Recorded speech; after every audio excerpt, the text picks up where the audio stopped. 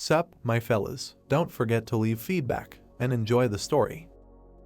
A dialogue was heard. The first voice asked the idiot if he had turned on the camera. He replied that he was doing it now. The first repeated, idiot. The camera turned on. The hero's voice said, hello, dear subscribers. A guy with a sword in his hand appeared in the frame. He said, welcome to the Anyraid channel. While he was talking, there were two people behind him who were fighting large creatures. The plot noted that Anyraid is a YouTuber, a B-class hunter Kang Dachial. The red-eyed one smiled at the camera and said that today's monster is a C+ class monster.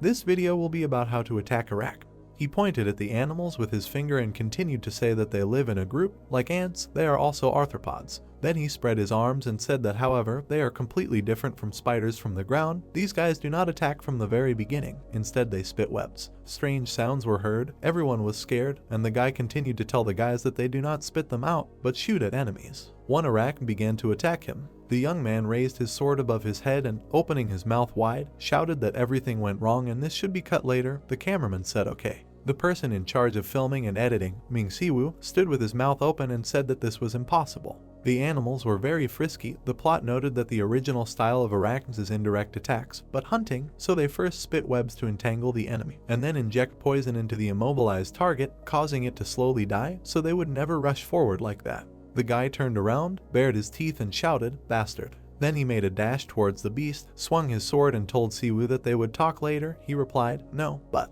The dark-haired man extended his sword in front of him. He struck. The insect got angry and started to shoot webs. Their battle continued. The guy cut his opponent in half. Then he stood on him and grinned. He was very angry, clenched his hand into a fist and asked his friend what the fuck. He said that arachnids first spit out webs. The guy only thought that it would be an extreme decision for an arach to rush at its prey like that, and what if the arachnids were already in a desperate situation when they had nothing to lose? Dachial called Mang Siwoo when he stood there in a stupor. Suddenly, the angry young man grabbed the protagonist by the collar and asked if he would continue to act like he was innocent. Bastard, he only apologized in response. Then the guy punched him in the stomach and continued to say that an apology does not solve everything. He almost died because of it. While the protagonist was lying on the floor, the brunette continued to tell him to gather better information. Idiot. He turned around and added as he left, fuck, why is he useless without special features? The young man stopped his gaze and thought, features, he is awakened, but the ability he received after becoming awakened has no features. Sitting at the table and writing something on a piece of paper,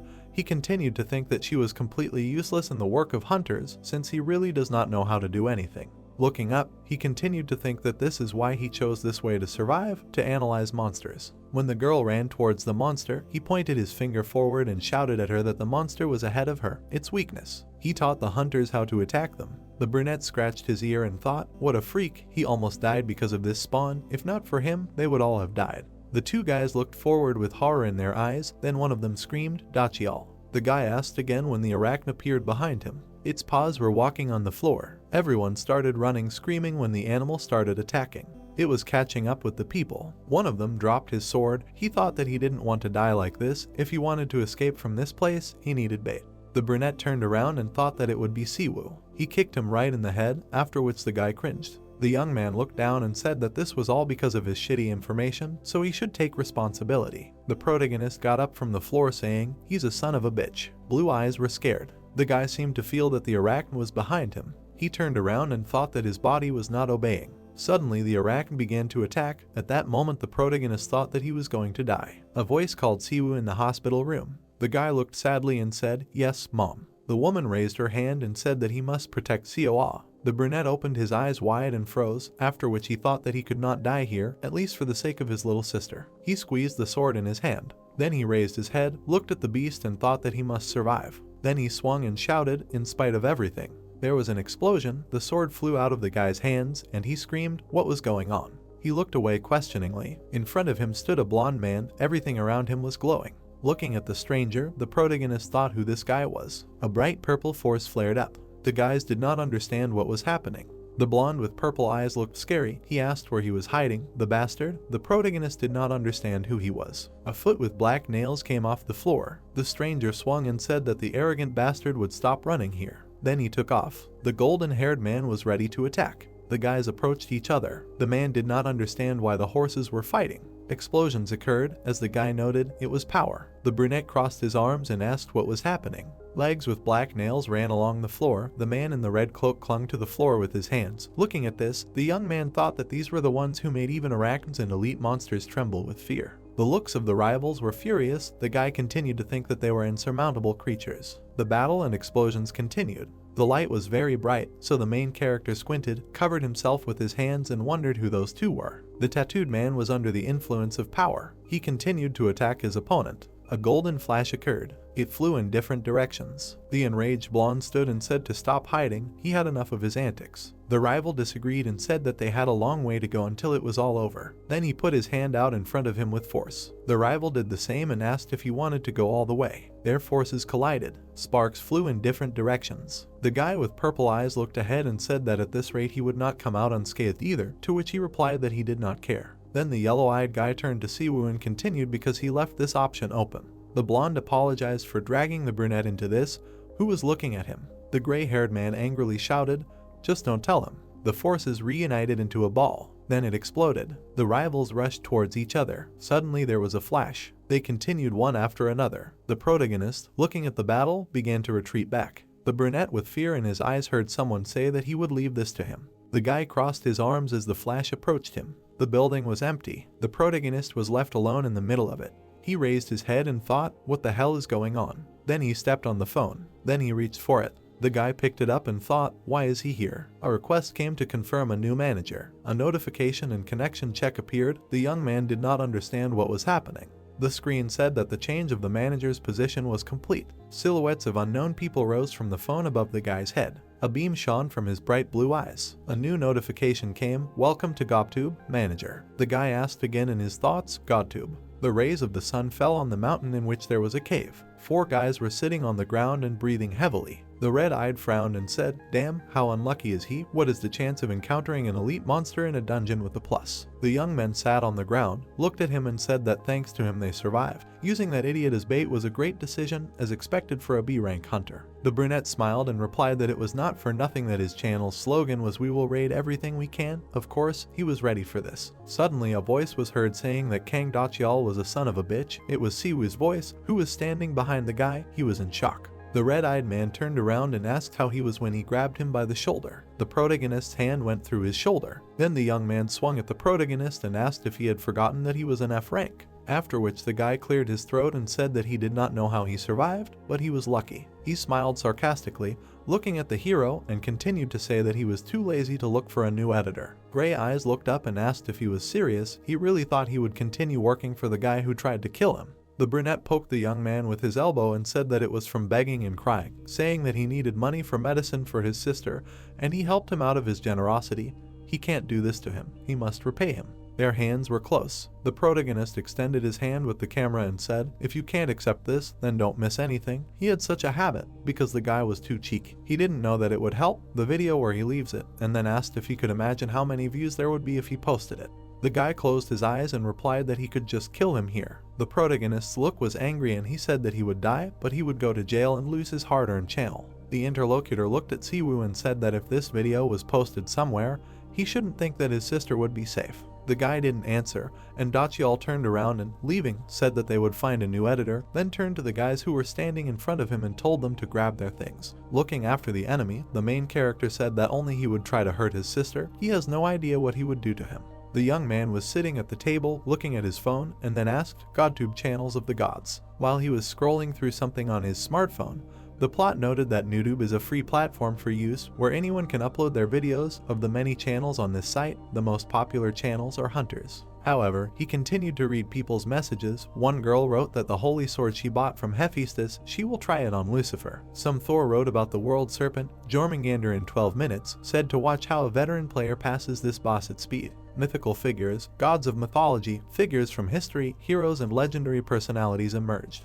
Looking at the phone screen, Siwoo wondered out loud, are they running this whole thing? He remembered the stranger and wondered, then who was that guy? Why did he give him this phone? The guy threw it aside and thought that everything was confusing. Then he propped his head up with his hand and thought, if this is true, if they really run channels like NewTube. After thinking about this, he looked away and said, they will probably start with at least 1 million subscribers. Suddenly, he reached back for the phone and said, let's see, this doesn't look so bad, it's worth a try. He stopped at a post called "The Reason Someone Left Their Family for a Demon." A notification came to become a member. He can watch lectures on the traits of insight. The guy opened his eyes wide and asked, "Huh?" A notification appeared to subscribe to the channel of Zhu Liang, who was a Chinese general and statesman during the Three Kingdoms era. The protagonist looked at the message about receiving insight. Sweat was pouring down his face and he thought that S+ only existed as a classification. It was not a real rank. There were silhouettes of 13 heroes. The guy thought of people fighting against the Demon Lord, so people assumed that they might have S+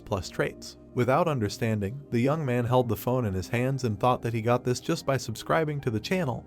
It can't be. He looked at his palm and thought that if this was true, he should have felt something, but he did not feel any change. The guy then grabbed his beard and continued his thought.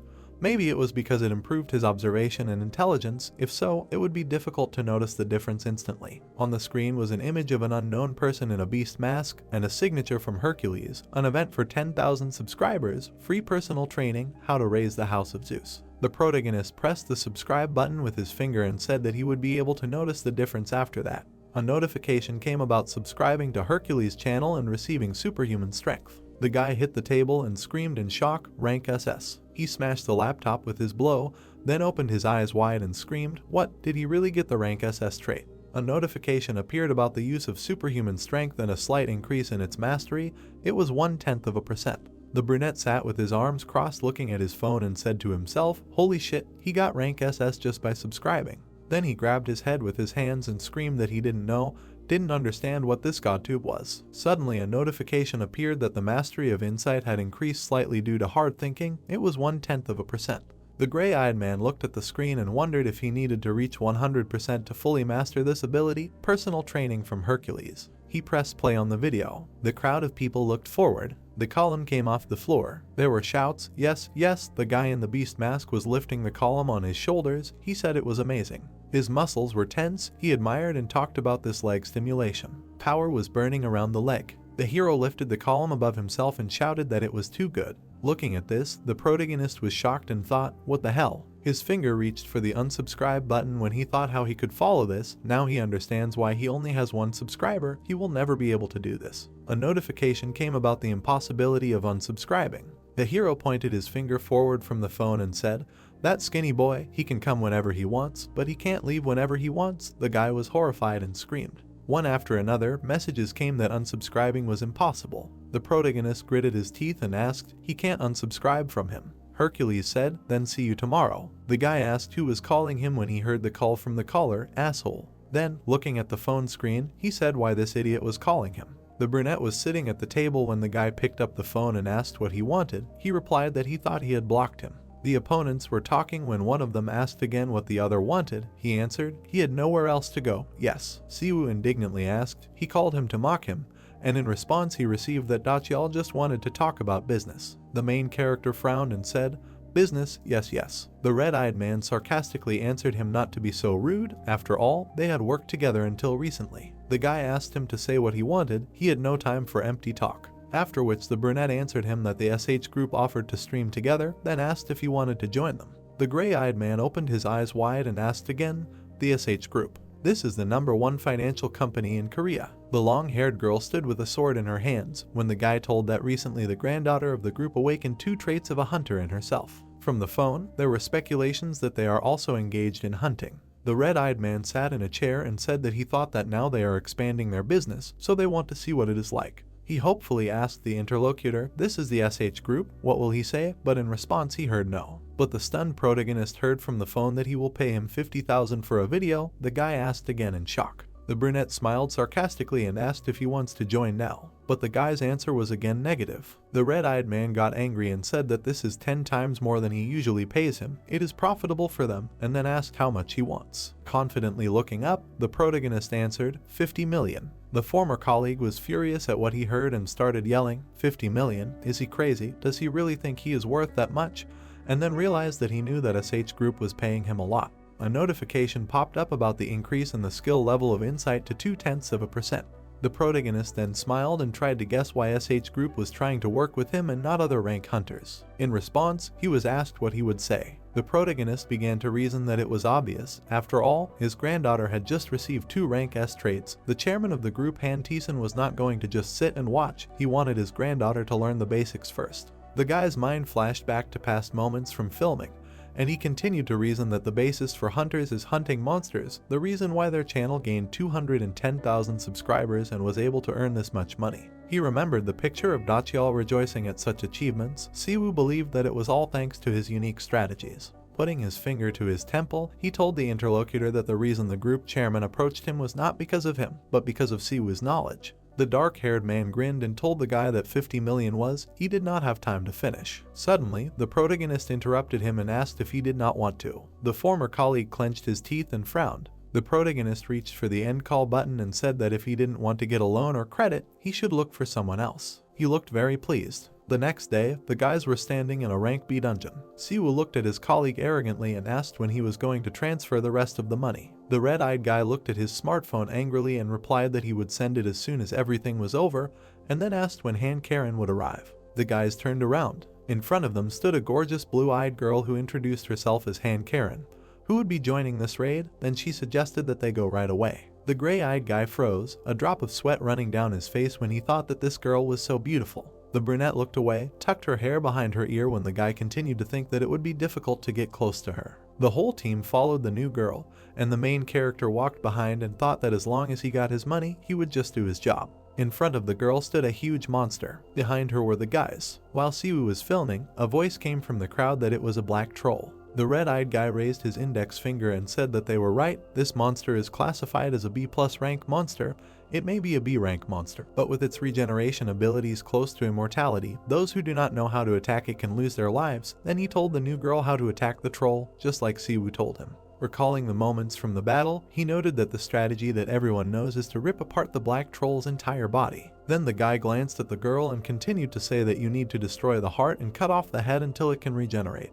The brunette grabbed the sword. Then she made a dash and moved from her place. Watching this, the guy was shocked. Her look was confident. Suddenly, she jumped up and swung. The girl stuck the sword right into the heart of the monster. She held the weapon tightly in her hands. The troll's head flew to the side. The blue-eyed girl landed on the ground. Then she turned to the guys, who were shocked by what she saw, and said that it was easy. The brunette crossed his palms, grinned, and said that he did not think that she would catch him so flawlessly, with minimal knowledge, as expected from an S-rank hunter. The girl waved the sword, which was covered in the blood of the monster, and replied that the guy flattered her. Noticing the weapon, the guy thought that this was a sword. Siwoo pointed his finger at it and said that this must be the weapon of Aurelion, which he only heard about. Then he asked how much it would cost. The girl looked at the sword and answered that about 20 billion. The boys were shocked by her answer. Suddenly, the new girl pointed her finger back and said that it was not worth finishing with one black troll, and suggested moving on. An hour later, the entire cave was covered in drops. Someone's foot stepped on blood and a voice was heard that it seemed that now she understood a little. Then the girl looked to the side and said that she thought there were no more trolls,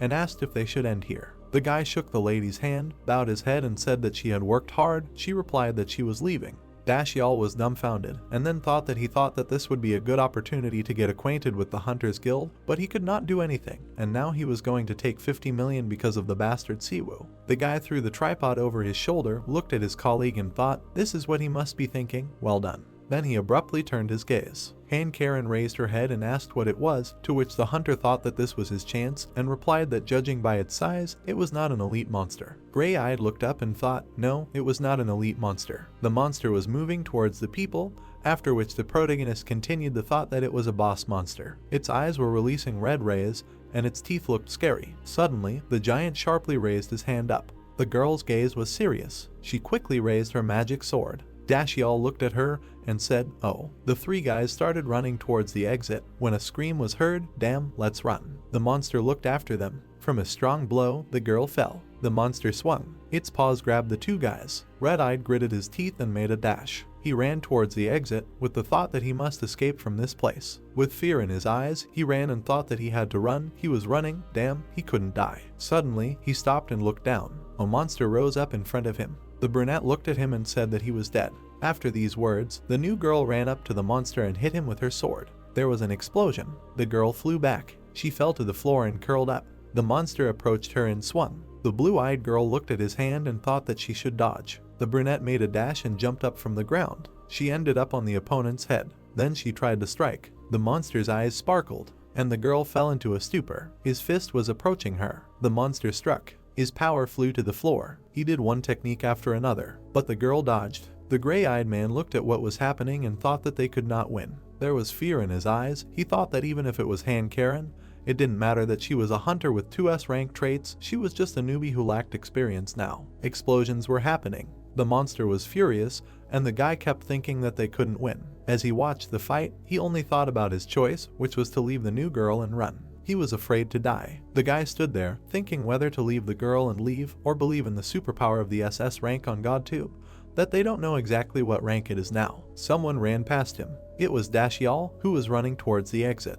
The gray-eyed man watched him go. A moment from the previous filming flashed in his mind, when the red-eyed man hit the guy and said that it was all because of his shitty information. And when he was kneeling, the man kept saying that he should take responsibility. The girl fought the monster with all her might. Siwoo had beads of sweat on his face and only one thought: run. These thoughts surrounded him. Suddenly, he made a dash and thought that he had to run or die here. Then the guy shouted, here, he had a choice, money or prestige. He stopped and thought that these things are useless when we die. The boss monster continued to strike. Han Karen was fighting him alone. With her in mind, Siwoo swung his arm with a shout and thought that he would be no different from that bastard Dashial if he left. The fists of the guy and the monster collided. The giant did not understand what was happening. The girl looked up and thought he reflected his fist. Looking at the back of the protagonist, she asked who the hell he was. The guy's strength was replenished. He lowered his head. A ball of power lit up in his hand, from which the silhouette of that very Hercules emerged. The monster raised his clenched fist upwards as the guy looked at him and the girl stood behind him.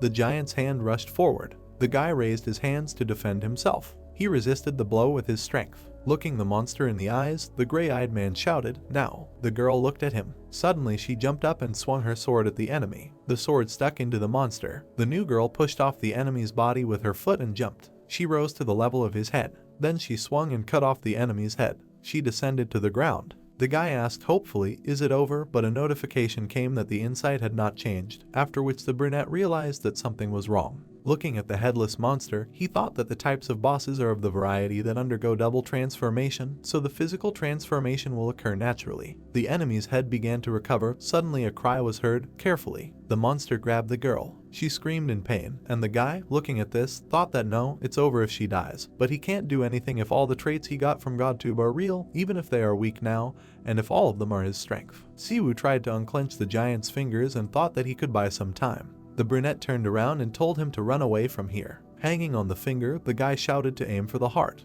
The blue-eyed girl tried to escape from the clutches of the villain. She succeeded and landed on the floor. Then she frowned and shouted that she understood. The girl rushed towards the monster. The brunette looked at her and said to just trust him and attack. The boss monster looked scary. His red pupils were getting smaller. The monster looked at the guy who held his hand and smiled slyly. The long-haired girl was gaining speed. Suddenly she flew up and struck. Her blue eyes were shining. The hit was right in the heart. Looking at what was happening, the guy thought that he could hold out for another half a second. No more, no time to explain how to attack an ogre. Opening his mouth wide, he shouted loudly that the ogre had 2 hearts. The girl turned around in surprise and asked again, and Siwoo was sure that she would guess with her 6th sense. The monster began to wave back. The huntress looked at him angrily. Suddenly, she jumped again and began to attack the ogre. The girl purposefully led the sword down. It was getting closer and closer to the enemy. The guy's foot suddenly came off the ground and he shouted, now. The main character flew up and shouted to just stop. He swung furiously and yelled for the monster to die already. A notification came about a small increase in skill. The guy was approaching the ogre while the girl landed on the ground. Siwoo's fist was reflected in the pupils of the boss monster. An explosion occurred. Karen covered her face with her hand and thought that they had won. Siwoo was covered in blood and his head was pierced. The girl ran. She walked up to the guy lying on the ground and wondered who the hell he was. The main character woke up in the hospital and didn't understand where he was. He turned around at the sound and was asked for forgiveness. He stared in surprise at the sitting girl and couldn't believe his eyes. The guy opened his mouth in surprise and asked what she was doing here. Karen pointed to the IV and said that she was the one who brought him here because he was badly injured and all his muscles were torn and his ribs were broken. She approached the main character and asked how he was feeling, and the guy thought she was too close. He pulled back. Siwoo opened his mouth in surprise when the girl put her hand on his head.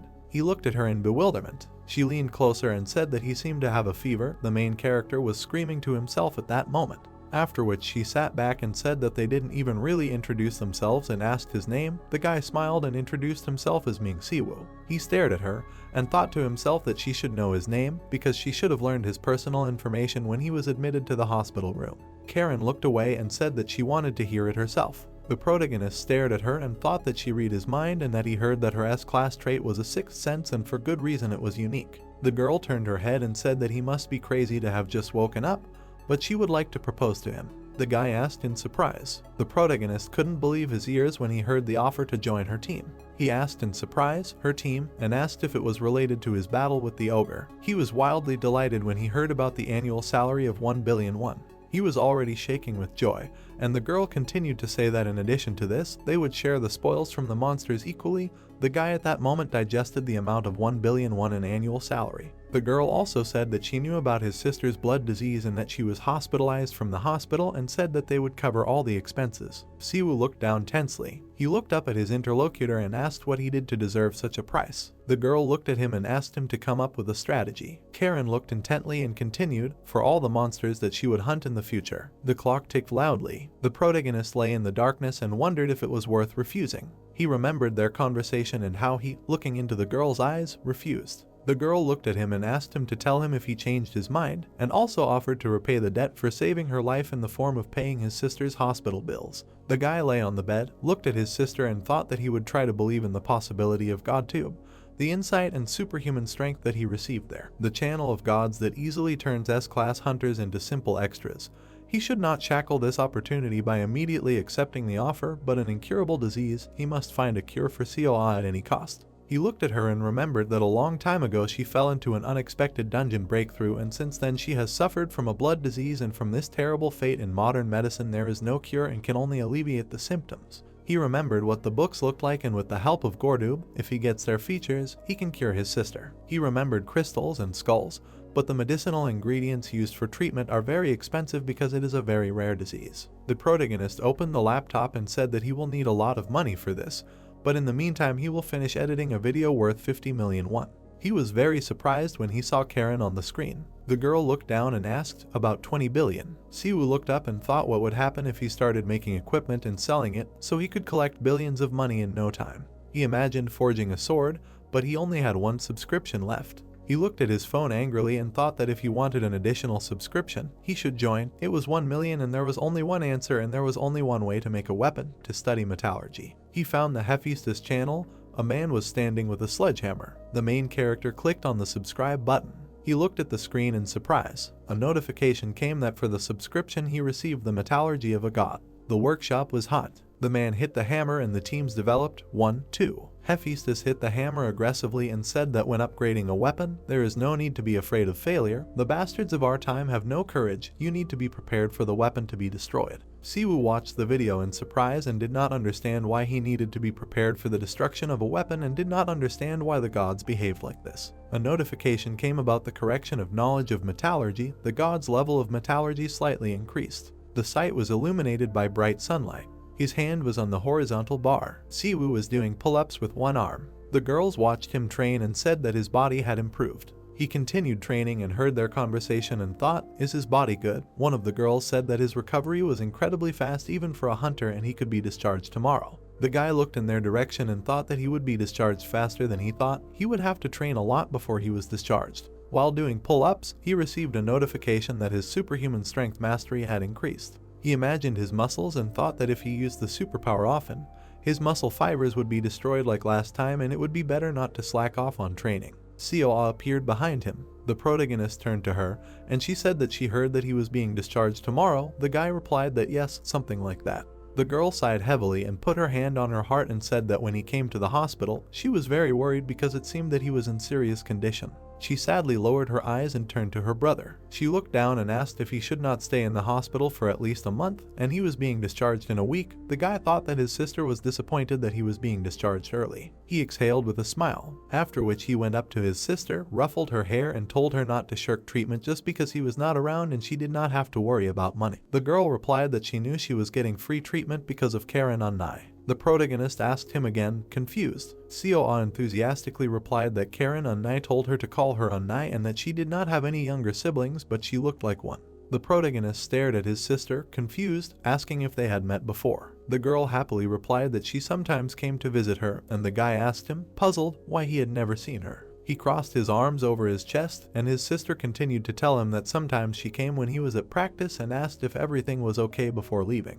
The guy looked at his sister and thought that someone who must be very busy due to his hunter activities came to visit him. She still wanted to recruit him. The sister assumed that she just liked him. Siwoo looked away and said that he did not think so, to which the sister countered that he was very popular and the medical staff always talked about him. The guy turned away from her and told her to forget about it and stop saying useless things and go inside, and he still had somewhere to go. Seo asked where he was going, to which the protagonist clenched his fist, smiled, and said that he was going to earn money. At night in the cave, Siwoo looked around and said that it was because he was hunting monsters for the first time himself. He made a fist and said that he needed to calm down. He heard a rustling sound and realized that they were here. F-rank goblins rushed at him. They began to swing their fists chaotically. The protagonist ran. He chuckled and said that he knew of course that goblins acted in groups, but there were still too many of them. Goblins rushed at him with swords and maces in their hands. The guy successfully dodged the mace strike. He raised his fist to strike. From his blow, the goblin was shattered into pieces. His knuckles were knocked off his hand, and he himself did not understand how it exploded, and maybe he was stronger than he thought.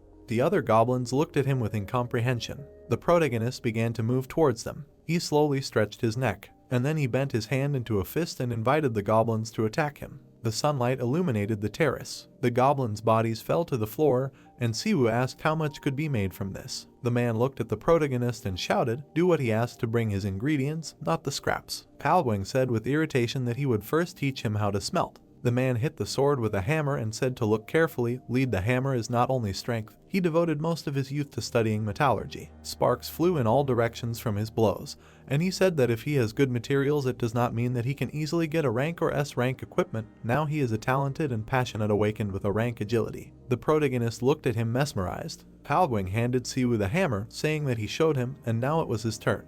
The brunette looked tensely at the guy's back and said something that his name was Ming Siwoo, and he did not ask him to make him equipment or accept him as a disciple. He did not even ask to join his guild. He remembered how the protagonist just came to him and continued to think that in exchange for rent, he asked to borrow the workshop, and he allowed it out of curiosity to find out his intentions. He looked with disdain and said to look at this guy with a hammer. He looked at his work and thought that nowadays people think that metallurgy is an easy skill like in a game, but it took him 20 years to reach the level he is at, and what's more, this brat is always looking at his phone. He must have watched too many videos and thinks that it is easy, but it is not. The man looked at the guy's work. The sun was shining all around. Kim So-eun entered the gate, saying that she had arrived. Palwing looked at her and was surprised by her arrival. The girl smiled in response and said that no girl except her would come to this forge where it stinks of sweat, to which the man replied that she could entrust it to someone else. The girl put her hand on her belt and said that she was dealing with the best blacksmith in Korea and of course she should come in person. The man replied that, as befits a businesswoman, now she even knows how to flatter. So-eun looked at him, smiled and asked what flattery was, then noted that she only deals with the best goods. She began to take something out of her backpack and said that she brought the ingredients they talked about last time, regarding the price.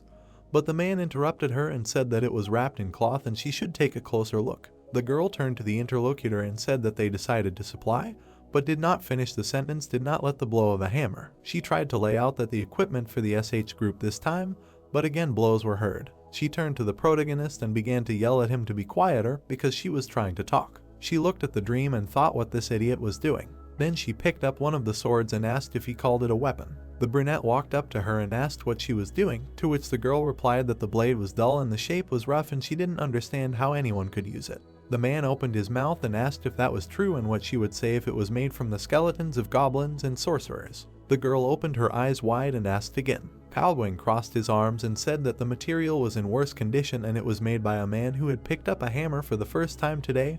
Then the girl asked if he was an apprentice. The man turned his head and said that he was trying to make such an offer. The man looked at him in surprise and thought that the sight of his work was too incredible to say that it was the first time he held a hammer. The protagonist was hitting the sword with a hammer. He was doing it with great concentration. The brunette looked at the girl and said that in any case, he had never seen anyone making weapons from such material, and yet he refused the offer to accept him as an apprentice. The girl turned around abruptly. The protagonist wiped the sweat from her forehead with her hand. The girl looked at him intently. The blade was lying on the table. Siwoo received notifications one after another that his god metallurgy skill had increased slightly. The guy looked at them holding the blade in his hands, the equipment found in the trash. He smiled, looking at his work, and said that he managed to make a weapon, but how to sell it now? He heard a question if he was thinking of selling the sword and turned around. The girl extended her hand and introduced herself as Kim Soan, a representative of the Soan company. The protagonist looked at her sideways and thought that he had heard of her before and that this company specializes in the hunting business and considers trust and reliability as its main goal and is quite famous in the hunting industry. The girl smirked and said that they only work with the best goods in Korea, so if he was thinking of selling, she would like to buy. Siwoo smiled and asked how much she could give. The girl asked to take a look and answered 1 million won apiece. The protagonist was hammering. After making a deal with So and Siwoo,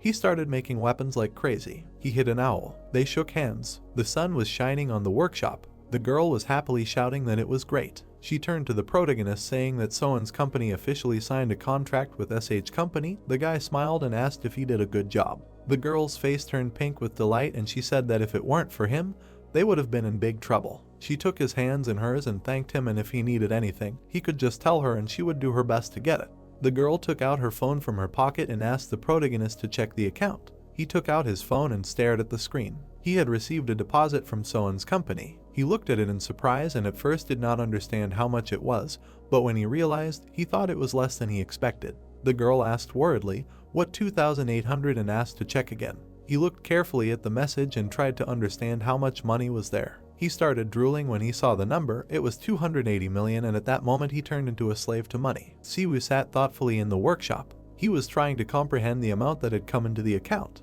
He looked at his phone and the mullah that he could subscribe to a subscription to GodTube to pamper Xiao. He looked at information about various doctors and Huachuo and Hippocrates and Hojong. He imagines these three people and thinks that a subscription to all three channels will cost 300 million won a month, and in the current situation, he can only choose one of the three. The protagonist folded his arms and thought. He began to shake. He turned away from the phone and said whatever. He pressed the subscribe button. Sounds were heard in the workshop. Palguang was furious and said that nothing can be done because fragile materials are not easy to polish, and suggested that polishing should be done to a minimum. Although precision machining can be done, despite the high fragility of this process requires absolute precision. But at that moment Soan appears in the workshop and interrupts Palguang's story. The brunette looked at her irritatedly and asked why she keeps coming to the workshop, to which the girl replied that she came to see Siwoo. The protagonist looked at the girl and said that he was waiting for her, to which the girl was very surprised and happy at the same time. He handed her a piece of paper and reminded her of his promise to get everything he needed, and then asked if it was possible to get it. The girl smiled tensely and said that of course. She carefully studied the contents of the paper. The protagonist looked at her and asked if it was possible to get it, to which the girl replied that it was possible, but it would be expensive. The guy asked how expensive. His jaw dropped from hearing the number. It was 300 million won, but the girl hastened to calm him down by saying that she would give him a discount of 20 million. The guy thought about the fact that he needed these items to improve his level of divine medical art, obtained as part of the membership. He remembered what Huachuo looked like. It was hard to improve his skill level on his own since these were medicinal herbs that he didn't know where they were sold or if they were sold at all. And if it weren't for Mr. Soan, he probably would have never gotten them. He was pulled out of his thoughts by the question of whether it was worth buying all this. The guy with a completely empty look answered yes. He put his hand on his head and began to think that Soan paid him 284 million won. But he also gave her 280 million won, and at the end of the month he would lose the current balance of 4 million won. The subscription is 100 million won. Considering the subscription he has to pay at the end of the month, he needs to earn more money right now. He sighed heavily and thought that even if he earned more by making equipment, how could he earn hundreds of millions of won? He opened his eyes wide and remembered the video on YouTube. The subway car. The guy was looking at his phone and said that there was nothing to watch at all. He saw a video of a world conqueror and asked what was wrong with him. He clicked on the video. The hippos were peacefully standing on the shore and swimming in the water. The guy was in a hippopotamus costume. He looked at the camera, grinned, and asked if they knew that hippos were not water horses. The brunette did not understand what was going on, what was wrong with this guy, and why he was cosplaying a hippopotamus. The protagonist looked at the hippos and said that the monsters they were seeing now were called hippodons or hippos in other countries. One of the individuals was lying on the ground, and the guy continued, "As you can see, they do not look like hippos. A horse hieroglyph is used to denote a hippopotamus, but hippos do not belong to the horse family. The protagonist began to move towards the hippos. The brunette thought about the words about the hieroglyph, but continued watching the video. Siwoo showed 2 fingers to the camera and said that in fact they belong to the hippopotamus family. He reached into his pocket and continued that they were cetaceans, and if he continued to go into detail, everyone would get a headache. He pulled out a red cloth. He took it with both hands and offered to show how to tame a hippopotamus. He looked at the camera with a grin and said that, first, they need to be excited with a red cloth. Cows do not get nervous from the color red. You just need to excite them. The brunette looked at this with horror. The protagonist began to smear the red cloth and shout to me. The hippos paid attention to him. Their eyes lit up red, and they rushed to the guy. A huge flock of hippos rushed towards him at high speed. The protagonist grinned and said how to tame a hippopotamus. Secondly, just hit them and catch them. The brunette stared at the screen in surprise, thinking to himself that this was his whole strategy. Siwoo ran towards the rhinoceroses. There was fire in his eyes. The hippos roared loudly. The protagonist struck them, and the field instantly became empty. The guy stood silently. He showed a like to the camera. There were hippopotamus corpses lying around him, and he asked what the viewers would say about this. It was easy. The brunette sat in complete shock in front of the phone. The hippos continued to scream. The protagonist directed his power at them with a scream of rice noodles. After that, with a scream of buckwheat noodles. He raised his hand up, concentrated his power there and screamed buckwheat noodles again. The brunette did not understand what was happening at all. Siwoo stood in front of the camera, smiled, asked to like and subscribe and turn on notifications if the strategy was useful. Comments poured in about him being crazy,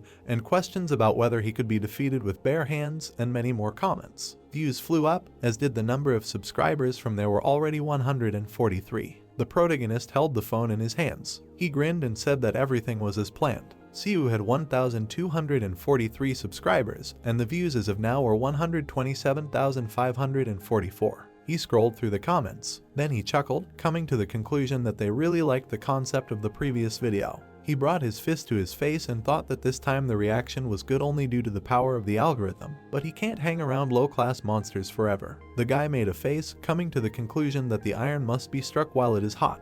He punched the goblin in the face. As is known due to its high adaptability, stimulation requires increasingly greater intensity in order to constantly arouse strong interest. The protagonist pounded the sword with a hammer and reasoned that this was his specialty, and in the end, analyzing monsters and developing a strategy is his job. The protagonist handed the sword to Son. She looked at him thoughtfully. Siwoo stared at the screen intently, thinking that 1 million subscribers is not just a dream. There was blood on his palm and there was only one problem. He looked at his palm, surprised that his nose was bleeding. He felt dizzy and everything around him was swimming. He leaned against the wall, grabbed his head and said that he had to edit the video. He looked at it with a blank look, coming to the conclusion that dungeon rating and delivery was too much. The guy began to fall backwards. He hit his head on the corner of the table. The protagonist fell on his back with his hand raised up. After that, he lay down on the floor to catch his breath and came to the conclusion that he had worked too much. He opened his eyes and looked at himself in confusion. He looked at the ceiling and did not understand where he was. Siwoo sat on the bed rubbing his face and said that he had passed out for a while, but still, thanks to the strength of Hercules, it all ended with him fainting.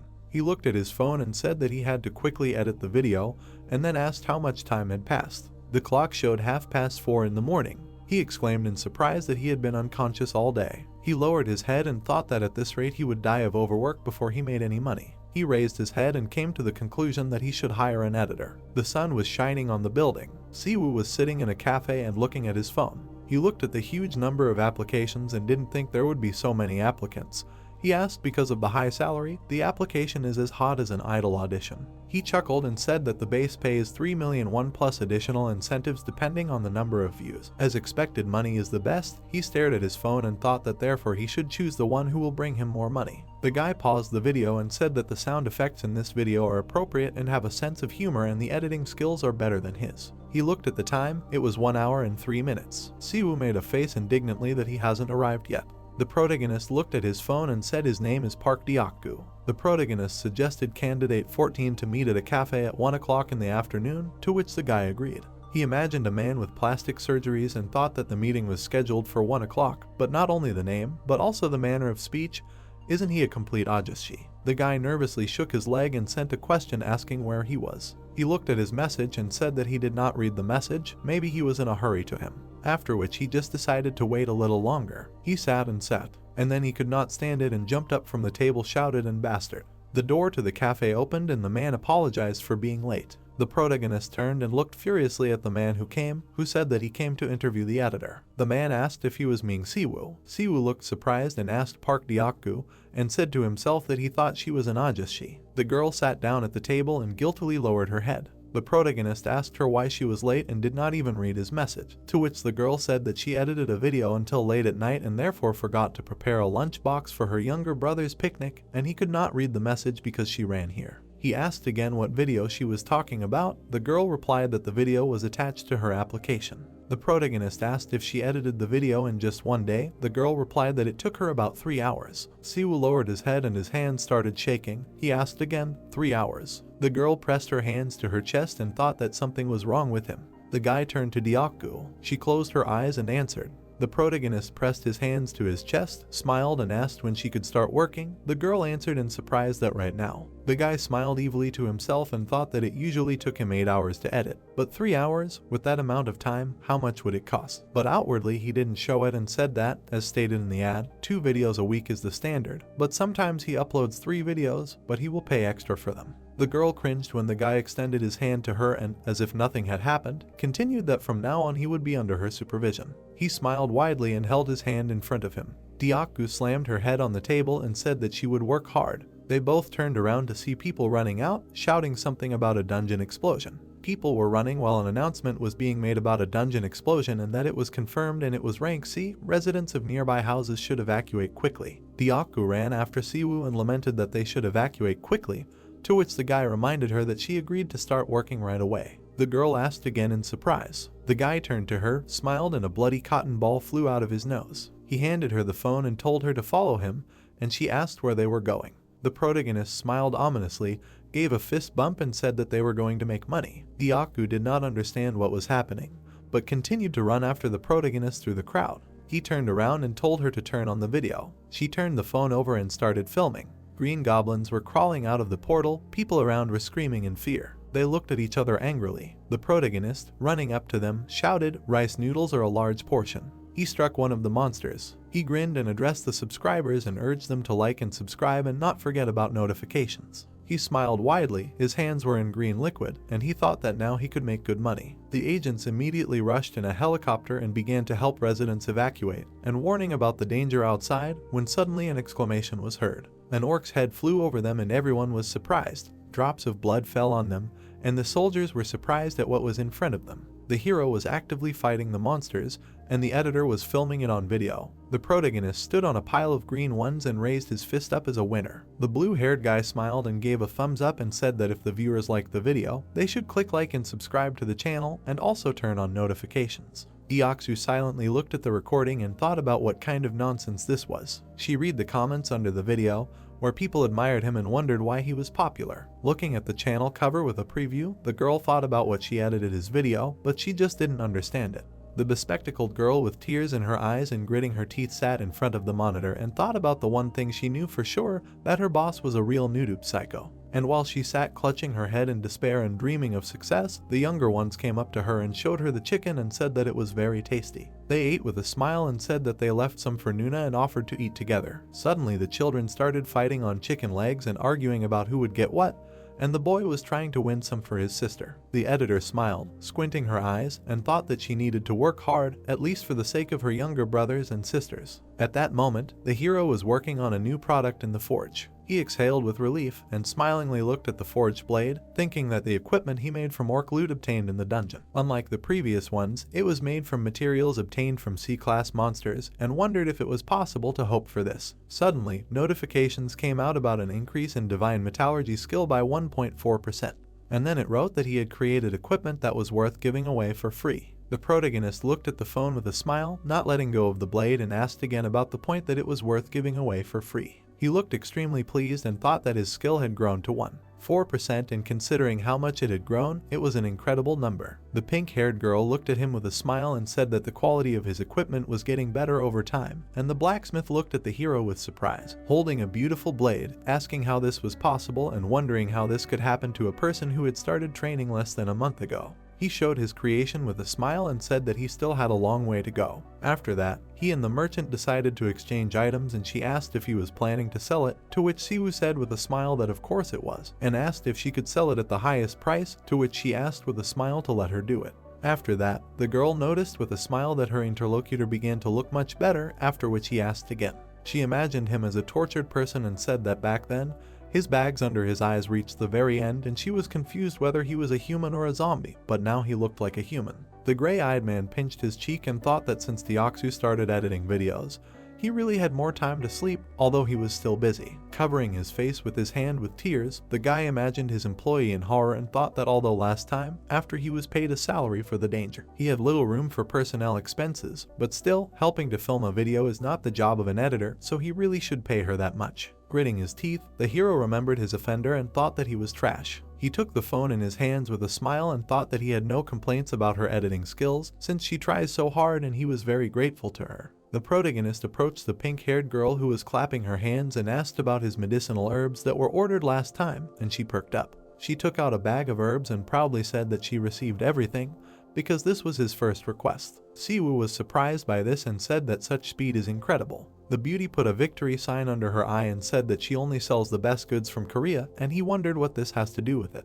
Ranker took the bag and asked how much it would cost, and she climbed into her phone, saying that the total amount was 212.44 million won. Hearing this, the blue-haired man with great anxiety said that this was a huge amount, to which someone said that since it was his request, there would be a discount and the amount would become 200 million, and there would be no discount next time. And then the girl put her fist to her chin and asked about where so many medicinal herbs were that day. He looked at her with concern and smiling said that these would be clinical trials. In the evening, the guy turned on a video of a Taoist on his phone, who talked about how herbal medicine refers to purified natural medicines obtained from animal, plant or mineral sources. He opened cabinets with the help of his skill and waving a stick said that its forms are mainly divided into decoctions, powders, tablets, creams, and these are the most common forms. The hero looked there, loading his poor head with a huge amount of information, that in this video they will talk about herbs, and herbs refer to natural substances that have medicinal effects that extend to the roots, stems, bark, fruits, seeds of plants, and although the amount is small, they play an important role as a type of compound drug, so when using specific forms of certain types can also be called herbs, so it is incorrect to call one fixed form exclusively herbs. The protagonist could not stand it and with a furious look wondered what he was even talking about and thought that at this rate he would not be able to increase the level of mastery of the divine art of medicine. When suddenly a notification came out that he had obtained high-level knowledge and the mastery of insight had increased, to which he thought that the mastery of the wrong skill had increased. Suddenly, when the information about the percentage came out, he imagined vegetation in different forms and thought that, simply put, this refers to the study of medicinal herbs used to treat diseases, as well as the study and acquisition of knowledge about their effects. After a while, a notification appeared that he understood the definition of herbalism. Receiving notifications that the art of divine medicine had risen, he menacingly wondered why he needed to complicate such simple words. After a while, the action moved to the kitchen and a notification was received that he had prepared a decoction that could be good for his body. Standing in front of the stove, Siwoo was cooking something and receiving notifications about the level of divine medicine increasing. Suddenly, he looked at the bowl that was bubbling like acid and wondered if it was really edible, and saying that it was good for the body, did that mean that it could also be harmful? The hero made up his mind and knocked over the cup, thinking about what it was worth trying. After all, it was just a decoction prepared using the art of divine medicine, and wondered if it could kill him. The next moment, he was already lying on the floor, spilling the remains of the potion on the floor. He was shaking and spitting out the liquid, thinking about his money and the price of these herbs. Suddenly the guy looked at his phone and was very surprised. He looked at the screen with tears in his eyes, where it was written that he had consumed a decoction that could be useful for the body, and the mastery of superpower increased by 1/100%. The blue-haired man standing in a puddle thought anxiously about the fact that less than 3 seconds had passed and thought that it would be worth licking. Siwoo went to the dungeon with bats and looked up. He picked up a tripod right under the monsters and thought that vampire bats are E+ rank monsters from the bat family, and thought that there are several reasons why he came here. The hero held a camera in his hands, and while the monsters were flying above him, he thought that firstly, to shoot a video on the topic of whether bats are rats, secondly, to get vampire bats here to create equipment, and finally, to study the disease. Looking at the huge pack, he thought that they lived in small groups of at least several dozen, or even hundreds of individuals, and all sorts of diseases lived among them. But it was interesting that the bats themselves were not susceptible to diseases, and if bats carried diseases associated with blood diseases, perhaps. The guy put the camera down with a serious look and thought that finding out why they were also resistant to them could give a clue to cure the blood disease, and it would not be easy. But with the divine art of medicine it would be possible. Suddenly, he became alarmed and felt something behind him. Turning around, Siwoo noticed that these were not bats, but someone's tracks. Jumping behind a rock, he quietly said that it was better to avoid them just in case. Du Qiao's lackeys passed by below and he wondered how they got here. He looked down at them from above and thought about how as long as he was assigned a dungeon in the Hunter Management Bureau, other hunters couldn't enter, and of course, although there were times when it was a coincidence, he wondered if it couldn't have been a coincidence. As they walked down, the hero thought about how these guys must be C-class hunters and wondered what they were doing in an E+ ranked dungeon, and despite everything, it seemed like they came for him, and the dungeon was an isolated space with no internet or communication networks. The blue-haired man stood up and thought about what that meant. They wouldn't even know if someone died or not and wondered what he should do. He pushed himself off the ground and thought about why he had to think about that. The protagonist clashed his fists and thought with a smile about what he would find out when he brought them down. As the monsters hung upside down, the intruders wondered if he was sure that the bastard had gotten inside. The guys walked with a menacing look and said that they definitely saw him sneak in.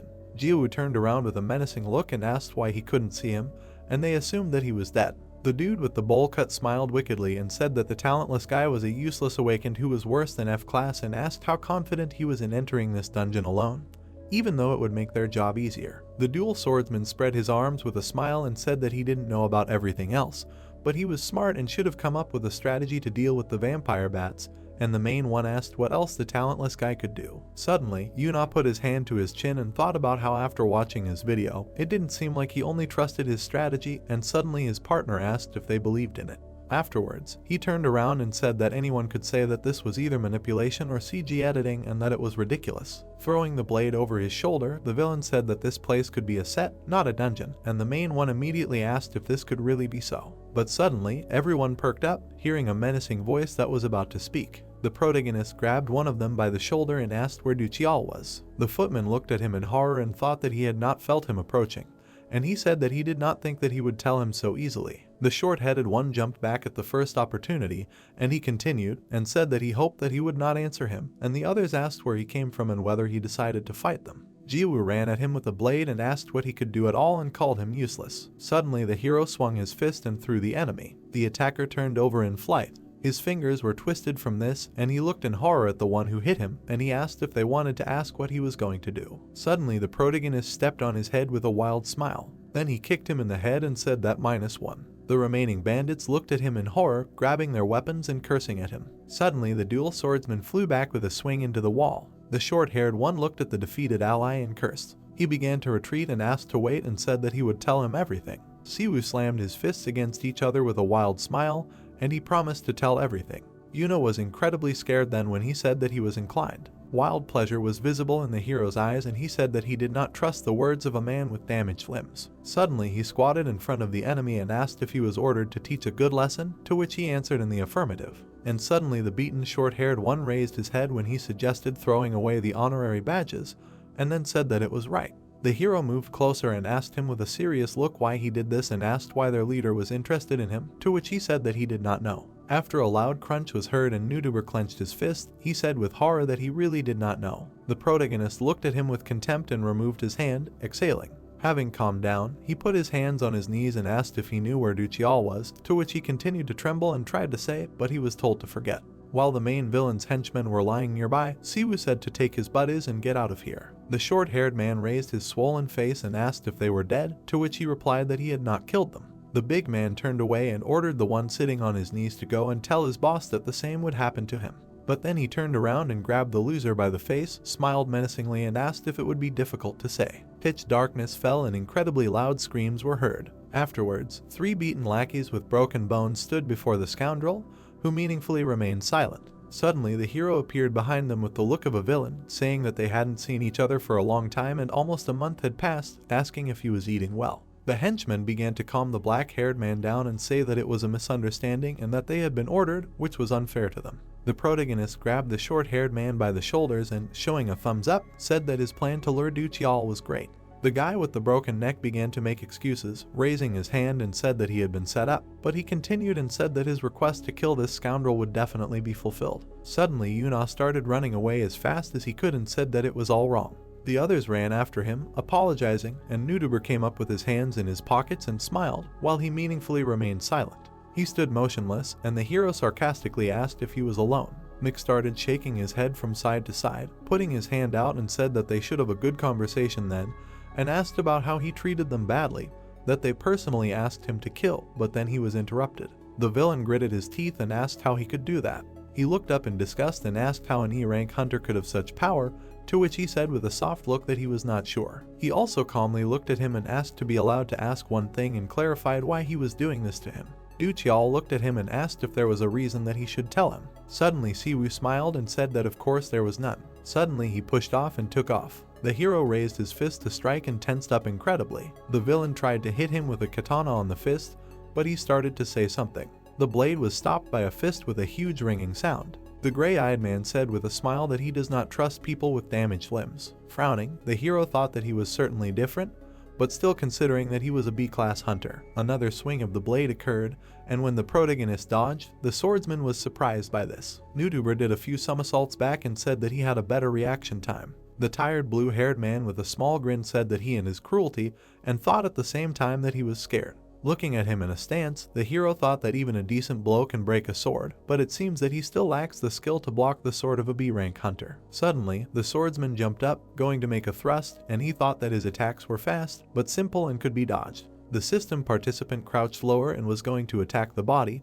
thinking that he suddenly remembered the past times when he worked as an editor for him. As he swung, he remembered how he was bullied and beaten, thinking that he was treated like a slave in a dungeon and beaten for nothing. More and more memories came to the protagonist's mind, and he thought about how he had recorded Duchial hunting monsters countless times on camera and watched it hundreds of times. The villain noticed him dodge, greatly surprised by this, while he thought about how he had been constantly analyzing his habits, inclinations, and behavior while editing his video all this time. A powerful strike occurred when crossing, and a notification appeared about raising the mastery of insight by 0.5%. After that, the next strike occurred, which shone even brighter. They met in attacks again and again, but they could not land a real blow. Suddenly, the black-haired man missed again and got angry. He stopped and thought with a stunned look that he was reading his thoughts, and then remembered his rank and thought that he was only an E+. Looking at his opponent who attacked him again and hit him in the chin, he thought about how he could have something that can only be seen in an S-rank hunter. Duchial stopped, breaking his blade on the ground after the strike. He was shaking and the villain opened his eyes thinking that this could not be and that it was impossible. The red-eyed man tensed up incredibly, remembering the episodes from what he had watched and thought that he had studied his strength through videos, but he could not believe it. He immediately charged his blade and with a menacing look and a smile said that he would kill him. A heavy blue aura began to protrude from his blade, which was called the Aura Sword. The big guy immediately put his hand out in front of him with anxiety and said that this was not it and thought about why he was giving it his all. But then he smiled, releasing the energy and thought that now that it had come to this, he had no other choice. A heavy aura began to emanate from the hero and he thought that now he would also give it his all. A silhouette of a lion appeared behind him and he thought that his muscles were tearing and he would not be able to hold on for long. At the same moment, Nuduber jumped up, leaving a crack in the ground and thought about giving it his all. A second later, he found himself in front of his opponent with a raised fist while he did not realize what was happening. Siwoo hit with all his might and gritted his teeth in pain. The attack caused an energy explosion. Behind them was an area destroyed by a wave. A minute later, agents were there and the red-haired one demanded to close the area and check who was inside, to which they immediately agreed. The officers approached the debris and said that they were from the inspection bureau and asked if there was anyone there. In a cloud of dust, there was a hero who covered his face and held a blade in his hands. He came out to the officers with a calm look. The beauty approached him and called him by name. He, standing on the enemy, confirmed the information. Minjung held out her ID in front of her and said that she was the commander of the 4th Detachment of Guards at the Inspection Bureau and asked him to come with her. She sat down with the suspect at the interrogation table and asked if the hunter tried to kill him, to which he said that he provided a video as evidence. To which she immediately interrupted him, tilting her head to the side and said that she confirmed the video and said that this is not something that can be easily missed. Then she said with an aggressive look that he was declared an awakener without features. The guards are the police that protect the hunters, but in other words, they hunt criminal hunters, namely killers of people. The hero became worried and thought about what he heard that squad leaders are appointed from hunters of at least a class, and her aura really resembles a killer. Afterwards, he looked at her and asked if the trait rank is related to the hunter's rank, to which she said that she knows that he belongs to the E+ rank, which he immediately confirmed. Suddenly, Siwoo interrupted her and with a displeased look asked if there was a reason why he should answer this question and said that he is a victim. Suddenly, she looked down and said that she apologizes because due to her job, she has a habit of suspecting people, and said that based on the video recordings of the Iraq dungeon and the abandoned building that he sent, they will deal with it properly. When he stood up, she looked up at him and said that the attacker might never see the sun again, and it would be better to end the clarification of the circumstances here, and thanked him for his cooperation. The hero looked at her seriously as he left and said that he would then leave him in their hands. The door was almost closed, but they held it. A green-haired girl entered the room and turned to the leader and asked if she was inside, because the victim had just come out and she thought that she would not be here, to which she said that it was strange. The one who entered was very surprised and asked again, to which Minyoung asked what her rank was. She immediately smiled sweetly. While the threads were reaching out to her and asking why she was asking, she said that she had recently been promoted to B rank. Suddenly, she fell to the ground, unable to get up. The pink-haired girl looked at her menacingly and she decided to address him with her head raised. Suddenly, the leader stood up and said that as expected, she couldn't stand it. The green-eyed cutie looked at her and asked if it was obvious, because she wasn't an ordinary guard, and said that they said she would be promoted to S rank. But she looked away and named the victim. Suah was very surprised after her boss said that their visitor didn't feel anything, and asked about the rank of that person. As she left, the captain said again that it was strange, to which the one sitting on the floor asked why she sent him away, in that case, because hunters who hide rank, but then she was interrupted. The long-haired girl went out the door and with a menacing look said that he wasn't strange and that he smelled like a human. The employee rose from her knees and, with a surprised look, said a meaningful silence and wondered what kind of nonsense that was. The protagonist, head down, walked down the street and thought that it was good that everything ended like this, and he didn't know when it could happen again, and if his YouTube channel became more famous, he could become a target for a criminal organization. Opening his phone, he thought that with his level now, even Duchial is difficult and without the synergy of knowledge about behavior patterns and habits. Looking at his stats, Siwoo thought that without insight he would have died much earlier, and if you think about the upcoming difficulties, the most important thing here is superpower. Throwing his head up, the guy thought with disappointment that it was not increasing, and wondered why it was still at 1%. He immediately remembered winning one individual training with Hercules and immediately thought that this was madness and how it was possible to win it. The Greek demigod's channel still had 1 subscriber, and the hero did not understand how this was possible. He smiled anxiously and thought that it was worth winning after all. Somewhere on the sports ground, an exclamation was heard. The lion-headed one climbed out of the screen and asked if he was a human and asked how he could be on his channel. The protagonist asked regretfully if it really wouldn't work, to which he scratched his head and said that if this goes on, he wouldn't be able to give him a personal training session himself. Then Siwoo got upset and said that he wouldn't be able to accept him then, but he started to make excuses with anxiety and said that it wasn't about that, and as he had already said, he couldn't go where he was, so he couldn't give him a personal training session face to face. And then the gray-eyed one imagined 2 fighting creatures and wondered how both the blonde guy who left him the smartphone and the white-haired guy he fought connected to GoTube. But then the demigod clenched his fist and said that even if he couldn't fix his posture himself, he could at least teach him, so there was no need to worry, and he needed to start right now, for example, pulling and tearing off the Minotaur's horns in one go, and quietly said that he couldn't lose his precious subscriber and said to do it right now because he could see him through the camera. The hero looked at his phone with a little anxiety and imagined his bodybuilder grandfather, while he was telling him that his body balance was now in perfect order, especially his back muscles, to which he asked if he meant his back muscles. And then the lion-headed one exhaled to the side, thereby angering his interlocutor, and said that by back muscles he meant the muscles on the back of the body, and the back muscles that he mentioned are only one of their parts, and these are the armor, and the back part is the trapezius muscles, the triceps. The protagonist was shocked when his superpower mastery increased slightly after the words about brachiodialysis, and it rose by 0.03%. Hercules looked at his subscriber through the screen and said that as he saw, there are different types of back muscles, and as he understood, since they are all located on the back, he cannot see them, which often leads to forgetting their importance. He immediately raised his leg up and said with a smile that these muscles are extremely important.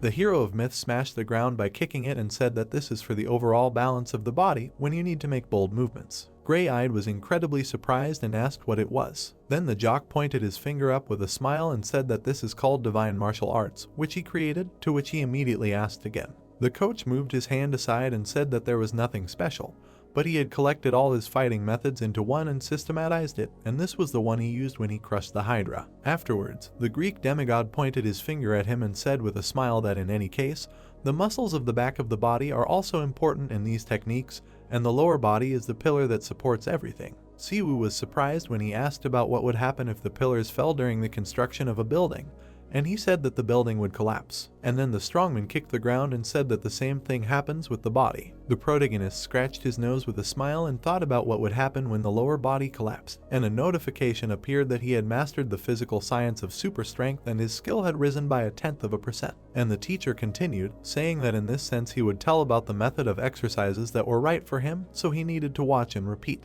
The hero was doing a plank in front of the phone when he was talking about how the basics of breathing consist of exhaling when you leave the ground, and he doesn't care about his breathing and stuff, but just exhales, to which he thought that this point is much more normal than he thought. YouTuber was sweating and gritting his teeth, asked why, to which he said that you need to look at yourself before you speak, and it is important that an anchovy like him just does it without asking.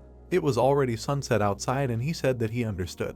A ton of notifications about doing exercises for superpower came out, and in the end the superpower rose to 1.47%.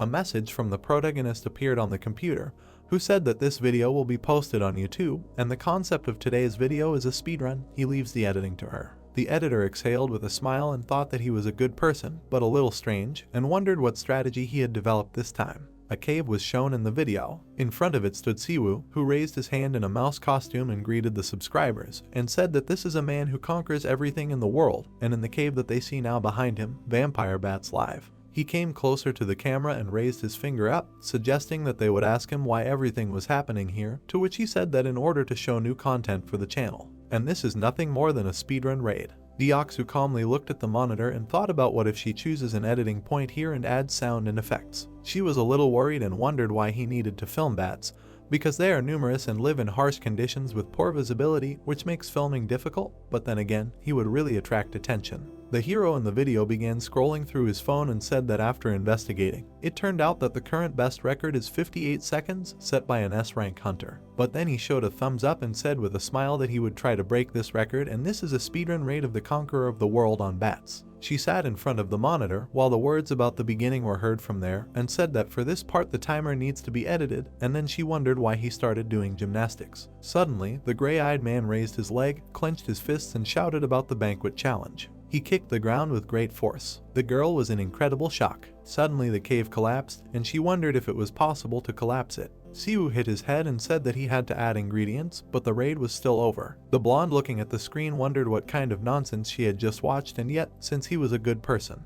The protagonist looked at his channel and thought that the statistics were just great, because there were almost 7,000 subscribers, and views had risen by 1.4 million. Suddenly, while he was rubbing his head, he thought about the fact that Hana from the Fire Witch channel with 41 million subscribers had left a comment herself. A stupid smile appeared on his face, and the guy, seeing the bewilderment, thought about what he saw, that she had come running in a panic when she heard the news that she had been taken away from first place. Gray-eyed imagined himself hanging over a high-ranking huntress dancing with a rose in his teeth while she threw money around, and thought that the fact that the Fire Witch wrote the comment herself had already produced such an effect. But if they ever got going, 1 million viewers were guaranteed, and he had to calm down. The big guy clenched his fist, lowering his head, and thought that at times like these he should shoot even more provocative videos. Suddenly he decided to test his superpower level, and it turned out to be at 2%. A smile appeared on his face, and Siwoo thought that after receiving individual training, the skill that had never increased even exceeded 2% and could already destroy a dungeon with bats, and if it increased even more. He imagined Hercules standing in front of hordes of monsters and remembered the divine martial arts,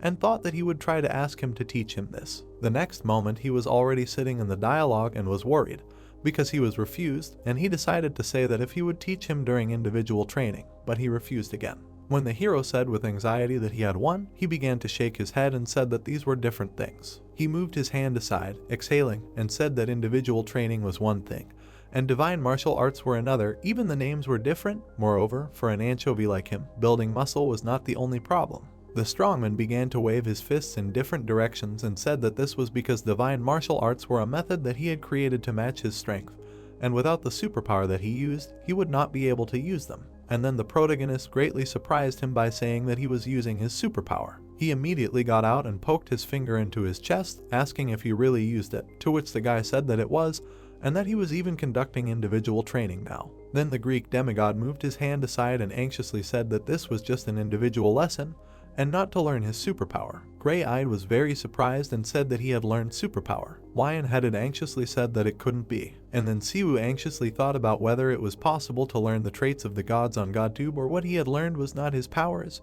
and asked to wait. Mick tensed up and made a sound of effort. A silhouette appeared behind him, and immediately after, it disappeared. Hercules got out of the phone and grabbed him by the shoulders, asking how he could do it. It was already dark outside and he continued, asking that he had learned superpower because he was subscribed to his channel, and asked if this applied to other gods, to which he answered in the affirmative. The hero moved away and asked if it was strange, to which he took his hand away and said that it was, and that he received the power of the gods if he subscribed to their channels was nonsense. And then the guy surprised his interlocutor by saying that it worked for him. The Greek demigod poked him in the chest again and asked how he connected to GodTube, since he was definitely a man without divinity. The gray-eyed man fell silent and was confused, since his name was stuck in his head. He immediately remembered the blonde man who fought in front of him and thought that it was because he opened this opportunity. Then there was a phone under his foot and that was the end of the story. The room had a stone ceiling. The lion-headed man thought for a moment and crossed his legs and said that the guys he met were most likely also from GodTube, to which he asked if those from the site could come here, since he said that he himself could not come here. And then he suddenly remembered the notification asking to confirm the new manager, and Hercules said that, as he said, this dimension and their dimension cannot interfere with each other, moreover, the account, and asked if this was really the manager's account, and he answered in the affirmative. The demigod put his hands on his hips and said that in that case one of the guys he met was a manager, to which the gray-eyed man asked if he knew managers, and the strongman said that he knew several. He put his hand to his chin and said that he still shouldn't get the power of the gods just because he signed up from a manager's account, because if it were possible, managers would become gods of the universe. Suddenly, the prehistoric bodybuilder thoughtfully leaned over the worried interlocutor and said that nevertheless it was definitely his power, and then he asked to accept him as his student, to which he was refused. Nuduber was incredibly surprised and asked why so, to which he yawned and said that it was troublesome. And he continued to shake his head when he said that he had already learned superpowers and said that these were two different things. He grabbed his shoulders and began to tremble, saying that moreover, even giving individual training is already troublesome, and he wants to add divine martial arts to this, and again refused. And then the gray-eyed man with a serious look asked to let him ask one thing. He calmly asked about what subscribers on GodTube mean, to which he said that he can understand this is an element of divinity. The hero immediately stopped and, knitting his eyebrows, thought about what this means, that the more subscribers you have, the higher your divine status rises, and does not quite understand what this means. But in general, the more, the better, and probably because he continues to give him individual lessons. Although it is annoying and in other words, subscribers are the only thing he is interested in besides muscles. The demigod began to scratch his ear while he was making an offer. Siwoo again became the face of a villain and offered him 100 subscribers, and if he gets him 100, then he needs to teach him martial arts. And then Hercules leaned forward a little and asked how he would do it if he couldn't even come here. But the protagonist's face again became incredibly villainous and he pointed his finger at himself, offering to trust him this time. After a while, the Strongman's channel gained 127 subscribers and 34,000 views. The lion-headed man bowed his head down and called him master, saying that from today on he would become his faithful servant.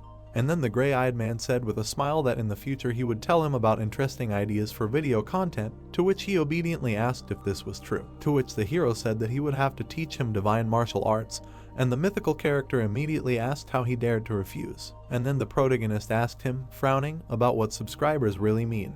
Hercules scratched his head and said that this could be said to be a form of trust. Afterwards, he spread his arms with a smile and said that their divine status is formed thanks to the trust of others, so the more people know about them, the stronger they become, and began to chatter and explain incessantly. Mick looked at him with concern and thought that it was difficult and the divine status grows as the number of subscribers increases. They clashed fists and he said that in any case, he would teach him martial arts, and he said that he would teach him right away, and the guy continued and asked to speak calmly as before. And then Hercules with a smile offered to do this and said that the first thing he should do to learn divine martial art.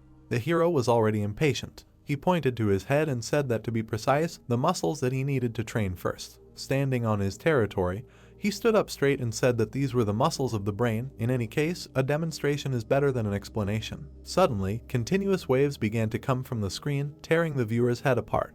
The ancient hero raised his fist to attack and moved forward, releasing energy. An energy wave spread from his blow. The protagonist covered his face with his hand and wondered what kind of nonsense was going on, and Hercules' movements were not visible in any frame. He held his head groaning and wondered what this feeling of pressure was, and notifications came about the knowledge of divine martial arts, and it increased significantly. The guy was very surprised, removing his hand from his face, and thought that the skill increased by another 1.1%, moreover, and triple S rank. The lion-headed man got out of the phone and said that as he saw, he could not cope with this and spoke with caution about it. Then he imagined a broken man and said that for now the level of his soul is still insufficient, and if he uses divine arts in this state, his mind will be destroyed first. So first you need to develop your brain muscles. The hero looked at him with confusion and thought that in other words, what he meant by brain muscles is the level of the soul. If we speak more intuitively, then it is mental strength, which means that he needs a strong psyche to cope with divine martial arts. He leaned over the teacher with a frown and said that he could have warned from the very beginning, to which he anxiously said that he does not talk much, but then the guy added that he can still learn it. The ancient hero folded his hands and said that usually it would be impossible, but perhaps if it is him, and said that in his situation it is possible. Hercules pointed at him with a finger and said that he can receive their power. The gray-eyed man looked at him with a little surprise and thought that if he can receive the power of the gods, specializing in mental strength, which can support extraordinary strength. He immediately imagined Jesus, Buddha, Confucius, and Hercules said that he recommended Master Conf to him. He looked at him in surprise and suggested that it could be a philosopher, to which he proudly said that it was. Suddenly, the protagonist made an incredibly dissatisfied face when he realized that he would have to subscribe to his channel and pay a crazy monthly fee. He sat down on a chair and exhaled, seeing that his account was 153 million won, and was upset.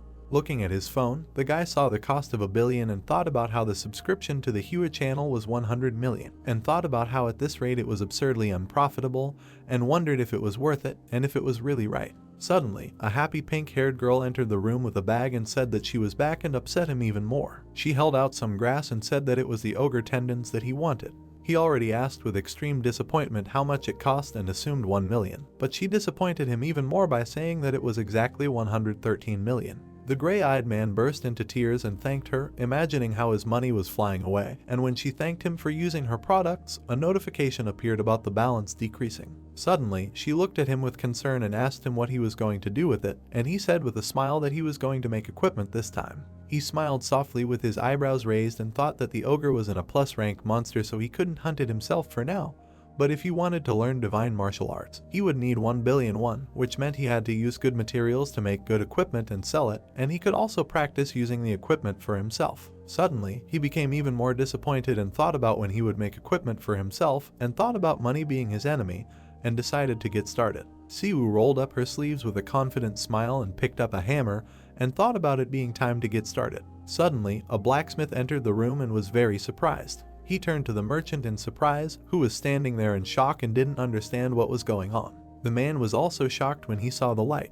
The hero was sweating over his new creation at that moment. He straightened up, taking something in his hand, and light appeared. He raised his creation up and smiled, while the others were shocked and finally realized what it was. He got gloves and he looked at them in surprise, and then a notification came out about the creation of a disposable product, and the mastery of divine metallurgy increased, and he thought that despite the fact that he gave it his all, it was still a disposable product. Everyone immediately surrounded him and asked in horror how it happened. Gray-eyed looked at the merchant with a smile and asked how much it could be sold for, to which she asked again with alarm. She looked at the equipment in horror and asked if he wanted to sell them, and said that for such equipment, it was beyond her strength, and among her clients there was no one who could buy equipment of this level. The protagonist looked at them with concern and thought that there was no point in making this glove if he couldn't sell it, and if he subscribed to Confucius, paid for the subscription to Hua, and paid for the medicine. He handed the gloves to the pink-haired girl with a smile and told her not to worry and to sell it instead of him, since it was a disposable item anyway. She smiled with concern and said that since he trusted her with it, she would do her best. Suddenly, the yellow-eyed girl looked towards the craftsman and with a sly smile asked him to leave it with her and asked his name.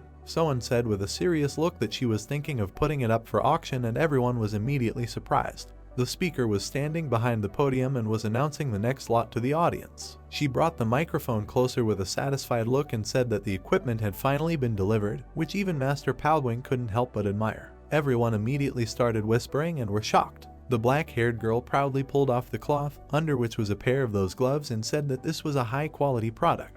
She leaned against the glass and said that these gloves were made from ogre tendons, which made them extremely durable, and this meant that there was no need to worry about them breaking, and asked not to be surprised, but perhaps because they were made from parts of an orank monster. And then the hall perked up when it was announced that this item could enhance the owner's power, and everyone discussed how only an Aurelion master could handle such equipment.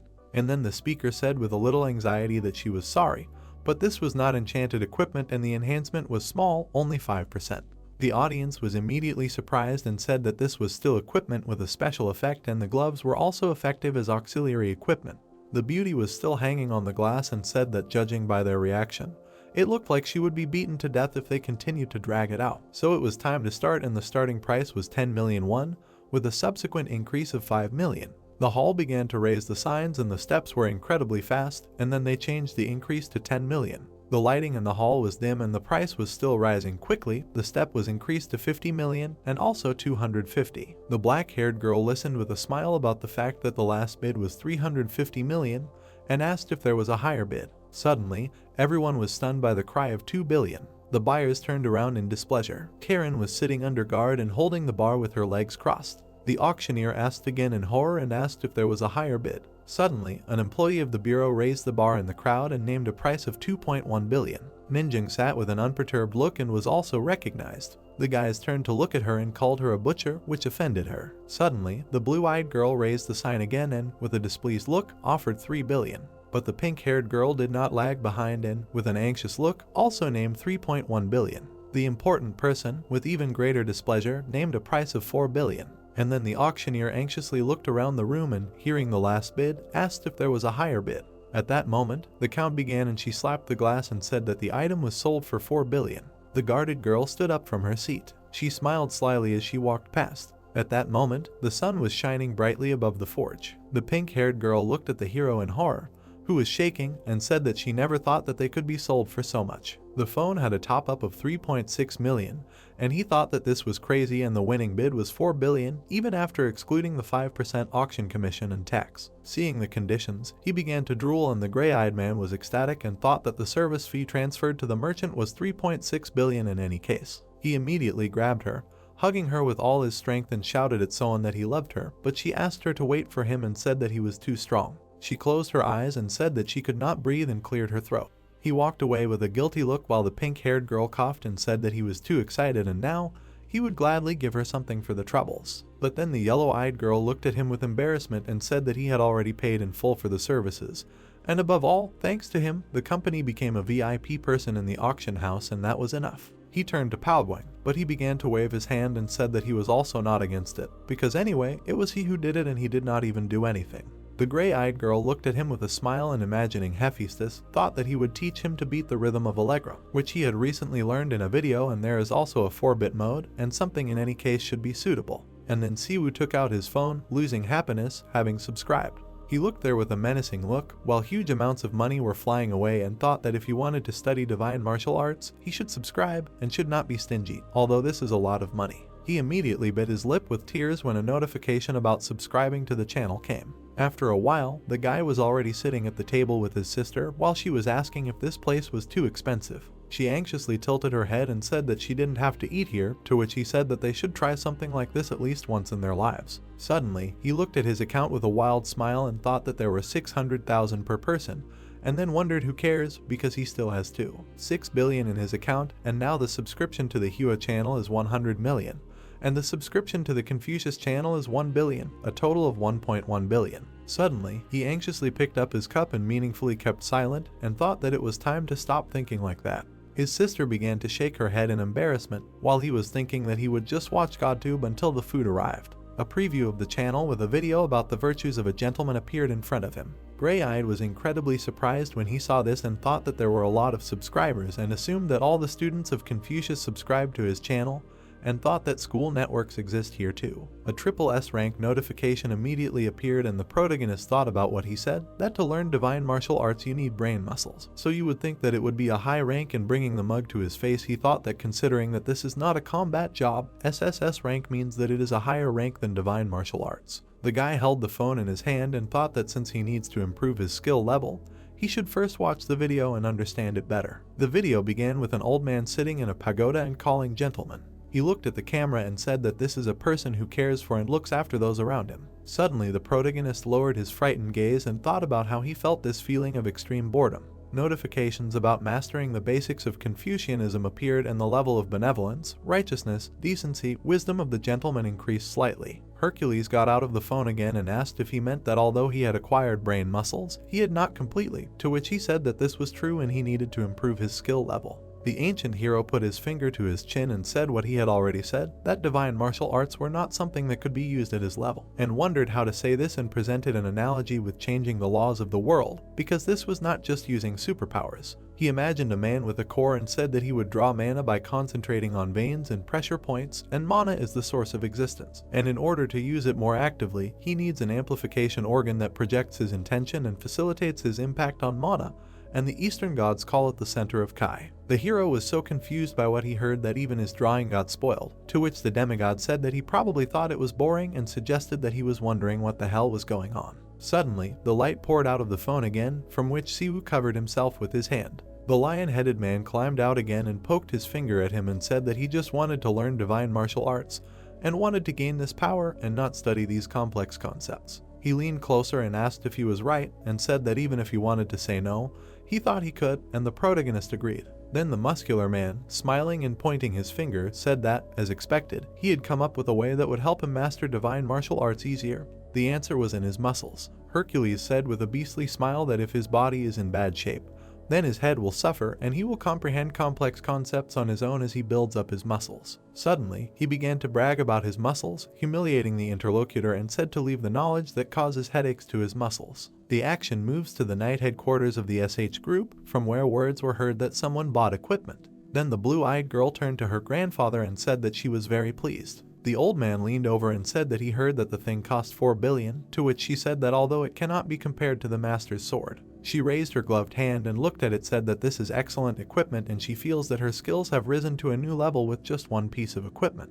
The bearded man looked at her and smiled and said that he was glad to hear it and said that if she needed anything, she could tell him. She bowed and thanked him, but the man frowned when his granddaughter suggested starting. She looked at him and said that she meant a raid in an S-rank dungeon. The sun was shining dimly over the mountains. The hero lay on the floor almost lifeless and thought that he couldn't even keep track of divine martial arts, and he still had to study them properly. He raised the phone above his head with the most tired look. He raised himself and leaned over, thinking that he couldn't level up in any way and wondered if he could at all. Then a picture of another sage talking to Confucius appeared, who asked if there was a way not to lose a fight that could never be won, to which the greedy godtuber said that there was and should never end this fight. The protagonist stood up from his knees and clenched his fists, and exhaled. Gray-eyed closed his eyes and gathered mana and thought about how Hercules was once a human, and the hero who surpassed a god in human form, and wondered if he had put in effort for this and wondered if he had struggled. He immediately imagined his mentor behind him and wondered if he would be disappointed, and thought that divine martial arts are a power that makes one doubt that a person can achieve it at all. It is not just a fighting art.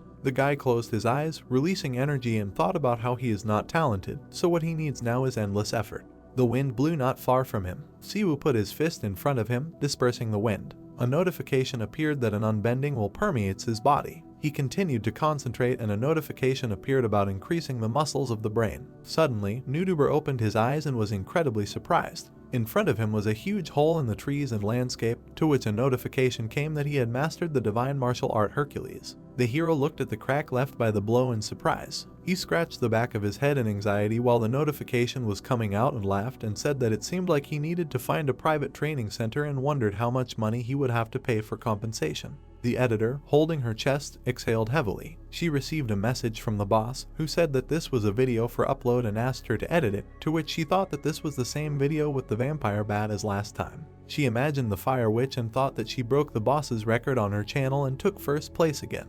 Deoksu sat in front of the monitor in the dark with anxiety and thought that the incredible record was 11 seconds, and the attack ended as quickly as it began. The girl began to download the file and thought that if he made a video with the same concept. The hero stood in a witch costume and greeted the subscribers with a smile, saying that he is a person who conquers everything in the world. The guy took the phone in his hands and said that he heard that not long ago a new record was set on the Fire Witch channel, and it is 11 seconds, which is truly incredible, and so today they will try. Defeat the Fire Witch. The purple-haired girl looked at this in horror, and he continued and said that he would show how to do it. He crossed his arms and said with a haughty look that they might be wondering why the target suddenly landed on her, and imagining their battle, said that if it really happened, then he would most likely be fried and there was no way he could do it unprepared. The guy with a smile stood in a lower stance, releasing energy, and said that the strategy he would tell them today was how to defeat the person who took first place. The conqueror of the world raised his legs and said that now enough stupid talk, and it was time to begin.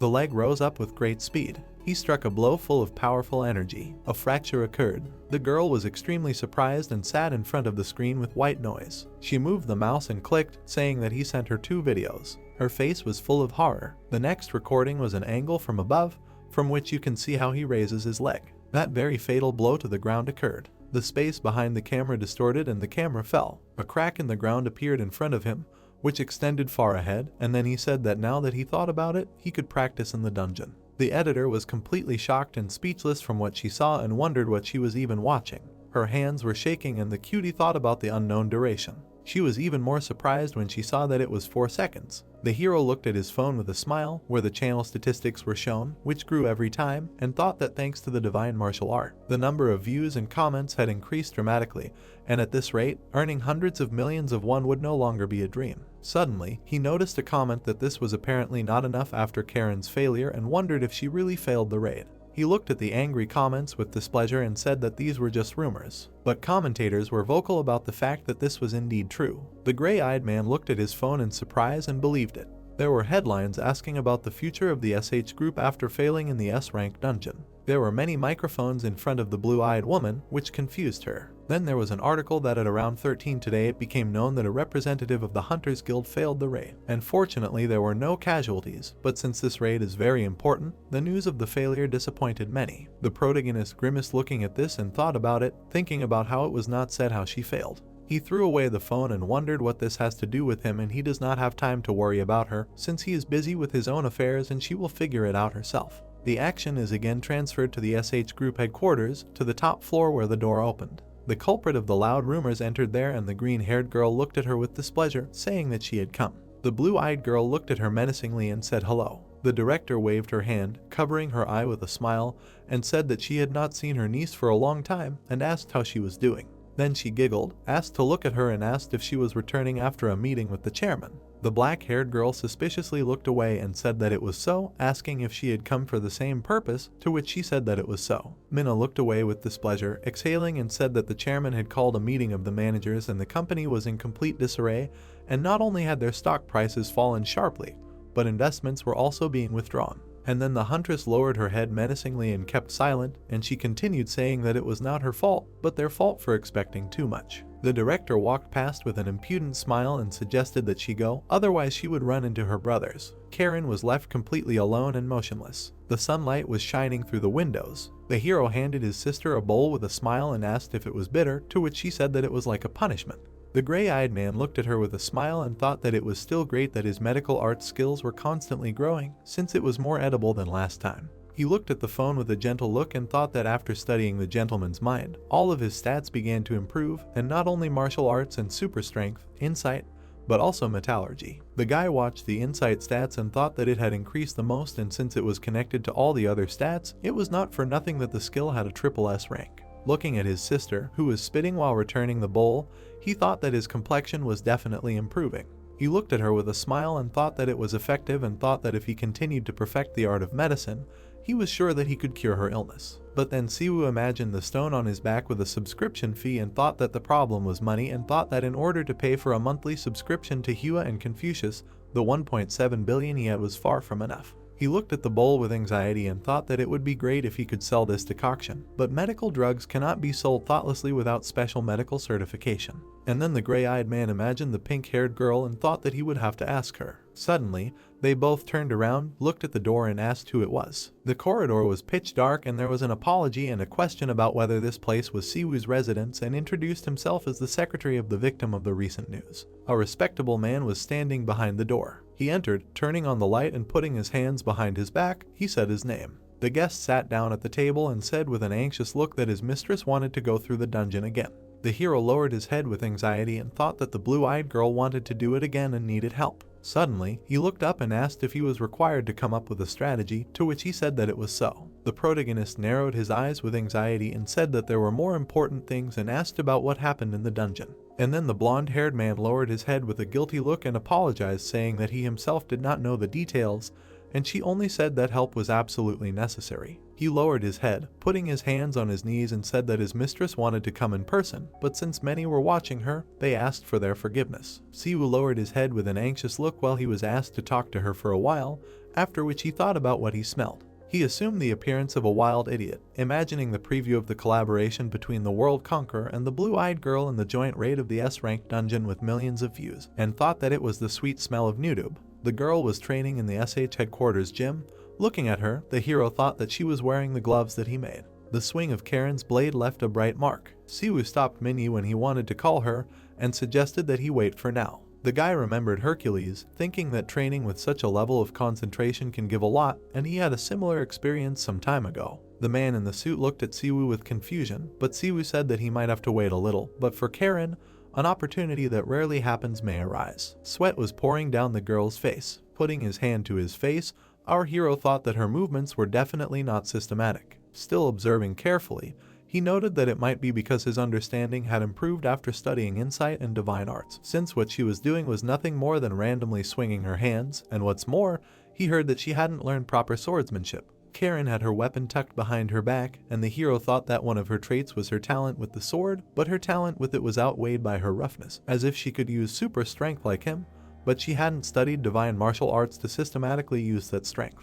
Frowning, he reasoned that swordsmanship based on roughness would eventually show its limitations, and if she learned proper martial arts, she would be able to grow significantly, since the only way for Karen to grow was to join the sect as a disciple. Siwoo glanced at Minnie, wondering why Karen would do this, since the SH group wouldn't allow it anyway, and if she became a disciple of the sect, she would no longer be a member of the group. Apparently, a good background isn't always useful. Looking at the phone screen, he thought that at the girl's level, she would be able to maintain the martial arts she learned on GodTube. King Arthur is the legendary knight of the Round Table. On the screen, he saw an image of a fair-haired guy and a girl with the title "Who will Lancelot choose, Excalibur or Queen Guinevere?" What should he do when Arthur asks him to choose? The owner of the divine sword Bamum. The dark-haired guy stood in front of a dragon, and the title indicated demonic dragon Fafnir cleared in 3 minutes 11 seconds.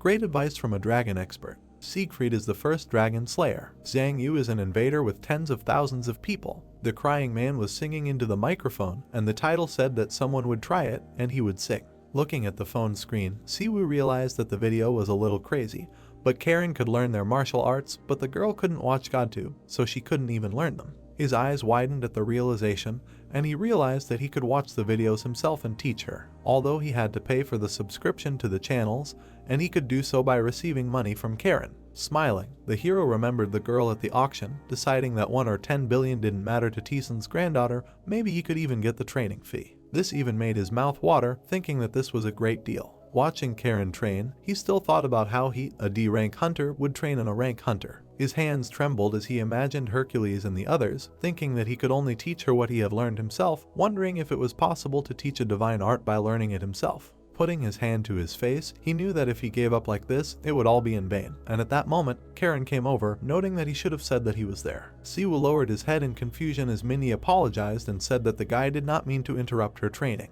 Wiping away his sweat, Karen looked at him carefully. Looking at her, our hero blushed. Passing by, she said that she would go wash her face first. Siwoo, on the other hand, could only think that she was very beautiful. The bright sun lit up the room, and the girl noted that our hero had been waiting for a long time. Sitting opposite, he replied that it had not been that long, and, moreover, he had heard that she needed help. Looking carefully at his interlocutor, he asked what happened in the dungeon. Karen lowered her head and said that there was no monster, and the boy asked again. Siwoo saw Karen lowering her head and saying that when she entered the dungeon with her comrades, there were no monsters. The boy looked at her in surprise when he heard that they had encountered one monster, and asked what it was. Without raising her head, she recalled the red eyes, saying that although it looked like a wolf, it was hard to call it a monster. She had never seen anything like it. Imagining such a wolf, the hero thought that monsters of the wolf family were always diverse, but as far as he knew, wolf monsters were not found in S-rank dungeons. Karen's hands began to shake, saying that she could not do anything against the monster. Then Siwoo looked at her sympathetically, thinking that even though it was an S-rank dungeon, with Karen's strength of a plus rank, she shouldn't say such a thing, and asked if she couldn't handle it. and heard that it was. Looking away, he also thought that the girl hadn't participated in this raid alone. She had talented team members with incredible equipment. Did they still fail? But no, they couldn't just fail, because this was something more than they couldn't handle. They were sitting at a small table. Our hero suggested summing up, saying that there was one monster in the dungeon, and it was so strong that even Karen couldn't handle it. He thought to himself that the monster was so strong that even a rank hunter couldn't handle it.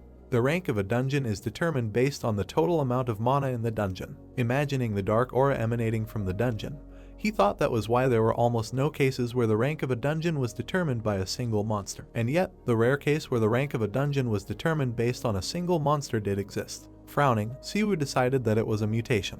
He looked confused as he imagined a wolf with multiple eyes, calling it a capo monster, thinking that it was a monster that controlled all the mana in the dungeon. And if they encountered one, it was understandable why Karen said that she couldn't handle it. Looking closely at the other girl, he realized that such a monster was already dangerous, and what's worse, it was an S rank, answering that he thought that there was a high probability that they encountered a capo monster. Frowning slightly, the girl replied that it was the first time she heard about it. Looking into her eyes, Siwoo said that it was better to give up on this dungeon, asking if there was a reason to rerun it since it wasn't that important and she might die. But she said that she had to. The bright light fell on her long hair, and the guy asked why. The girl replied that she wasn't the only one with problems. Siwoo recalled her interview, thinking that she had suffered great losses due to the raid, and he heard that hundreds of billions of won had evaporated in just a few minutes after the article was published. He knew that this was to prevent the stock price from falling even further. Karen folded her hands on the table, saying that she had to fix everything, and the hero thought that she had to succeed in her dungeon raid as soon as possible. Of course, it was life-threatening, but trillions of won were worth risking her life. Siwoo slightly opened his mouth, thinking that the S-class capo monster was new and had never existed before, and it would not be easy, and replied that he had conditions in return.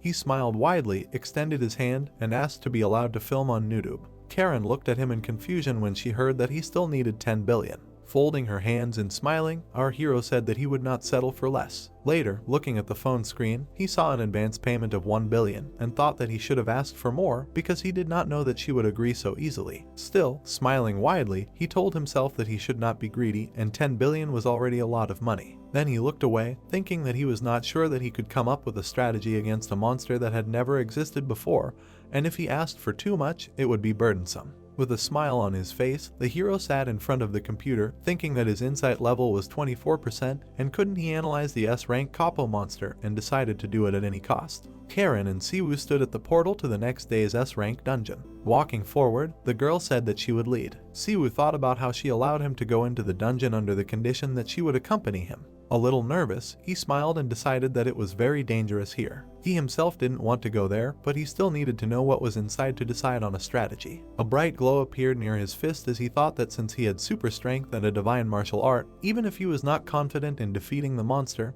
he would still survive. Looking back, Siwoo noted that as expected, the atmosphere was definitely different from the lower ranked dungeons. The two of them walked forward, Karen saying that they should move on. The moon was shining brightly in the sky. The girl was examining the glove on her hand. Pointing at it, Siwoo asked if it didn't fit her, and she replied that it did a little. The girl looked at him strangely when she heard that he could adjust them. The hero pressed a bright button, saying that he didn't know who would use them, so he made them to fit his hands, but even though they weren't going to come off, it must have been uncomfortable. The glove immediately took the shape of her hand. Siwoo gave him a thumbs up. He awkwardly put his hand on his head when asked how he knew this function existed, and replied that it was because he made them. Karen approached him, surprised that he was the man Master Palwing had recognized, but the hero replied that he didn't know about it and just worked with him in the same workshop. A strange sound distracted them from their conversation. He frowned and looked to the side. Both of them spread their arms wide. The boy wondered what kind of energy this was. Siwoo looked to the side in confusion. Two huge red eyes were looking at him. A black paw with claws touched the ground.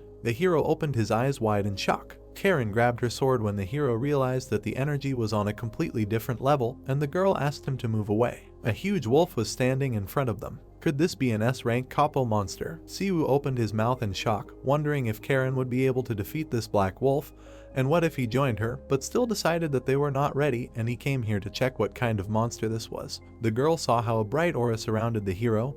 He realized that they should not fight. Siwoo frowned. A bright beam hit the ground near them. He placed his hand on Karen's shoulder. The hero turned around and told her to run. The girl ran after Siwoo. A loud sound was heard in the area. There was a portal among the houses. Siwoo and Karen ran out of it. trying to catch his breath, he recalled the beast, thinking that he couldn't be sure since he hadn't fought it directly, but at least 5 S-class hunters would be able to deal damage to it. Watching the hero come to his senses, the girl asked what kind of power it was. He, looking up, asked how she was able to return alive and with her comrades having escaped from this monster. Lowering her head, Karen answered that they were lucky, and the guy asked again if she really wanted to attack again. Then the girl looked at her interlocutor, answering that she had to do it. Both were standing near the portal, and she also noted that if he was developing a strategy, then their team would do everything necessary. The guy and the girl looked at each other carefully. Turning around and leaving, Siwoo told her that he would contact her as soon as he analyzed the monster. The video showed the head of the monster. Looking at the screen, the hero thought that the capo is a type of modified version of the normal monster, but there must be an original one from which it originated. Imagining books and documents, on the left, he noted that no matter how much information he searched on the internet, he could not find it anywhere. The hero sat at the table in his room, thinking that even after using insight, he still could not find a single clue.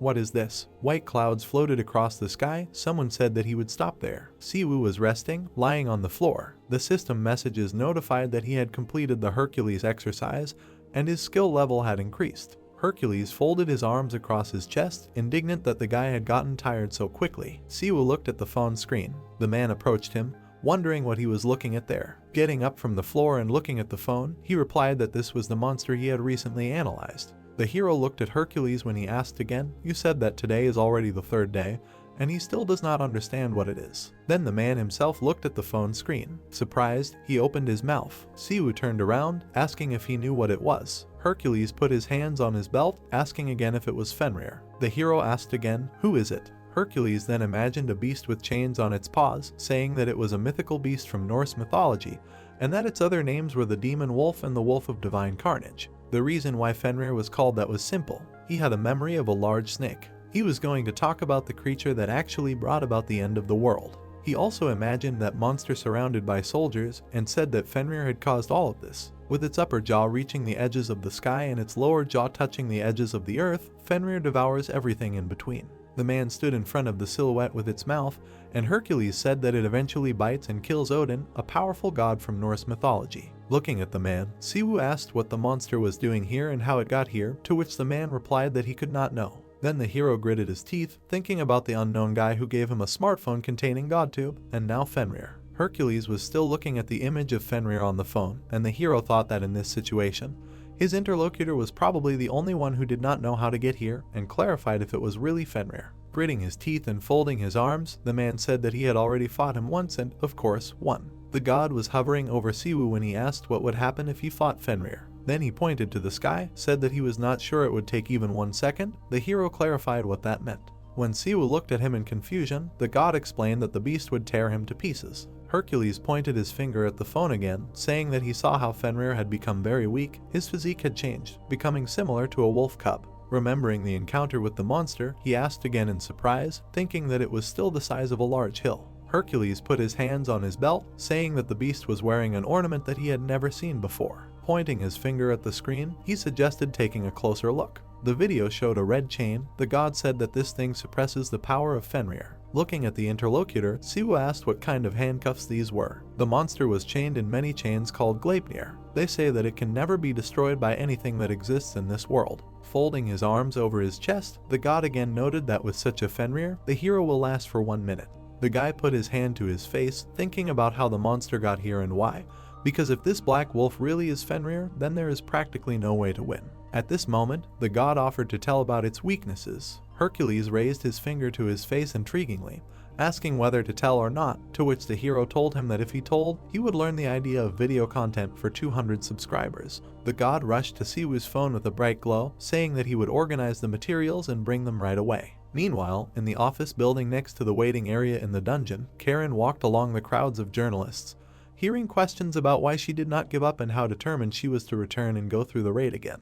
The light door opened. Entering and seeing the warriors in front of her, she noted that everyone was here and suggested that they go. Everyone turned to Siwoo, who was greeting the subscribers. The guy with blonde hair smiled, answering that it was him, and his channel was called Conqueror of the World. Looking in his direction, his comrade said that he did not think this was a really famous channel, and asked what the hero was doing here. While putting his shield on his back, he heard Siwoo thinking about the strategy for this dungeon and called it absurd. Watching the hero wave his arms, he thought that these were unconventional conditions for supporting team members, and they even brought Nudub, thinking that Karen was desperate. Sunbi looked annoyed when his comrade asked him what he was going to do if it ended, and then wanted to tell him what it meant for him. But the boy interrupted him, demanding that he not say such unpleasant things and just prepare to enter the dungeon. Karen took the party inside the dungeon. Sunbi watched as Siwoo talked about how they were in an S-rank dungeon. The boy looked visibly annoyed hearing the hero talk about the huge energy, and thought that it was stupid to shoot such a pathetic video at such an important moment.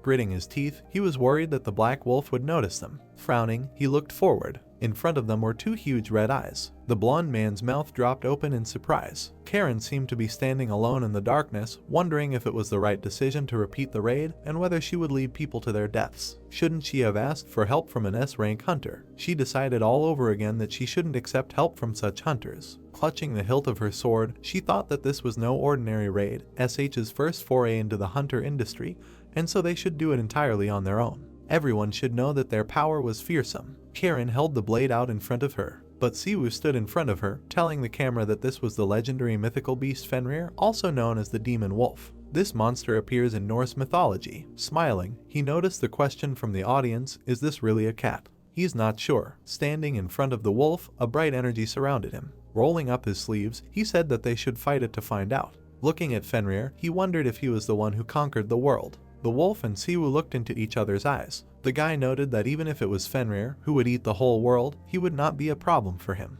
Turning around, he asked Karen if she was ready, and then he began to call the beast to him with a gesture, saying the first point of the strategy, calling it an attack on the cat.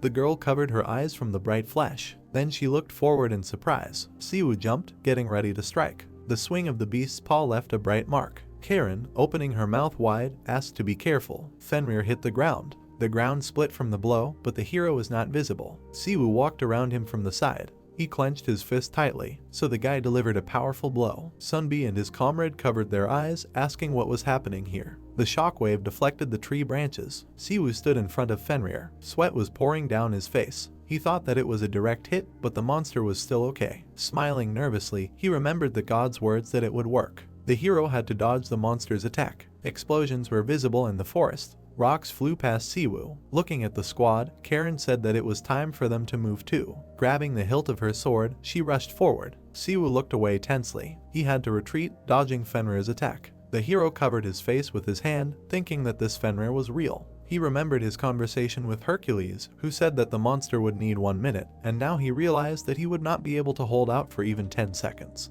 Hercules' strategy was pointless because it only worked on him, that's why he and Hercules. Siwoo looked at the monster's huge teeth. Then he noticed the shackles, realizing that as long as they constrained his movements, he had a chance. Gritting his teeth, he decided that it wasn't so bad that he couldn't win. It would be bad if he couldn't attack. Someone's movement left a bright mark. Karen struck with her sword. Drops of blood flew past her face. Fenrir looked at her. Fire appeared near his mouth. A fireball appeared above the monster. The hero thought about how they had a hunter with magic. A boy and a girl from the party used the skill of this fireball. The fire fell on Fenrir. Surrounded by it, he raised his head and howled. Another fireball appeared above this monster, but this time, all the fire was absorbed by it. The mages looked at him, confused. Everyone watched as Fenrir absorbed the fire. With his mouth wide open, the blonde man said that no one should retreat. Sunbi and his comrades took cover behind their shields, hearing the command to prepare for battle. Looking at Karen, the boy said that if you look closely, you can find shackles tied to his body and asked if she knew about it.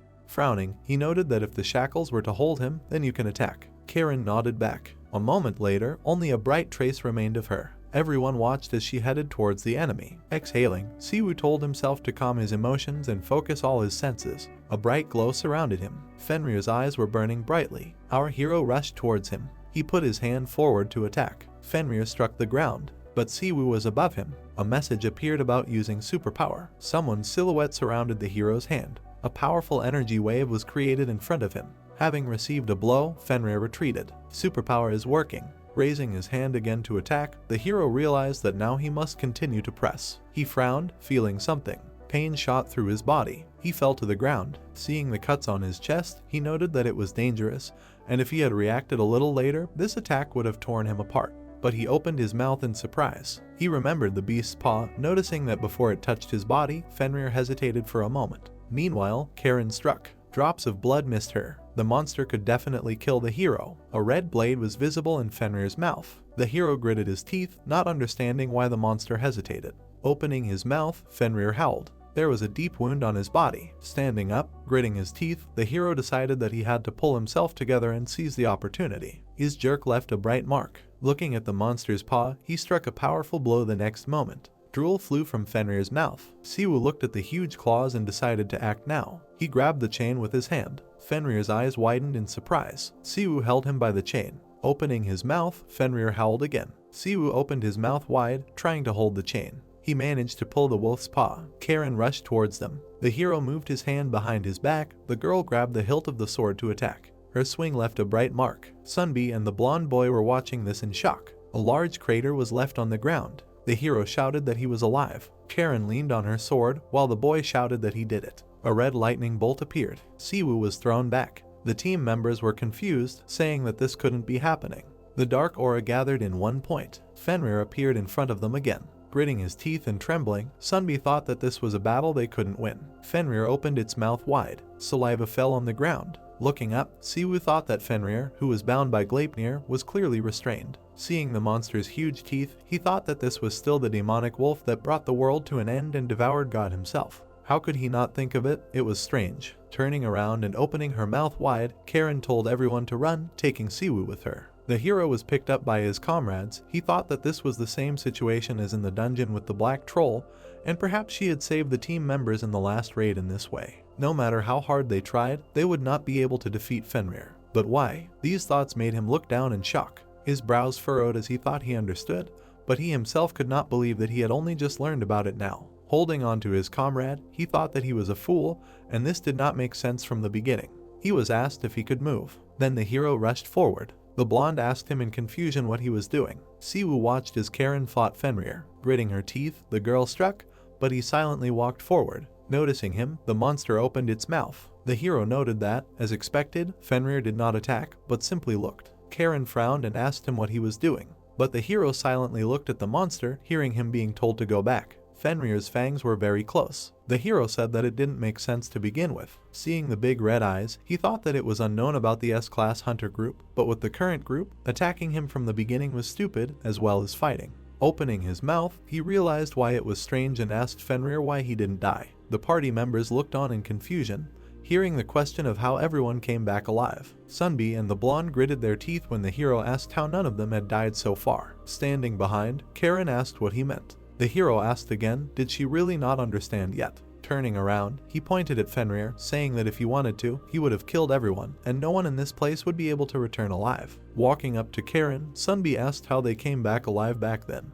The hero answered with his mouth slightly open that he let them go. He thought about the reason why Karen and her team were able to come back alive and why he didn't kill a single person. Fenrir looked at the hero standing in front of him and said that he wanted them to run away because he didn't want to hurt them. Siwoo thought back to the fight with the monster, thinking that it was hard even for him, but if you think about it, Fenrir never attacked first. He told everyone that if he was just a monster, there would be no point. At one point, he destroyed Asgard. Fenrir ran through the snow as a baby. He was abandoned as soon as he was born and struggled with hunger and loneliness from birth, but he persevered without giving up and survived. Had word spread that Fenrir was alive. The three men stood next to him. The gods of Asgard came to find Fenrir. One of them said that he had heard that Fenrir was strong and asked if he could break the rope again. Fenrir was bound to the rope. He did not even resist the unexpected offer of the gods, because in the end it was like an invitation to win together for him, who had always been alone. It seemed to him that he finally had friends. The gods looked with delight at the remains of the rope, saying that even Thor could not break it.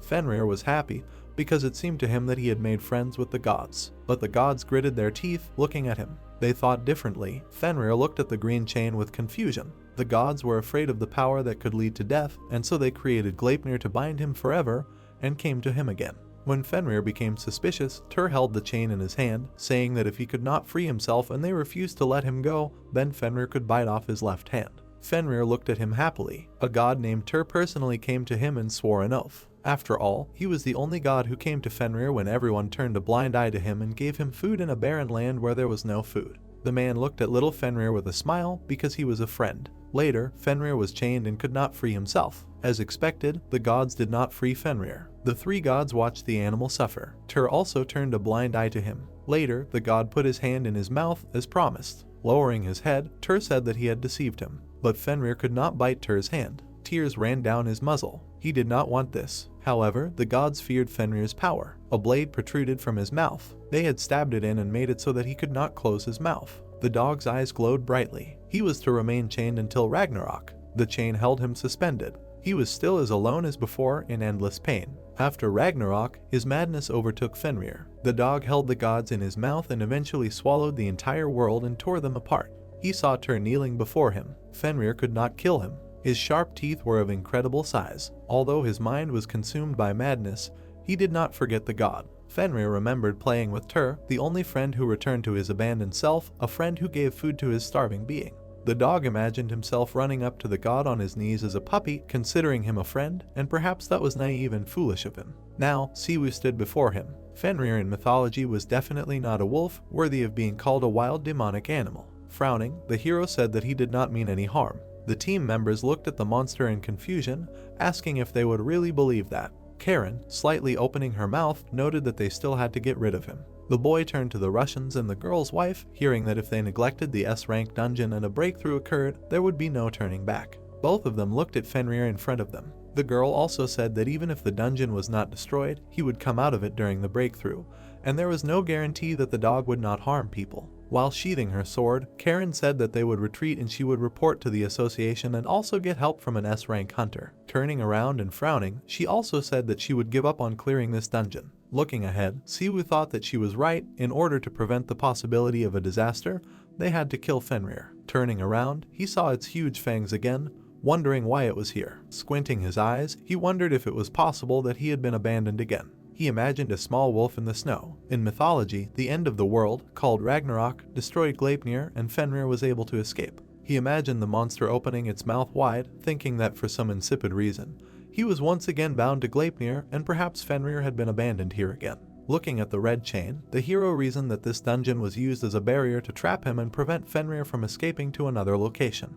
Imagining the chained wolf, he understood that, just like in the myth, he was abandoned as soon as he was born so that he could die a lonely death here. Looking at the huge wolf in front of him, he now understood why the dungeon's rank was measured as S rank. Only the mana of the dungeon itself that Fenrir was trapped in was measured, not his mana. Raising his head, Siwu thought that the power that could trap the weakened Fenrir was measured as S rank. Karen, who was standing behind him, told him to go back. Lowering his head, the hero knew that he could do nothing for Fenrir with his power. If they left like this, everything would be over. The entire party left with their eyes downcast. Siwu also thought that the wolf had no intention of harming the humans. Even if he had already committed suicide when they returned, he would not pursue them now. The boy thought about Tur, noting that this was as stupid as that time in the myth, everything would end once they left the dungeon. Siwu gritted his teeth thinking that even if the wolf couldn't stand up to the S-rank hunter squad, all they had to do was gather the S-rank hunters and clear this dungeon. If Fenrir was weakened and tied up like this, they would definitely have to attack it. That would be enough for them.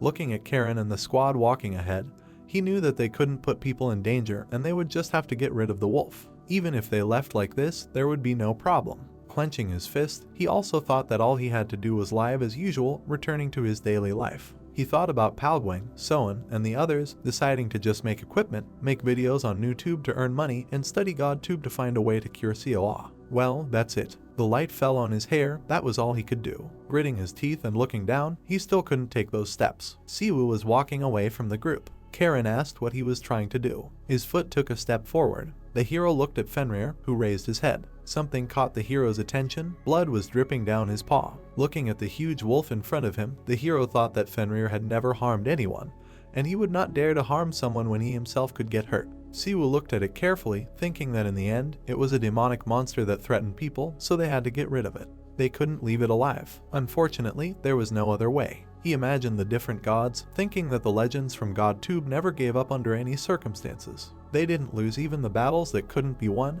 and they didn't give up even if the fight never ended. Siwu also thought that by overcoming the impossible, they became heroes. Smiling, he turned to the others, saying that he would destroy this dungeon, thinking that if there is no way out, then legends create one. Karen opened her mouth wide in shock, wanting to ask what he was doing. A bright light surrounded Siwu. He thought that the problem in this dungeon was ultimately the barrier that binds Fenrir, which can be destroyed. Someone said that it was impossible, and destroying the dungeon meant destroying space, which only a god could do. Closing his eyes, the hero thought that it was still dangerous to summon such a level of power. Opening his eyes wide, he told himself that he could not stop. Imagining a river, he said that it does not drink its own water. Then he thought of trees. They say that they do not eat their own fruit. Seeing the bright light, he noted that the sun does not shine for itself. Roses appeared before his eyes. He decided that they do not bloom on their own. Raising his shoulders, wanting to say something about gentlemen, he smiled, saying that they do not think only of themselves. Continuing to smile, he noted on the left that he really spoke like a scholar, and thought that he could only laugh because no one would acknowledge it or even make money from it. An image of Confucius appeared in his mind, and the words that if you do not get angry even when others do not acknowledge you, then is this not a sign of gentlemanliness? A gentleman does not get angry. Siwoo smiled contentedly, thinking about not getting angry even when the world does not acknowledge you. He remembered Dachiel, noting that in the modern world, it is enough not to be called an idiot. And then he imagined the faces of people close to him, reasoning that for some reason he just wants to be a decent person, not someone who is good in himself, but someone who treats people around him well. He looked ahead with a smile, noting that this thought suddenly came to him after watching Confucius's video. After looking at the injured Fenrir, this thought came to his mind. Siwoo smiled widely again. Hercules' silhouette appeared at the bottom. The wolf frowned when he saw this. He remembered the lion-headed god, thinking about how he said that divine martial arts were not only used for fighting. Hercules then said that it was how to change the laws of the world, not just using superpowers. The hero decided that space was the foundation on which the world was built. A bright beam appeared using the first technique. Siwoo raised his leg and surrounded himself with the silhouette of a beast. His eyes were shining brightly. The boy headed down, using a downward dragon strike. Bright waves spread around. Streams of blood energy throughout the forest. A bright flash appeared. He could see stars, but after a moment, cracks actually appeared. Karen looked at the falling fragments. Her mouth opened in shock. Later, she noticed Siwoo lying on the ground. Leaning over, she realized that he was still alive. The space around her was cracking and different colors were appearing. The girl looked around in confusion. Fenrir was standing next to them. Karen placed his head on her hand. Remembering their fight with the troll, she noted that she knew that he was an unusual awakened without features. Looking down, she thought about what kind of terrifying force it was that destroyed an entire dungeon. Still, it was not the time to be surprised. Karen helped Siwoo to his feet, then looked behind her. Fenrir was calmly looking at them. Helping Siwoo walk, she thought that before the dungeon completely collapsed, they should get out of here. Siwoo was lying in his hospital pajamas, looking up in surprise, thinking about the fact that he was alive. Getting up, the hero thought that it seemed like he was in the VIP room of the SH Group hospital. His thoughts were interrupted by the brunette sitting opposite him, who asked if he was okay. The girl showed him her arm with the IV. When he asked why she was there, she replied that he saw that she was also a patient and asked if he was uncomfortable. Siwoo chuckled, thinking that of course, and she would be comfortable in his place. Who doesn't like being with a beautiful woman? But then he reminded himself of the words of Confucius, a man and a woman do not sleep together after 7 years. Imagining the sage, he lowered his leg from the bed and thought that a man and a woman cannot be in the same space after 7 years. Immediately his image blurred, and the hero thought what kind of nonsense he was talking.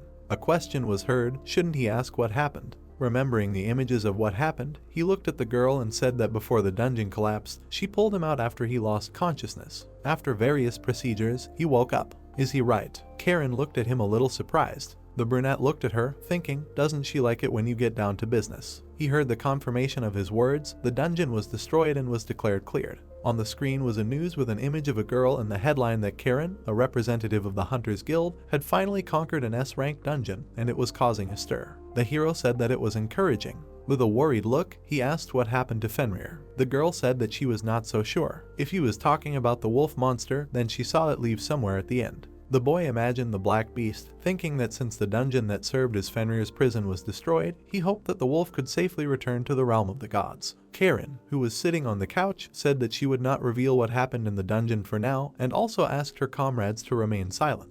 It was announced that they were the ones who conquered the dungeon. The guy sitting across from him was surprised to hear that they would fix it if he wanted, and asked if she meant to say that she would make it so that he would be the one who cleared it. The brunette was surprised when the hero suggested that they say that she did it. She asked if there was a reason why he was hiding his power. Siwoo scratched his head awkwardly and asked again, hiding his power? No way. If that was the case, he wouldn't have created his new tube channel. Touching her chin, the heroine silently pondered. The guy waved his hand, saying that although he had no intention of hiding his power, given the situation, it was necessary for the SH group to be known as the one who cleared the S-rank dungeon. Therefore, they would say that she was the one who conquered it. Karen lowered her gaze. Siwoo thought that she must be doubting her own abilities and wondering if it was okay to announce this despite not having the skills to clear an S-rank dungeon. Looking ahead, the hero said that this time the dungeon was special and she was quite capable of clearing an S-rank dungeon. The girl looked into his eyes and asked if he was trying to console her. The hero replied that he was not, he was simply stating the facts. The patients of the hospital were sitting opposite each other. Karen smiled slightly and thanked her. Smiling back, Siwoo said that that was enough about that. Is that all she wanted to say? The girl replied that she had one more thing to add. The brunette looked at the boy and asked if he wanted to work with her. The sun was shining through the window, and words like "this was crazy" could be heard. Siwoo held his phone in his hands. His mouth dropped open in shock as he saw notifications that the skills had increased significantly. He recalled the training picture, thinking that, not to mention 1.3%, super strength only increases by 0.3-0.4% every day. He asked himself, did it just increase by 13%? Looking down, Siwoo thought that the divine martial arts mastery, which had only increased by 0.01% in a week, had increased by 9.3%. Moreover, the gentleman's insight and wisdom mastery had increased by several years at once. He recalled the shining eyes and the swirls around him, wondering if it was because of the dragon's downward strike. The man in the hat stamped his foot. The guy thought that until now, his videos had only shown him clearing dungeons. The girl was standing by the broken glass, and Siwoo thought that this time he had destroyed the space and dimension of the dungeon, and so the dungeon itself had collapsed, and he had ended up in this state. The guy fell onto the bed, thinking that it was exactly the same as when he encountered the dark troll. He lost consciousness as soon as he used his power. Looking at his bandaged palm, the brunette thought that after all, compared to his past, being able to use divine martial arts was a huge improvement. When would he be able to fully master it? Holding his palm in front of his face, he thought that after all, he only wanted to try it once. Who would have thought that Karen would immediately agree? A request was heard from within the black car to take her to her grandfather. Karen sat with her head resting on her hand and heard a thank you for working hard on the raid. The chairman was also pleased, and she replied that it was good. She looked forward in surprise when she heard the question of what Siwoo said. The man in front asked if he had refused again. The girl replied that he had. Nini, who was driving, asked what he said this time. The brunette looked forward, replying that he said something along the lines of gentlemen only getting along with people, not with a group. She smiled slightly, saying that on the other hand, insignificant people form gangs but don't get along with each other. With a wide smile, Karen continued that that's why, instead of being colleagues or teammates, he said that he liked to work together sometimes. Her smile was reflected in the car mirror. The girl said that based on that, he asked if she wanted to learn swordsmanship. Looking at her through the mirror, Minnie asked, doesn't that mean Siwoo will teach her swordsmanship? He thought he was admitting that he had exceptional abilities, but isn't he a D-class awakened? He wants to teach young lady Karen, an S-class awakened. With a smirk, the girl replied that she told him that she wanted to try learning. The man asked, then why are they going to the chairman now? A black car drove along the road. The answer was heard that she thought she needed to pay for the training. The building was painted with the rays of the sunset. Siwoo sat on the bench with his phone, wondering which one was better. The man pulled out his sword, thinking of the heaven-destroying divine sword of King Xiangyu. Imagining the brunette in the cloak, he continued, maybe the Siegfried dragon-slaying sword technique. The sage holding the sword at the yin-yang sign or the founder of the Wuding Senfeng sect. The hero looked at the phone, thinking that these three techniques would suit Karen the most. Holding the phone with his bandaged hand, he thought that among these three techniques, there should be one that she liked the most. He could show her all three and let her choose the one she liked the most. Satisfied, Siwoo spread his hands, thinking that he would need to pay for a subscription, but it didn't matter. In addition to the 10 billion won, he would also receive a tuition fee every month. On the phone screen was a page for subscriptions to GodTube channels. Siwoo thought he should check how much the subscriptions cost. His gaze became surprised when he read 200 million. His eyes widened in surprise. He asked himself 2 billion. It wasn't 200 million, it was 2 billion. Why was it so expensive? The boy quickly scrolled the page with his finger, thinking that Confucius's channel was 1 billion, which was even more expensive. This couldn't be. The hero looked at the subscription prices screen in surprise, thinking that the last time he checked, it was definitely 100 million. The subscription price had increased to 2 billion. The boy stared ahead, wondering if this meant that the subscription price increased the more channels he subscribed to. His mouth dropped in shock. He thought it would be 3 billion next, no, maybe 4 or 5, or even more. If it kept going up like this, there was no reason to choose all three. Siwoo hung his head in dismay, thinking that even if it went up by 1 billion, the total fee would be 9 billion. He can subscribe once and cancel the subscription, but can he do that after he subscribes? What if he can't cancel it? The brunette gritted his teeth angrily, thinking that this means he has to pay 9 billion every month. No, if he doesn't pay, the subscription will be cancelled automatically, even if he only chooses one sword technique to teach Karen. The shocked hero grabbed his head, thinking that the subscription for the next channel he chooses will also increase because the channels he subscribes to are cumulative. Siwoo grabbed his head in dismay, thinking that no matter how much money he makes, there is no end in sight. The guy looked back, thinking that this is energy and presence. Lowering his hands, he continued that they do not belong to a person. The leg rose. Rising, Siwoo saw a beast and asked in surprise, a dog. He looked forward in amazement. The green tail wagged in different directions. The black dog wagged its tail, and the hero recognized Fenrir. Siwoo was surprised, kneeling in front of Fenrir, not understanding where it came from. Looking at the animal in front of him, he noted that it had become much smaller. Fenrir turned around and then spat a mouse out of his mouth. Raising an eyebrow questioningly, the hero asked if he really wanted Siwoo to eat it. Seeing that the mouse was trembling, the guy was surprised that it was still alive. But at that moment, Fenrir ran off somewhere. Siwoo smiled in confusion, not understanding what it was. Hercules indignantly opened his mouth, saying that he taught him how to defeat a wolf. Holding the phone with God, the guy said that they specifically asked because they did not know. God said again that he taught him how to defeat Fenrir. Hercules put his hands on his head, hearing that he said that his weak point was his sides, and that he would not be able to use his full power if he was grabbed by the tail, but none of this advice worked. Then God pointed his finger at Siwoo and said that it was all because he was too weak, to which Siwoo said that then it was worth warning from the beginning. The hero gritted his teeth, saying that it was worth warning. After all, he almost died, but Hercules replied that the guy did not seem that weak. In the end, Siwoo turned away from the interlocutor, saying that it did not matter now because he asked to tell a strategy that would suit his level and not teach his method of fighting. Then God burst into tears, saying that this was unfair. He could not accept this, even his muscles say that it was unfair. Turning away from the god, Siwoo thought that it was good that everything was resolved in the end, although he really could have died. With tears in his eyes, he remembered his video that he had taken in the dungeon, but it had been completely erased. The video featured not only Fenrir, but also Karen, and it would have at least 1 million views. Both of them bowed their heads. The boy thought about how this video could have brought him a lot of benefit, but now it was gone. Siwoo raised his head, hearing a sound, and decided that someone had returned. Fenrir was trembling, looking at him from the hallway. Then the boy looked at Hercules, who was still repeating that it was unfair. The god looked away. Turning around, he saw that there was no one in the hallway anymore. Looking in the direction where the wolf was, he thought that if they had fought before, then Fenrir should remember Hercules. Lowering his head, he saw a dove lying on the floor and wondered what it meant. Could this be from Fenrir? He placed his hand on the bird and told it to get up. The dove rose to its feet. The frightened bird began to look around. He and the dove looked at each other. In an instant, the bird rushed to the open window. Hercules asked where Fenrir came from and what kind of dove it was. Turning to his interlocutor, Siwoo replied that he did not know. Perhaps Fenrir brought him food.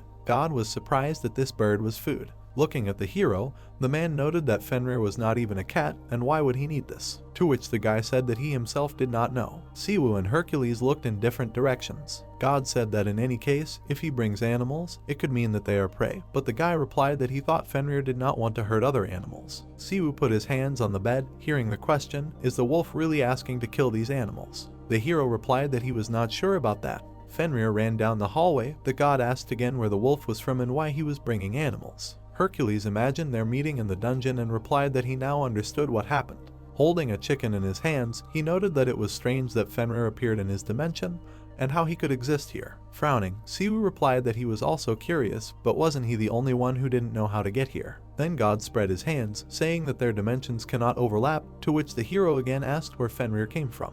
Turning away from the interlocutor, the hero realized that he was the only one who did not know this. Hercules asked to believe him. The man again pointed to his hand, saying that his muscles again said that this was unfair, but the guy did not look and agreed. Then Hercules pointed to the hero, asking how he managed to survive after using the dragon's downward slash, awkwardly scratching his cheek. He replied that it was just luck that was on his side. Hercules gritted his teeth, saying that his downward slash cannot be used simply relying on some luck. Then Siwoo smiled, looking at the god, asking why he does not teach him in the next training, to which he replied that there is nothing difficult in it. Scratching his ear, Hercules asked about what he can give in return. Our hero replied that he will give him the content of the next video. A scream was heard on all floors of the hospital building. This is what he expected from his teacher. In the dark corridor, the stairs led up. A man sat in the arms of ladies. Someone said a new order and his name was Siwoo, a D-class hunter. He put the glass down hard on the table and told the ladies to leave them. The girls began to leave, baring their teeth. This man asked again about the hunter class. The masked man replied that it was, and heard the question, "Is this really a mockery?" Smiling ominously, Jigwang asked the interlocutor if he really thought their pandemonium was funny. Looking at him, the bespectacled man explained that Siwoo was not an ordinary D-class hunter. Jigwang demanded an explanation. He poured himself a drink, hearing that Karen from the SH group cleared the S-rank dungeon, but Siwoo had something to do with it. Looking up, Jigwang called the guy a D-class trash and heard that the other person didn't know the details. The man in the white coat standing opposite explained that Siwoo seemed to be helping Karen, to which Jigwang asked what kind of order it was and heard that he needed to confirm it, and how the order was completed was unimportant. The guy with glasses said that more importantly, it was a VIP order. The red-haired guy asked again and said that he couldn't complete it. The green-haired guy was surprised to hear that Minjung had made her move. He clarified the human butcher from the inspection bureau finally moved. Jigwang wiped his mouth, dissatisfiedly saying that he didn't know what she found there, but she was causing them enough trouble. The other person clarified the head of the pandemonium was worried about a simple security guard of the inspection bureau. Meanwhile, the sun was shining on the city, and he heard the words that if she caught him, he wouldn't even escape unscathed. Moreover, a new branch manager had recently been appointed in Korea, and he didn't want to cause them unnecessary trouble right away. The guy with glasses raised his eyebrows, asking what the new branch manager was. Just don't tell him it was a scar-level manager. He imagined the silhouettes of wounds, thinking that the key figures called pandemonium managers were divided into 5 levels: tear, fracture, crack, scar, and bruise. It was said that the pandemonium manager, whose identity was unknown, killed one of the 13 heroes. He imagined a silhouette in red flames and thought it was a red shadow. He imagined a crazy smiling face, thinking that the scar-level manager would be the person who could survive working with the red shadow and get away with only scars. The masked guy asked if there was a scar-level manager working in Korea now. Jigwang said yes, but he shouldn't tell anyone. Alcohol poured into the glass. The man took a sip and heard that they would help them with the inspection bureau. He frowned, asking again, and heard that they would also help Pandemonium gain a foothold in the country. The green-haired man waved his hand and said that, in other words, they would help the new branch manager establish himself in this place. This was their chance to win his favor. The man smiled, saying that this was not just a VIP order, but a super VIP. What are the conditions? In response, he heard, "Just do not kill him." Jigwang smashed the glass in his fist, predatorily saying that, in other words, he was allowed to cut off his limbs. The phone screen displayed the status of the level of possession of superhuman strength and divine combat technique. The hero noted that if you deal with a sick person, then the progress slows down greatly. He smiled and said that at least the readings were increasing. An unconscious rabbit lay at his feet. Siwoo frowned and wondered where the wolf got it from, looking at Fenrir running away.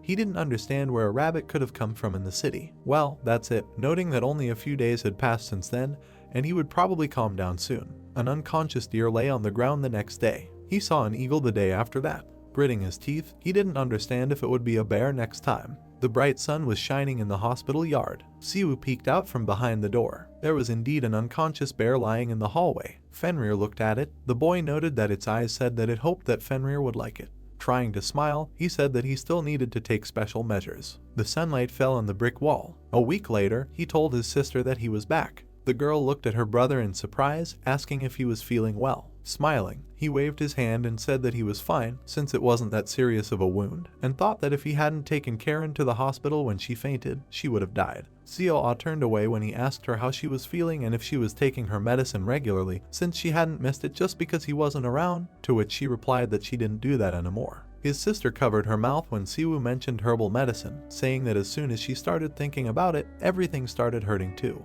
He smiled, thinking that she was still having a hard time. He would need to improve his level of divine healing techniques, and said that he wanted to ask her something else. Fenrir was peeking out from behind the door when Siwoo asked her if she liked puppies, and she asked why he was asking, and he brought a puppy to them. He awkwardly put his hand behind his head and tried to answer, but the girl was delighted. She knelt down, calling Fenrir very cute, and Siwoo asked him to be careful. Not understanding, she looked at her brother and asked why, and he suggested that he might bite. Siwoo remembered their fight with him, when Seo-ah asked who he could hurt with his small teeth, and thought that she didn't know yet, but if he bit, the world would collapse. Taking him in her arms, the girl asked what his name was. The hero wanted to say the name, but she noted that if he hadn't given a name yet, then could she do it, to which he agreed. Looking at the dog, who stuck out his tongue, she suggested the name Blackie. Siwoo looked at the puppy, a little worried. Seo-ah asked if he liked this option. The guy was thinking that she seemed to not understand what names to give. The girl looked at Fenrir again, asking if he liked this name, and noted that he did. Our hero looked at the wagging tail with confusion, thinking that he had already learned the techniques of survival in the human world. Hugging him, she said that from now on they will call him that. Siwoo looked at them with a smile. The bright sun illuminated the roof of the house. The hero thought that it was not bad after all, since she gave him a good name. There were many exercise machines in the hall, the headquarters of the SH Hunters Guild, the lower floor, the gym. Someone apologized for the delay. Siwoo and Karen sat opposite each other. The girl said that to start with, they will sign a contract with him, as promised, and minus the deposit, it comes to 9 billion. The boy looked at the phone screen when she asked to check, and after seeing the deposit, he confirmed it.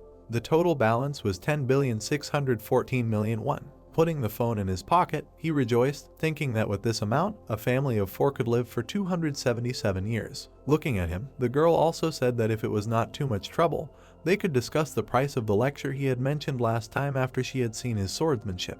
Getting up from the table, Siwoo suggested that they see it in person and decide on the price, thinking that he was not really sure how much he should charge for her, and he did not even know how much she wanted to pay, so it would be better if she decided on her own.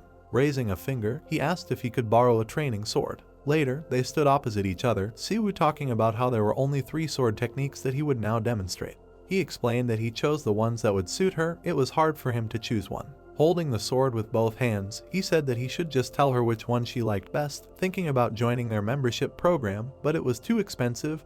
The longer you stay in it, the more you pay for it. He came here only after watching their trailer whether he could show it off well. Raising the weapon above his head, Siwoo said that the first sword style he would show was called the Heaven-Splitting Divine Sword. He stomped his foot on the floor. The swing of the blade left a bright mark. Karen gritted her teeth in surprise, thinking that she couldn't see the movement of the sword. The blade brightly reflected the light. The hero continued to quickly raise and lower it, sending a powerful stream of energy forward. Karen, who was watching in surprise, thought that she couldn't move, and unlike last time, he swung it quite slowly, but its pressure definitely affected her body. Bringing the sword to his head, he said that he would show the Dragon Slayer sword style. His swings left bright marks. Siwoo looked forward seriously. A dragon's silhouette appeared in front of him. The girl looked at this silhouette in shock, not understanding how. Pointing at her, he said that the third one is the Tiguk sword style. She opened her mouth in surprise. A green mark appeared on the floor. The blade's swings left multicolored marks. When the hero brought the blade down, the mark was dark.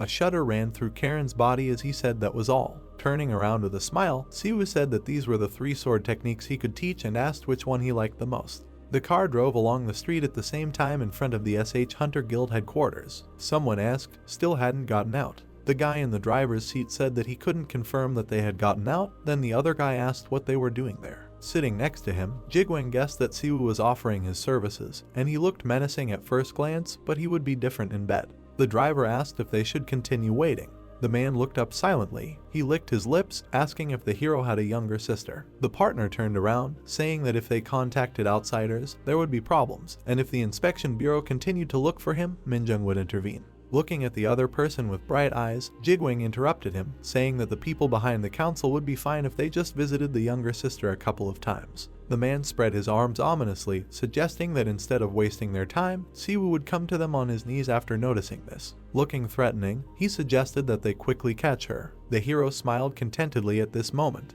There were many exercise machines in the gym. Karen froze from the source. The hero pointed at her, asking which technique she liked the most. Looking for an answer, she lowered her eyes. Then he handed her the sword, saying that if she could not choose, then let her try it herself. The girl raised the weapon above her head. Her swings left bright traces. Siwoo watched calmly, thinking that her movements were no different, but something was missing. Raising her palm, she asked what she was missing. Smiling, the guy suggested trying other techniques, thinking that he simply had to get his allowance. The bus drove along the road. Hercules said that the girl could not keep up with him, because an ordinary person cannot compare with their strength. Siwoo held the phone in his hands, saying that he could. And with the help of God, he studies divine martial arts, to which the interlocutor said that this is all because he can use their power. The guy asked what the difference was. Hercules put his hand to his face, asking if the guy remembered why he refused his request to learn divine arts. Hercules waved his hand, hearing that he answered that he was lazy. The boy looked at the other man, remembering the words about how he could only learn the divine martial arts if he understood how to use the superpower,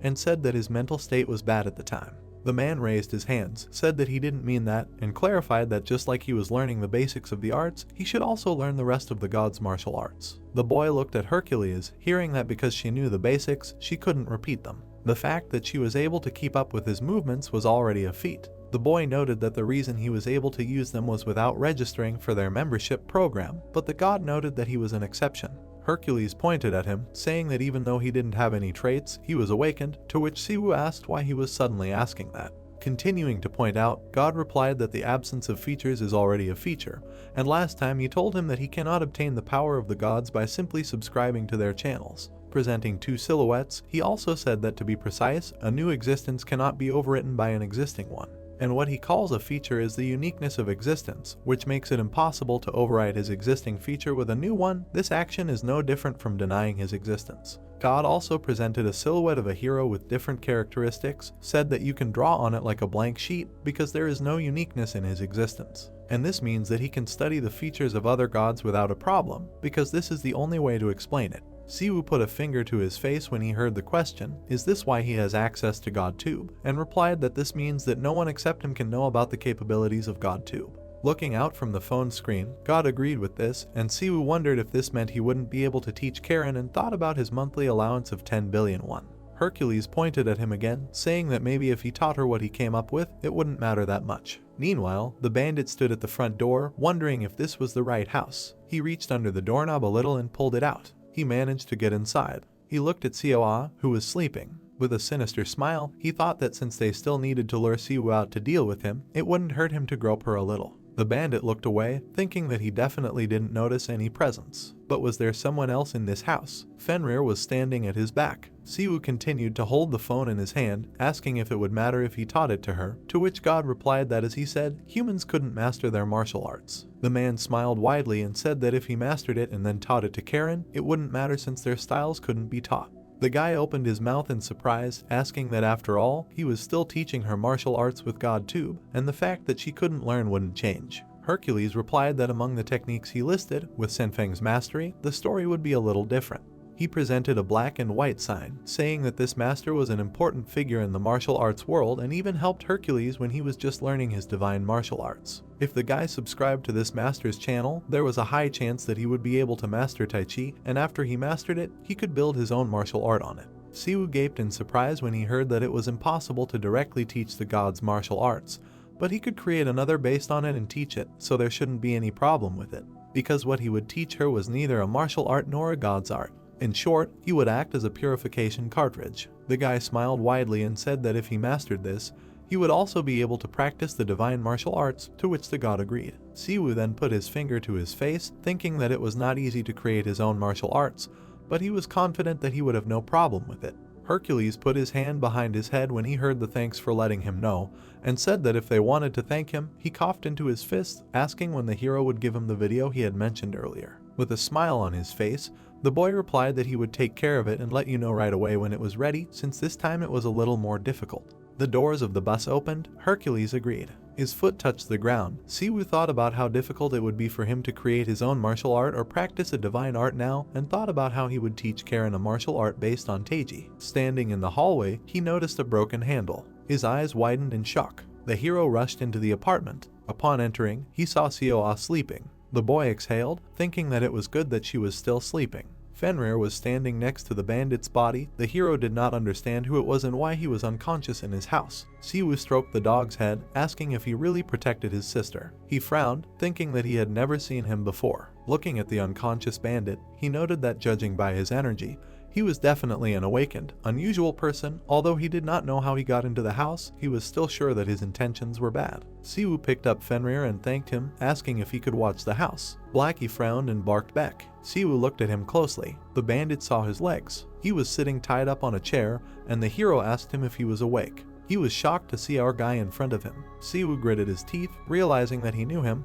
and said that he would ask him a few questions. The bandit smiled widely when he heard that he only had to answer them correctly, and called the guy crazy. He managed to break the ropes and asked if the hero really thought he could tie him up. Siwoo put his hand on his shoulder, saying that as he thought, the bandit came to the house with bad intentions. In pain, the man opened his mouth wide and screamed. The guy immediately covered his mouth with his hand. A bright light appeared around the hero. Siwoo frowned at the bandit and told him to shut up. If his sister woke up, there would be no questions and he would just be killed. The guy delivered a powerful blow. Siwoo also said that he was not the type of person to take someone with intact limbs at their word, looking at the bandit ominously. The moon lit up the street. The two bandits looked away in surprise. Someone's foot took a step. Siwoo stood over the body of the beaten bandit. His eyes were shining brightly and he asked where Jigwang was. Several bandits looked at him. Frowning, he again demanded to know where their leader was. The man gritted his teeth and the other asked what the guy was talking about. The one with the long hair put his hand on Siwoo's shoulder, telling him to go home before they did something to him. The man's eyes started to glow. He asked if the hero knew who Jigwang was and advised him to leave if he valued his life. Both of them were surrounded by bright auras. Siwoo repeated the question about their leader again.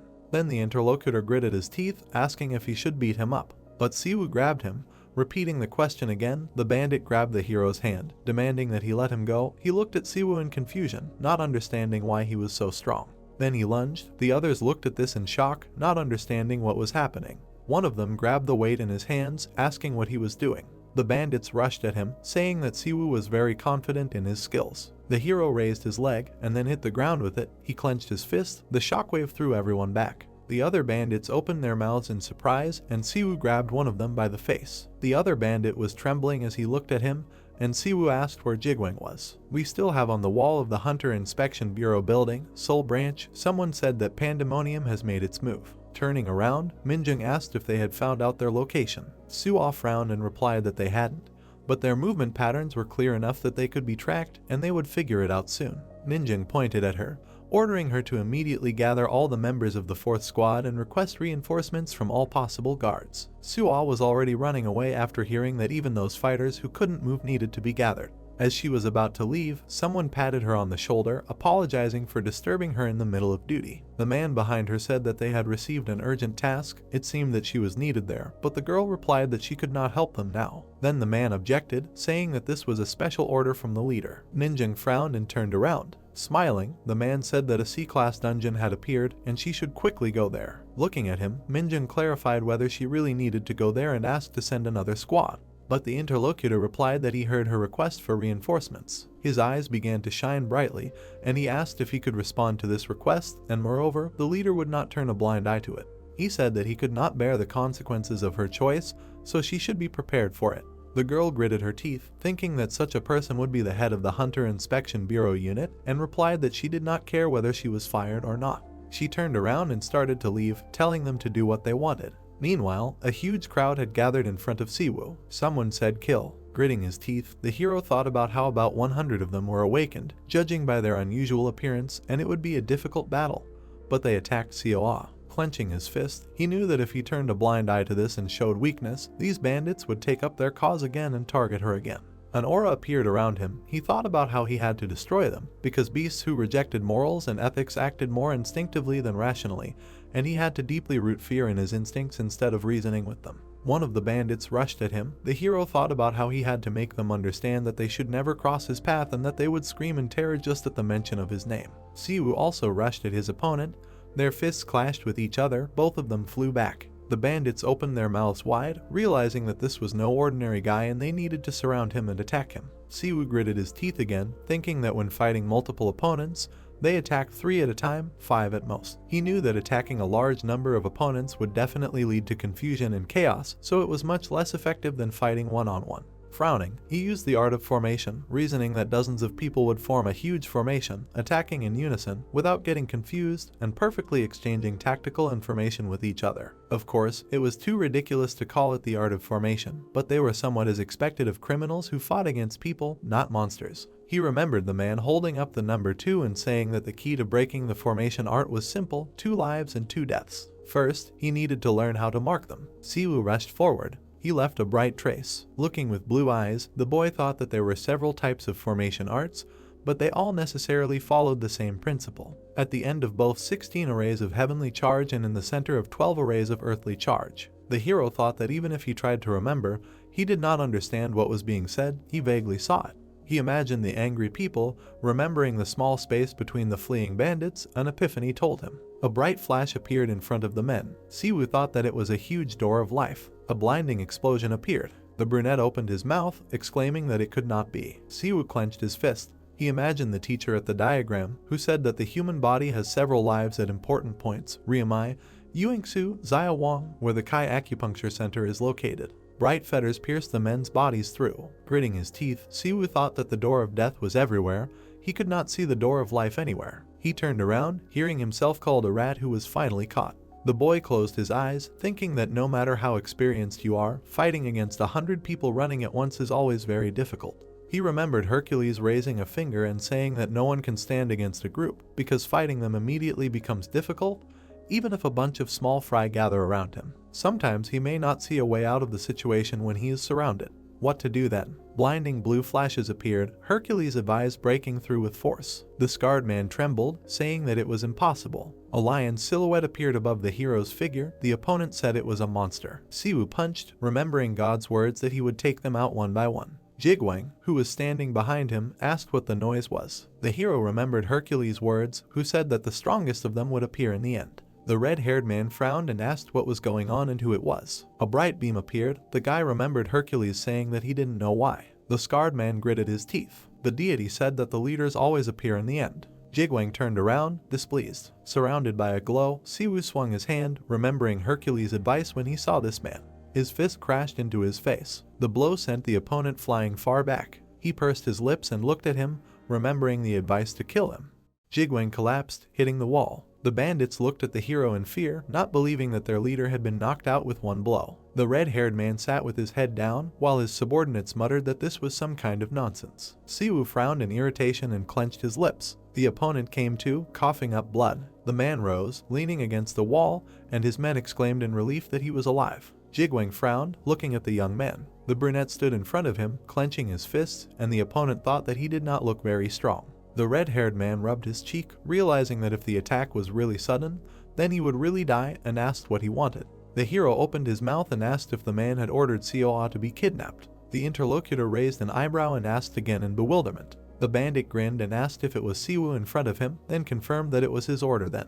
The man frowned and remembered that it was this face he had seen on the website, but it had indicated a D rank. However, you can't trust anyone here. The brunette grimaced and asked one last time if it was he who ordered to kidnap his sister. Jigwang grinned and, thinking that the guy's level was higher than indicated, but no more, answered that it could be so. A blue beam rushed towards him. The protagonist quickly appeared in front of the enemy, swinging his fist. The city shook from the sound. The red-haired man grinned, holding back the blow, and noted that his opponent was fast. The man sweated and thought that he had strained all his senses, but still almost missed the blow. He grinned, pressing on the hero and thinking that the young man was not so bad.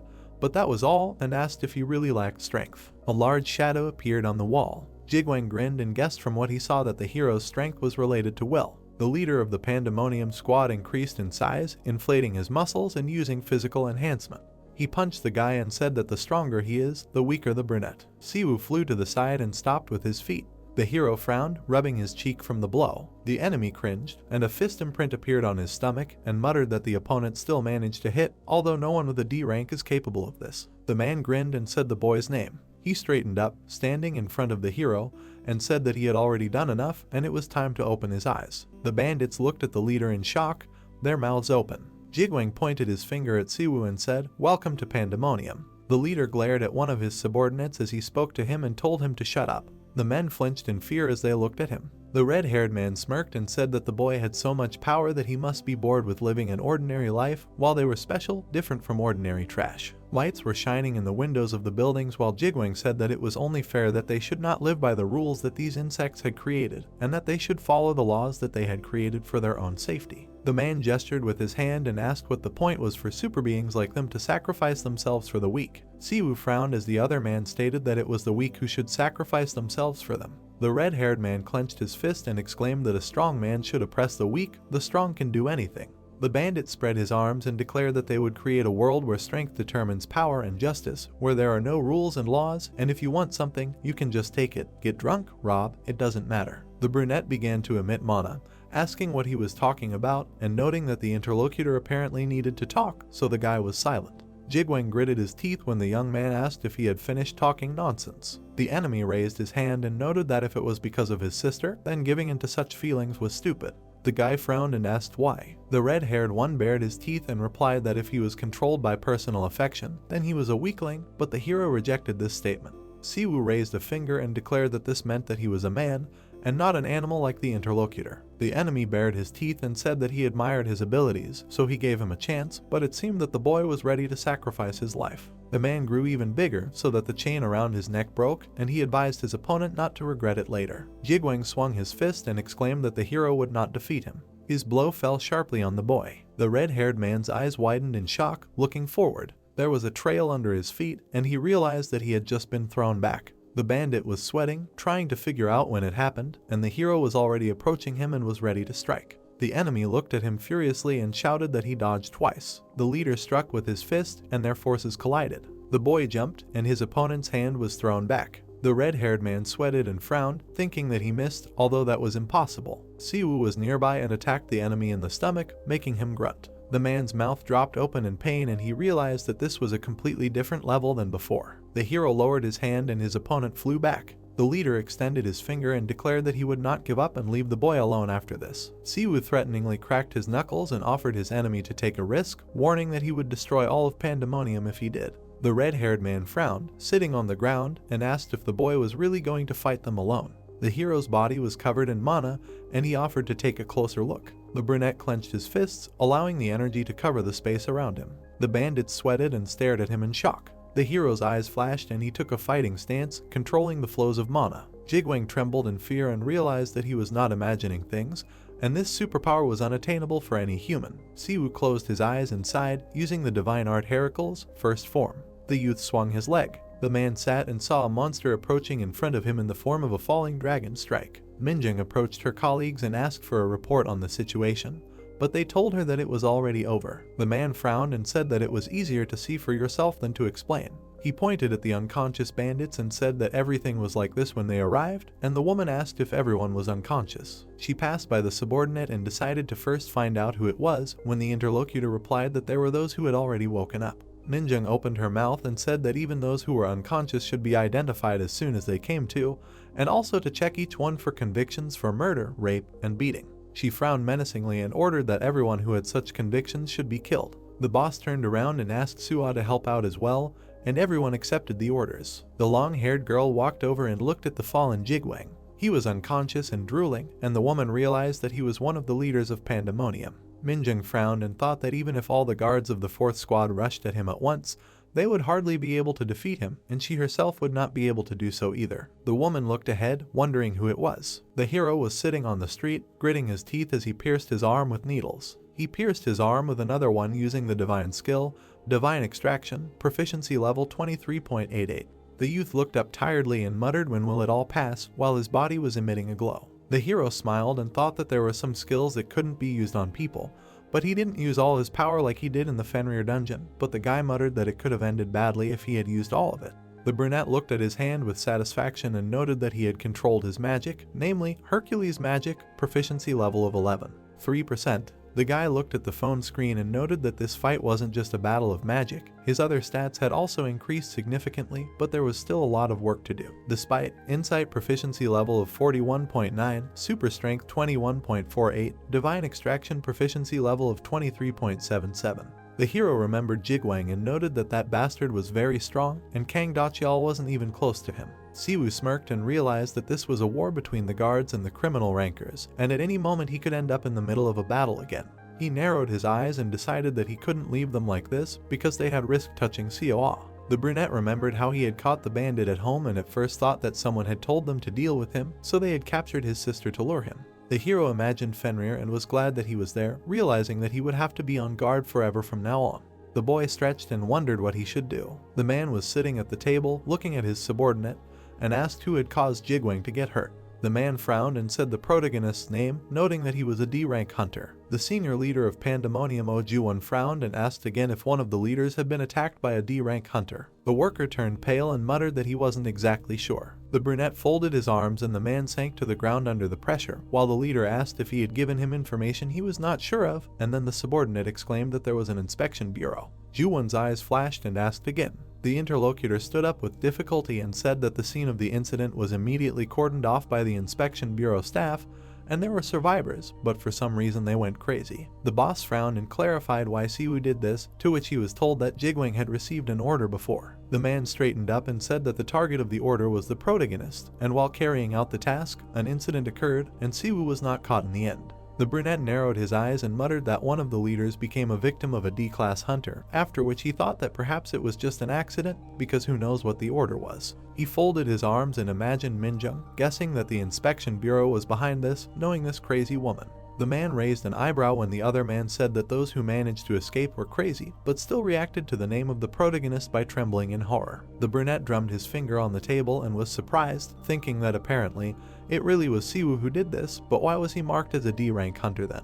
The leader imagined the hero while pounding the tabletop and realized that because of him, Pandemonium and the entire criminal world were in trouble, but he could take advantage of the situation. Juwon grinned and said that they would send a warning to this bastard. The subordinate frowned and asked if he should track down the youth, and the leader ordered that all Pandemonium members be told to find Siwoo for him. The man grimaced and asked how far along the bureau's investigation was, knowing that in the past they would have killed the guy right away, but now the inspectorate was involved, and that wasn't good. The brunette frowned when he heard Chief Inspector Baek Seon-yi was ready to fight. Minjung stood in front of the chief, who swept away a stack of papers and shouted at her for being a squad leader who had committed a massacre. The chief of the sole branch of the inspectorate, Kim Jipple, frowned and exclaimed in irritation that she had ignored his orders and killed dozens of people. The woman looked at him calmly and replied that they were all repeat offenders. Jipple pointed his finger and shouted that even if that was the case, they were no longer capable of fighting, which meant she had committed murder, not defended herself. Minjung hung her head and apologized when the chief asked for her uniform,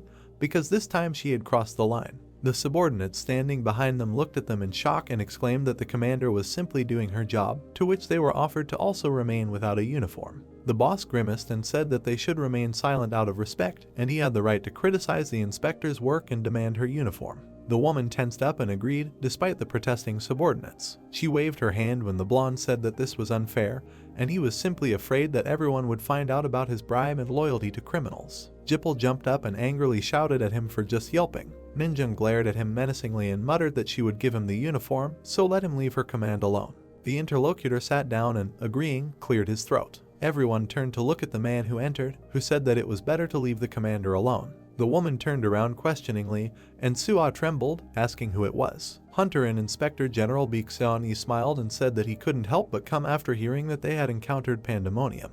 He approached the director and asked him with a frown if he thought the director didn't know how dangerous the company was. Jipple winced in fear when Seon-yi said that he heard that he was protecting criminals and quickly said that it was a misunderstanding. Men in suits entered the office and the inspector said that an investigation would find out. Minjung looked at the man in shock when he turned to her and asked with a smile if she was the squad leader. Seon-yi grinned and asked her if they could talk in private. The woman sat down on the sofa and the inspector, who was standing behind her, asked if she really did that. The commander frowned and thought that the director had cut off the air for many criminal organizations in Korea, and the fact that he existed scared criminals. The interlocutor, who is the son of one of the 13 saviors of humanity, Baek Seon-pyung, smiled and said that he already knew about what happened and asked if the killings were necessary. The woman awkwardly looked away, and the man said that before, when the demon world invaded theirs, the awakened ones became humanity's trustworthy. He turned around and added that the more stable the world became, the more everyone thought about money. But his father said that it was normal and fought for years because he wanted the normal world more than anyone else, but there were those who used force like Pandemonium. The office building was illuminated by the sun, and the director said that his father was upset about this, but they should not be like them. But if they also started to solve everything by force, then what would be the difference between them and Pandemonium? Seon-yi sat opposite and quoted his father's words about justice always being obvious, but he himself believed otherwise. The man smiled and said that there was a certain limit, but if you work in the dirt, you can't help but get dirty, so in the process of eliminating the criminal group, there was a forced murder. Minjung lowered her head and agreed. She looked at the man and, answering that she did not do it herself, said that she checked all the CCTV cameras in the area,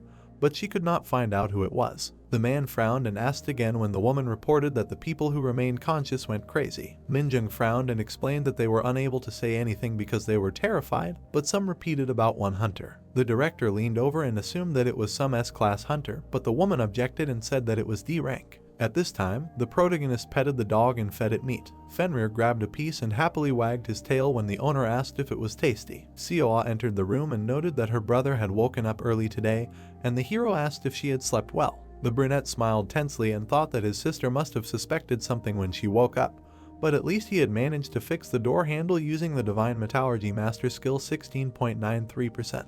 The door was now as good as new, and the young man noted that this skill could be used for repairs without restrictions, but in any case, he needed to be prepared, because something unexpected could happen. Siwoo widened his eyes and thought about whether he could just build a new house. He imagined a dome around the building and decided that if he built a house using Divine Metallurgy, it would be protected from any attacks and Seoa would be safe. The girl stroked her pet with a smile, and her brother thought about where exactly to build a house because she still needed treatment, so they couldn't leave Seoul. The guy looked up excitedly and realized that he had more than 10 billion and could buy the house they were in now. The sun was shining outside, and the hero told Seoa that he would go out for a while. When the guy was outside, a man approached him and said that he wanted to ask him something. Seonyi grinned and asked if it was Siwoo in front of him. The brunette frowned and wondered who it was, remembering that he had seen this face on the news. The man smiled confidently, and the young man recognized Baek Seonyi in him. Siwoo turned pale and wondered what the director of the bureau was doing here, and was he really here because of what happened yesterday. The guy clenched his teeth and realized that the bureau would not ignore this, and he should have predicted everything, but because of the threat to his sister, he lost control of himself. The hero looked at the guest and wondered why he came in person and so quickly. Perhaps this was just his assumption, and nothing was known yet, so there was no need to rush to conclusions. The young man narrowed his eyes and replied that it was Siwoo. The man's eyes flashed and he released overwhelming force, asking if the guy had really done things in the criminal world, done such things to people, and now he was living as if nothing had happened, and the young man shuddered, realizing that he knew everything. The hero frowned and thought that he was much stronger than Jigwang, so he could not be defeated, which meant he had to run. The brunette clenched his fist and remembered his sister, who he could not abandon, so retreating was not an option. The interlocutor put his hand on his shoulder and, smiling, asked if the guy wanted to become a guard. Siwoo looked at his hand in horror and only then realized what he had said. The weather was fine in the city, and the hero was thinking about the fact that he had been offered to become a guard. He sat down at the bus stop and thought about the average salary, because those who serve for a long time can earn up to 1 billion won a year. The young man smiled and muttered that he couldn't even believe it, although he wouldn't refuse such a salary. Siwoo remembered how he watched the guest go and wondered why he suddenly offered such a thing and immediately left without listening to the answer. The brunette narrowed his eyes and assumed that the man could have come because of the investigation, but what should he know? After all, it was the main character's business. The young man sat at the table opposite the woman, who asked what brought him there, to which the hero replied that he wanted to talk about the house he currently lived in. The interlocutor looked at him in surprise when the guy asked if she wanted to sell it, and asked why he was asking. Siwoo smiled when the woman said that she would not sell it as long as he lived there, and housing prices were now such that selling was simply unprofitable. The owner waved her hand and muttered that interest rates had risen, as had realtors' commissions, so he had nothing to worry about since she was not going to sell the house until she had children. The interlocutor's eyes widened when the hero said that he would buy it if she wanted to sell it. The young man smiled and said that he was one of the awakened, so things were going well, so he would like to buy a house. She smiled and exclaimed that it was wonderful, but the house was old and not easy to live in. The hero was embarrassed and muttered that he was very attached to it. Then the woman said that she would give it to him for 150 million, since that was what he wanted. The landlady smiled when the young man asked if it was too little, and replied that she simply knew that he had a hard time, and she would hardly get more if she put it up for sale. Siwoo grinned and objected. He looked at the interlocutor and said that he would buy it for 1 billion, because if it were not for her, he and his sister would have died on the street. The woman's eyes widened and she asked again, dumbfounded. Later, the hero rode the subway and, looking at his phone, thought about how building a house was more difficult than he thought. The guy frowned and noted that he needed a lot of paperwork, registration, construction permit, and so on, and to get the permit, he would have to spend several months going and getting documents. The hero sighed and thought that he couldn't even upload a video to YouTube, and in the comments they were already asking why there were no updates. He held the phone with trembling hands and muttered that he still needed to prepare for a fencing lesson with Karen. The young man turned pale when he saw a notification that he had subscribed to Jang Senfeng's channel for 2 billion won a month. The screen showed that he had 7,514,534,501 left on his balance, but if you subtract the amount for the house, there were 6.5 billion left, and subscriptions to the channel alone cost 3.1 billion a month. The brunette leaned back after buying Taiji and said goodbye to the money. The train pulled up to the station, and the hero thought that he should go and ask himself. Karen approached Siwoo in the living room of the SH headquarters and asked if he had been waiting for long. The guy smiled awkwardly, realizing that the girl was getting prettier every day, and the interlocutor immediately asked how much the training would cost. He nervously clasped his hands and muttered that the training itself would cost 10 billion a month. The girl calmly looked at the hero and replied that she was quite happy with that. Siwoo gritted his teeth in irritation, assuming that for the SH group 10 billion was a trifle, which was why she agreed so quickly. The young man put his head in his hands and thought about silencing his conscience and asking for more, but the girl said that she had expected about that amount. She looked away and explained that her grandfather would not have allowed her to spend more, especially since this was not a one-time purchase, but a fee that would need to be paid every month. The boy smiled and exclaimed that they had agreed then, mentally noting that 120 billion won a year was a large sum even for SH. The brunette looked at him with interest when the hero said that he wanted to ask something. The young man nervously twiddled his fingers, saying that he was going to build a new house, and it turned out that it was administratively much more difficult than he thought, especially since he was planning to build a new house himself. The girl thoughtfully touched her chin and replied that she would find out about it. The interlocutor sweated and thanked her, noting that she understood everything too quickly. The hero held a sword in his hands and looked dissatisfiedly at the notifications on the screen about the creation of a weapon for basic use with the Divine Metallurgy skill 18.03%, and was indignant that this was a weapon of a nightmare material that could only be used once. Palwing looked at the glowing blade in surprise and asked if the guy had been training all this time, to which the young man replied that he could use some too. The brunette frowned and noted that Karen had taken care of all the paperwork related to the house. Soan waved her hand and exclaimed that she had come, remembering Palwing, who had asked what she was doing there. The girl happily looked at the protagonist and asked what was new with him. The interlocutor looked away in embarrassment and replied that he had a lot of things. The guy smiled tensely, remembering the battle with the bandits, and muttered that nothing interesting. Soan grinned and said that he could call her anytime if he needed her help. Siwoo suddenly approached the blushing girl and asked for a favor. The interlocutor turned around, clutching her cheeks, and the young man explained that he needed help with building materials. She turned around and, arching her eyebrows, asked what they would be needed for, to which the hero replied that he was building a house. Soan touched her chin and asked again. The guy smiled sheepishly when the interlocutor asked if he really wanted to build a house himself, and the hero confirmed. She scratched her forehead and muttered that his crafting skill was well developed, but weapons and construction were different things, but the young man handed her a list of the necessary materials. The girl unfolded the paper and noted that these were not materials for construction. The interlocutor frowned and widened her eyes. She stared at the hero in shock and asked if he really wanted to build a house from the remains of monsters, to which he received an affirmative answer. Director Seon-yi was sitting on a bench and asking the man who had approached what had happened. The head of the regional investigation agency, Park Taemin, furrowed his brows and said that Juwon had done nothing and seemed to be trying to cover up the incident.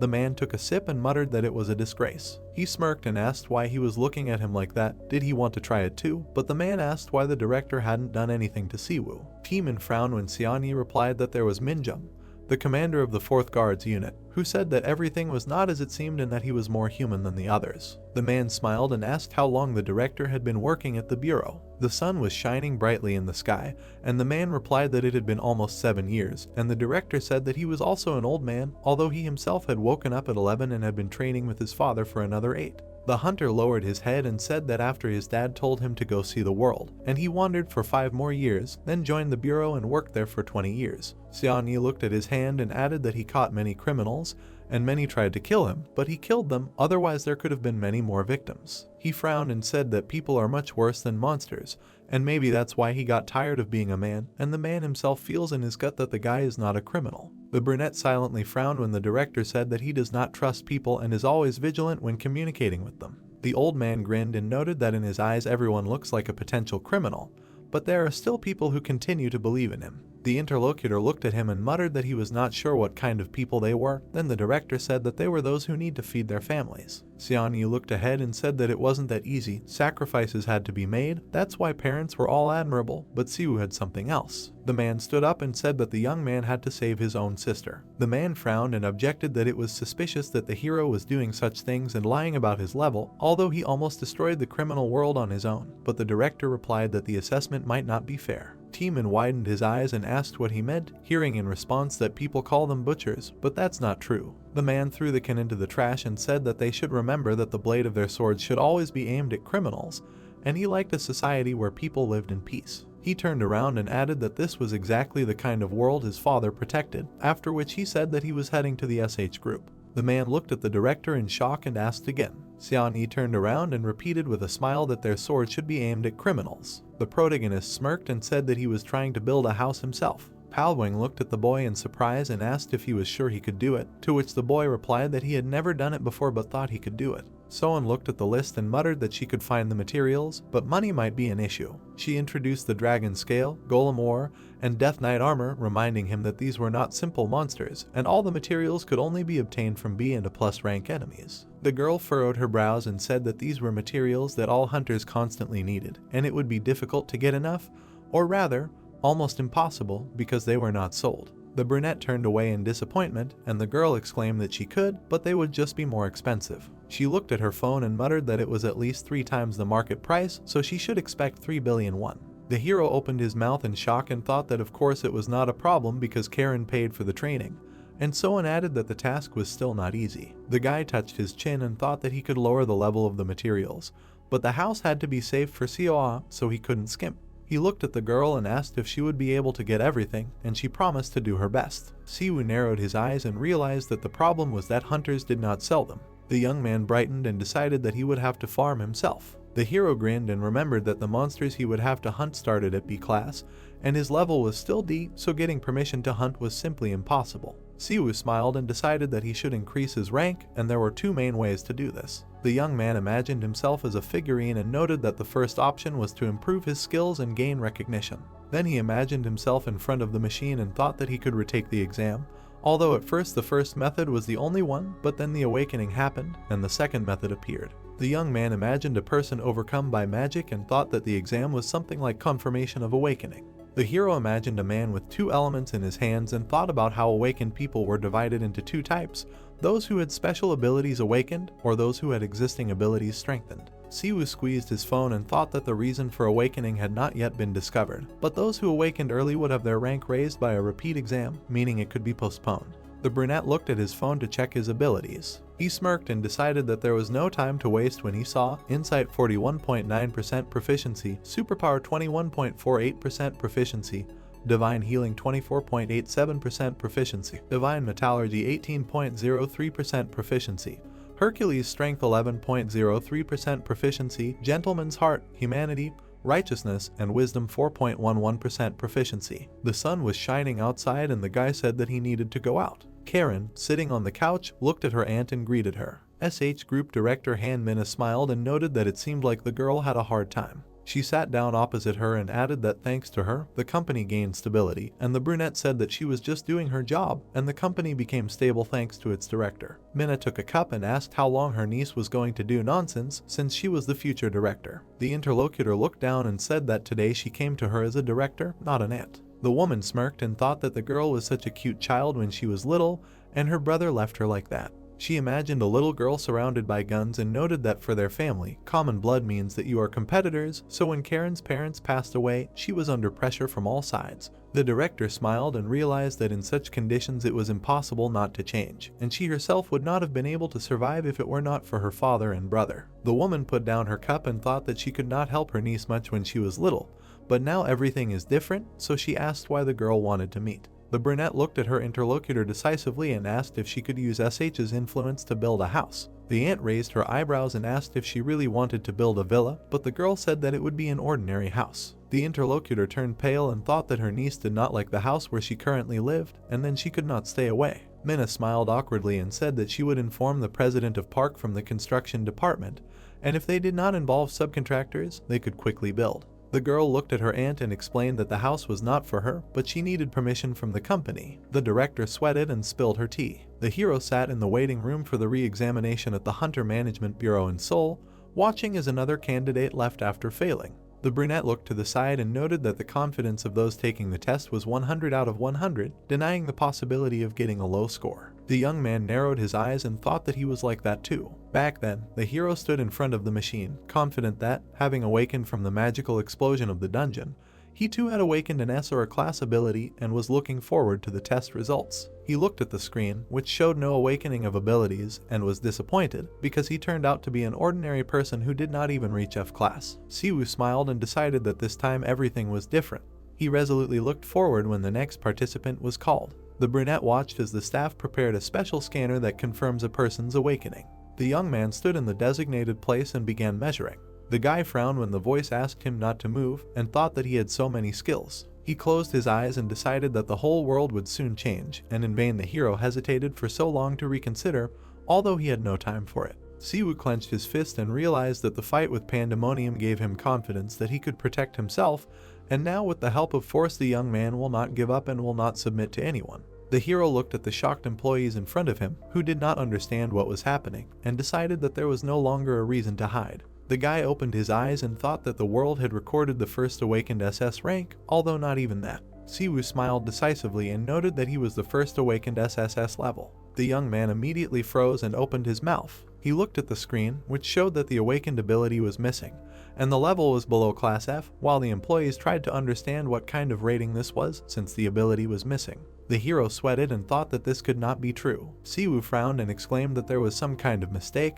but he was told that the retest was over and he had to leave. A scream came from inside the building, begging for him to be tested one more time. The brunette sat down and lowered his head, trying to figure out why nothing had changed. The youth turned pale and assumed that the test had failed to determine his divine power. The hero raised an eyebrow and thought that the highest rank that currently existed was S, but his results were even lower than F, but then the test would have shown unable to determine or something similar. The youth remembered Hercules pointing his finger and saying that it was the lack of ability, which was his power, so it turned out that the results had not changed because his personal ability had not appeared. The brunette touched his chin and looked at his phone, noting that this made sense. His skills were listed on the screen, and the youth assumed that it could also be because his proficiency level was 100% since he still had not fully mastered them. The hero threw his head back and muttered that he didn't know, thinking that he didn't understand how he could know the abilities of the gods and whether it was even possible to learn and use them. Siwoo frowned and remembered Hercules' words about his lack of abilities, which could be the reason for his ability to learn the power of the gods. He remembered the blonde in the cloak, wondering who it was. The guy looked at him with fear then, and now he thought that he could know something about him, which is why he came. The hero remembered how he narrowed his eyes, and the blonde smiled and apologized for dragging him into this, although he knew it would happen. The young man got up from the bench and muttered that he didn't understand anything. Siwoo looked at his phone and realized that the second test was useless, and now he would have to increase the number of dungeon raids and thus increase his rank, because he needed at least a grade. The brunette frowned and remembered that he hadn't uploaded anything to the channel for a long time. He grinned slyly and realized that he had a great video that would fit the situation. Xianyi smiled, and his interlocutor assumed that the matter was very important, since the director of the inspection came to him personally. The old man smiled and noted that the hospitality was at a high level, despite the sudden visit. The director of the SH Group company Han Kwanguk extended his hand and replied that he was the director of the inspection. After all, the guest sat on the sofa and asked if their company was not a pillar of the Korean economy, and added that he had always wanted to meet him. The interlocutor grinned and replied that he was the Inspector General, ensuring safety in all of Korea, and the old man said that running a company meant being able to direct your efforts in the right direction. Xianyi closed his eyes and added that it was also necessary to please investors, so not only business acumen was important, but also the ability to sell, and also not to forget about family. The inspector narrowed his eyes and said that sometimes you have to stab a loved one in the back. Light was coming in through the window, and the guest said that he was not going to interfere in their family affairs, although he held the position of director of the inspection, so he did not care whether Karen was tracking them or not. Kwanguk frowned and tensed up when the interlocutor asked if the name Siwoo was familiar to him. The director cringed and wondered if the old man knew that they were trying to force the girl out of the company because the main character helped her in the dungeon raid. So it turned out that they had conducted an investigation with the help of Pandemonium. He squeezed the arm of his chair and realized that if the criminal group contacted him again, the inspector would not stop at warnings, because this was Xianyi. The man imagined the director, the son of one of the 13 heroes, and although his company could influence politicians and put pressure on the inspectorate, this man was someone who should not be touched under any circumstances. The manager gritted his teeth, trying to understand why they were protecting Siwoo, and the guest noted that the name was still familiar to him. The inspector stood up and demanded that they stop family and other squabbles, adding that that was enough for today. Meeting area. The girl in glasses bowed and exclaimed that there was no money this month, but asked not to fire her. The protagonist raised his eyebrows and asked what that meant. He looked at the woman in surprise, who explained that they wouldn't get paid until their subscriber count grew, and wasn't he planning on shutting down YouTube? The guy shrugged and asked why. Siwoo turned pale and remembered that he rarely uploaded videos these days. He looked at the woman in alarm and asked if she hadn't received her salary, and she replied that the conditions were still good and her boss was nice, but she hadn't worked this month. The young man smiled and said that he had promised a basic salary from the start and had come to talk about new content. Dyaku looked down in embarrassment when the protagonist asked her to continue working with him. Siwoo looked at his phone and reminded him that today was payday and he had already sent it, so she could buy something for her juniors. The girl lowered her head, and the guy added that he was very happy when his father brought him delicious chicken after work, and for her younger children, she takes on this role. The brunette opened her mouth and muttered that she could just call her Dyaku. The hero widened his eyes in surprise and asked again. The girl blushed and exclaimed that it would be nice if it wasn't difficult for him, although he was older and her boss. The young man grinned and agreed, asking her to call him Appa in return. The girl was embarrassed and replied that she would try. She raised her head and clarified what he meant by new content. Hunter Management Bureau, Seoul Branch, where the next candidate was called. The employee glanced at the man in front of her, recognizing him. The hero smiled at her, and the girl remembered that this awakened one had come a few days ago. She smiled and asked what business he had come for, and the guy replied that he wanted to check the evaluation standards. There weren't many people in the reception area, and the receptionist quickly asked for his hunter license and his current level. The girl looked at the card in confusion and thought that an awakened below F class was a D rank hunter, which was not only difficult, but almost impossible. The brunette smiled, and the other woman assumed that this was his limit since he didn't have an individual ability. She looked at the computer and said that based on the general criteria, he needed to complete 200 D rank dungeon raids to advance to C rank, and since he usually raided about 3 times a week, it would take him a little over a year to advance. The employee looked up and added that once he completed 200 dungeons, he could request a rank review, and they would send him a C rank dungeon pass for verification. Siwoo grinned and asked how many dungeons he had already completed, and received the answer that he still had 184 raids left to complete since he had already completed 16. The girl smiled and said that she could make room for him if he planned to go on a raid today, and asked which dungeon he preferred. The brunette frowned and said that he just needed the one that was closer, and the employee looked to see that there was a D+ dungeon 5 minutes away. The girl awkwardly looked up, thinking that it might be too difficult, because there was a significant difference between D and D+, but the hero easily agreed. He stood up when the interlocutor said that he needed to go to the intersection and walk 2 blocks, after which she wished him a good hunt. Reception. After a while, the girl called the next client again. She looked up, asking what the purpose of the visit was, and was surprised to see the main character in front of her. The guy looked at her decisively when she asked what he was doing here again. The girl raised an eyebrow, deciding that the D+ dungeon was too difficult for him, which is why he returned so quickly. The employee opened her mouth in surprise when the young man asked if it was possible to combine all the raids into one.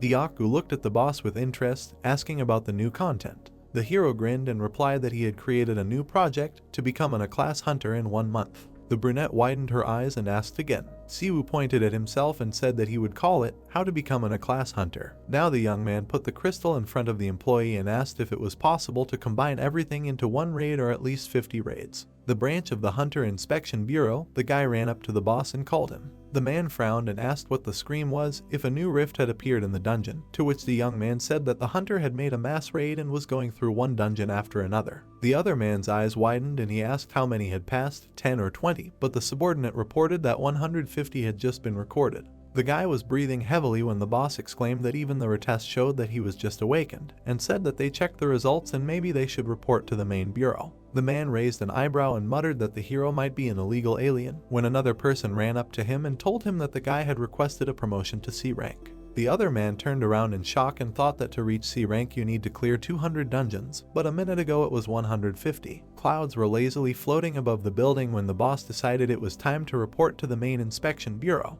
Minjung was sitting at a desk in the Seoul branch of the Hunter Inspection Bureau, and Suah reported that they had received a message from the management. The girl raised an eyebrow and said that a certain hunter had improved his rank from D to C in just 3 days, and the higher-ups wanted them to do some investigation. The commander winced when the subordinate said Siwoo's name. She touched her chin and wondered if the boy was trying to officially record his rank, but wouldn't it be easier to take a retest, which meant that such a test was impossible for him for some reason. The woman frowned, assuming that the boy had become stronger by using some illegal method like black magic, and called out to Arena. The red-haired girl from the response team 4 of the Hunting Inspection Bureau raised an eyebrow and answered the question that she had encountered awakened ones who had gained their power through black magic. The employee leaned her elbows on the table and said that, unlike normal magic, black magic uses a different concept of magical power, after which she quoted the reference book and stated that magic is a way to change the rules. The boss sighed and asked to be brief, after which the girl said that black magic is magic that is based on negative emotions. Arena raised her finger and said that joy, anger, anxiety, fear, love, hatred, greed, what is usually called the 7 passions of man, and black magic exists due to these passions, so the stronger the passion, the greater the power of magic.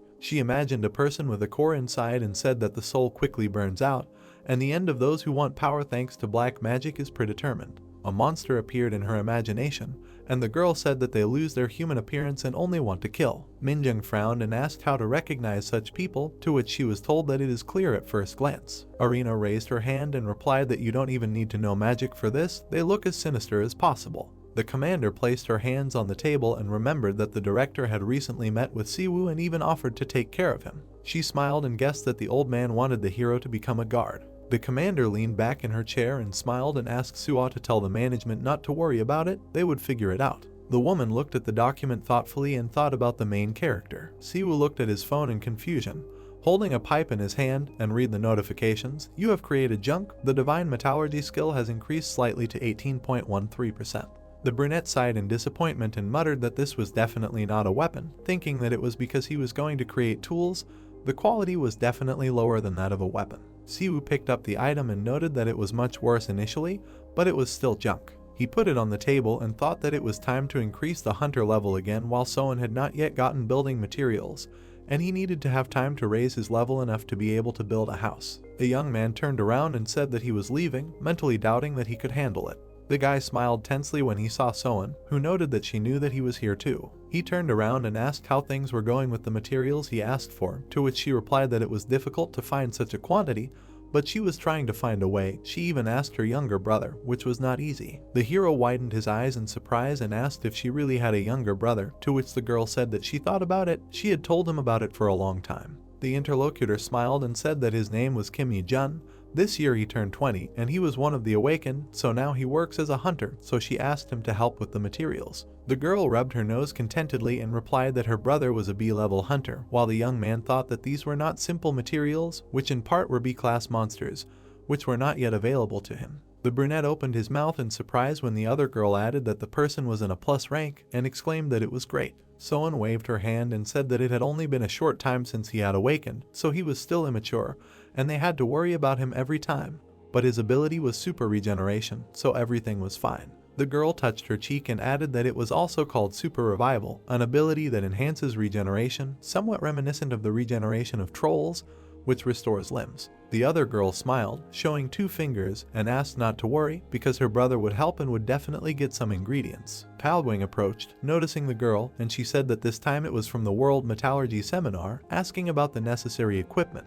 The hero furrowed his brows as the master replied that the other party could watch for now, and thought that Soen's efforts weren't enough, so he should try to get the materials himself by raising his hunter level. It was sunny outside, and the boy said that he was going out, so the girl said goodbye to him. Dyaku smiled and exclaimed that she was done. She leaned on the table and muttered that it was hard this time, thinking that there were only 184 videos and the duration was more than 22 hours. But she hadn't worked last month, so it was okay. The girl raised an eyebrow and said that the boss was really incredible, noting that for other hunters, it took more than a year to advance from D to C, but it only took him 3 days. She looked at the screen, where he received a message from the protagonist with 300 more videos to edit. Dyaku stared at the monitor in shock and exclaimed that it had already gone from C to B. The brunette began to sweat and realized that she would have to edit it all over again. The girl picked up her phone, seeing a notification that she had received 10 million won. Dyaku gaped in surprise and read the message, which said that it was a bonus for editing, and if the views were high, she would receive bonuses. The worker turned around to look at the sleeping brother and sister and decided that she should try harder for her juniors. On the cover of the video was a photo of the hero and a loud title, a quick increase in the level of a D-class hunter to A, under which many views and comments were collected from people who did not believe what they had just watched. The brunette looked at the phone with satisfaction and noted that Dyaku was an excellent editor, thinking that he had not even imagined 840,000 views in just 1 day. The boy smiled and remembered the broken drones, realizing that it was not so easy to film the video himself, but he could not ask the girl to film as well since she was an ordinary person. The boy looked ahead, wondering what he could hire an awakened one to film. Soen stood and anxiously tried to call someone, not understanding why she was not answered, so the hero asked what happened. The girl turned around, noticing him, and replied that she could not contact Yi-jun. She lowered her head and said that the boy entered the dragon turtle dungeon yesterday and has not answered since. Siwoo frowned and clarified if she called the office, receiving the answer that they said that they recorded how he entered. Sohn looked at the phone anxiously, wondering if everything was okay with her brother, and the brunette reassured him that everything would be fine because you can't guess how long the hunt will take. The guy smiled and assumed that Ijun had simply decided to have a drink with his squad to celebrate completing the dungeon, since that often happens at 20 years old. The interlocutor lowered her head and muttered that her brother was not like that, so the hero reminded her of his super regeneration, and the lack of news was good news in itself since nothing bad had happened. The brunette pointed his finger and added that he would report this to the inspection just in case, after which the girl thanked him and said that she had to run. The guy looked after her, noticing that she was still trying to get through. He raised an eyebrow and thought that she was worried, but for now she would have to wait. Ijun was sitting in the basement, tied with chains. He jerked, trying to free himself, and asked what was going on. The young man's eyes widened and he thought that he had hired a squad and attacked the dragon turtles to help his sister. The boy remembered how they stood in front of the defeated monsters, after which he was invited to have a drink. He smiled awkwardly, but agreed, and they drank. Ijun sweated and realized that he had been kidnapped. A man approached him and asked him not to twitch because he made this chain on purpose, and even an S-class hunter would not be able to break it.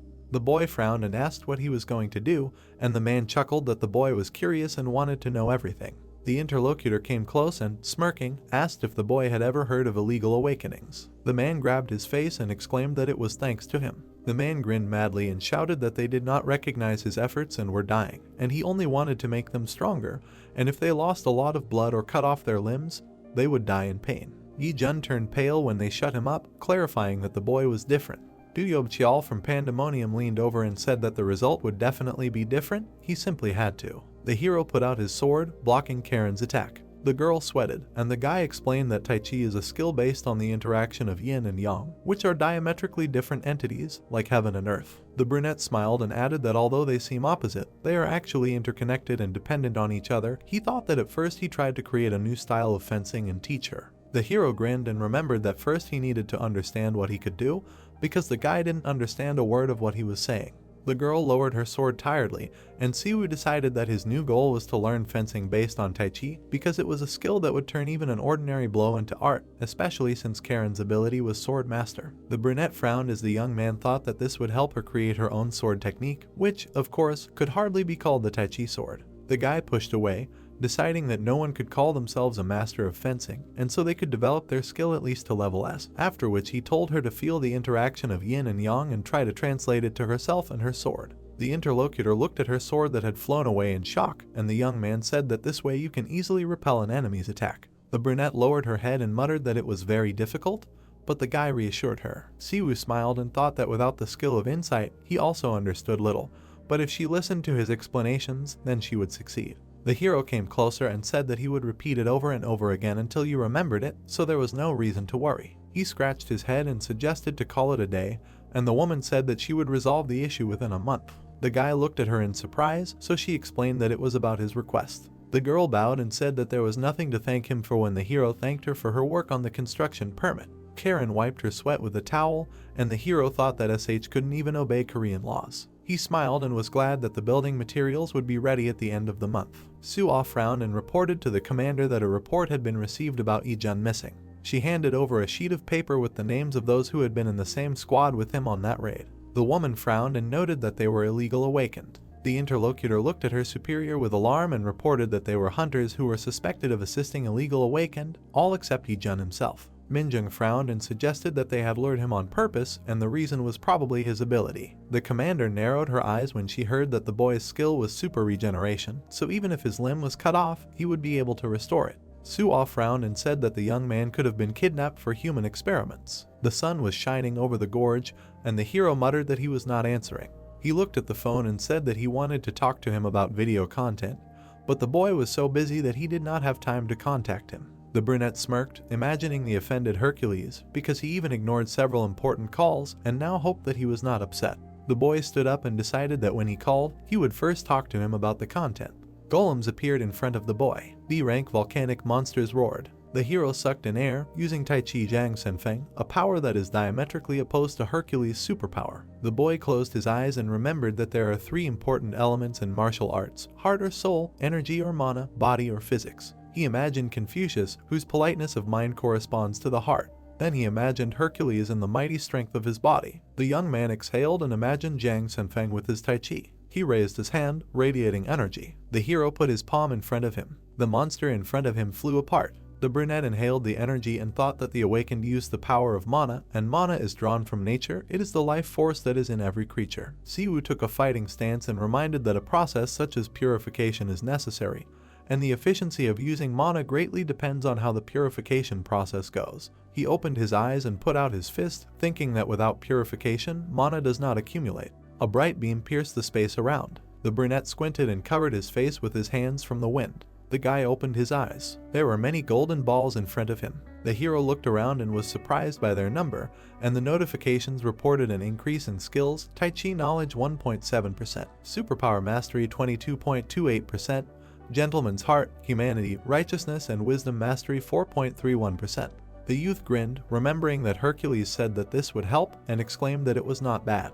He looked at his trembling hand and noted that the recoil was also strong, and if he wanted to combine it with supernatural power, then in his current state he could only dream of it. Siwu smiled and said that Tai Chi was never a power that a person could not use, so he was lucky. The young man frowned and thought that he didn't expect that he would need Huachuo's healing skills, and according to legend, by mastering divine powers, one can be reborn as a god. The guy stuck needles into his arm and thought about the metamorphosis of the body, imagining a butterfly, and realized that for now he can only partially use this power, but thanks to it, he will be able to regulate the power of Tai Chi. The brunette's body emitted a glow, and he noted that he subscribed to it only to cure his sister, but this channel turned out to be more useful than he thought, and so much better. Siwu happily looked at his phone, noticing that the divine healing had reached 30.97% mastery, and decided that now Xiao can already study in college, and perhaps she can be completely cured. The young man turned around, remembering something. The hero noticed the broken camera and realized that he needed to find someone to shoot a video. He closed his eyes and muttered why he couldn't make a camera with divine metallurgy. It was night outside, and Siwu thought that he had done 15 B-class dungeon raids today. The brunette narrowed his eyes and noted that he needed to do 500 raids to reach a class, and at this rate, it would take longer because B-class dungeons require monotonous passage, so it would be difficult to speed up. The young man looked at the moon and decided that he would manage by the end of the month because he was already progressing quite quickly thanks to Fenrir. In his hand, he carried a bag of beef to thank the pet, but 700,000 won was still too much. The hero sighed and calculated that his daily ration alone cost 2 million, which was 60 million for a month, but still not the fee for a GodTube membership.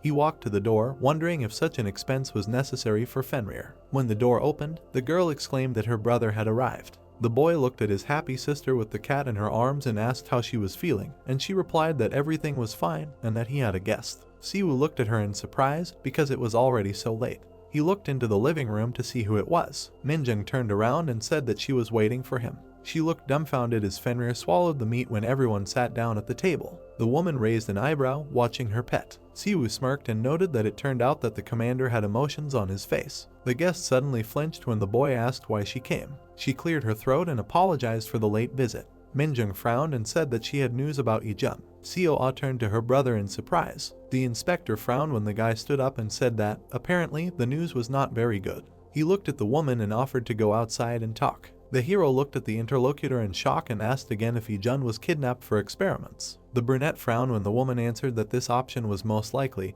and the guy remembered that he used to be awakened without a special ability, so he tried to awaken by experimenting. He remembered how he stood over the toilet, because each such experiment ended in pain and shame, but all home experiments are like that. Siwu frowned and thought that if these are criminal experiments on people, even if he has super regeneration, he can just go crazy, so he needs to find him as soon as possible. The guy looked at the interlocutor and asked why she came to him. Minjung narrowed her eyes and answered that it was because of pandemonium. There were cameras on the pole, and the commander said that the criminals use a so-called mind suppression device that erases even the traces that were recorded by surveillance cameras, and pandemonium used it too. The woman looked at the hero decisively and said that it could fool even an S-class hunter, so the inspection bureau did not know where this criminal group was hiding. Minjung narrowed her eyes and added that not long ago, pandemonium and the entire criminal world in Seoul were eradicated thanks to one incident. The young man frowned when she said that it was committed by an unknown person. The interlocutor lowered her head and said that in missing persons cases, there is a so-called golden time, after which the chances of finding a person alive almost disappear. Siwoo frowned, remembering Soan's worried expression when the inspector said that the families of the missing do not know about this and wait until the end and hope that the person will definitely return someday. The woman bowed and said that she was the squad leader, and even though she was ashamed now and her pride was hurt.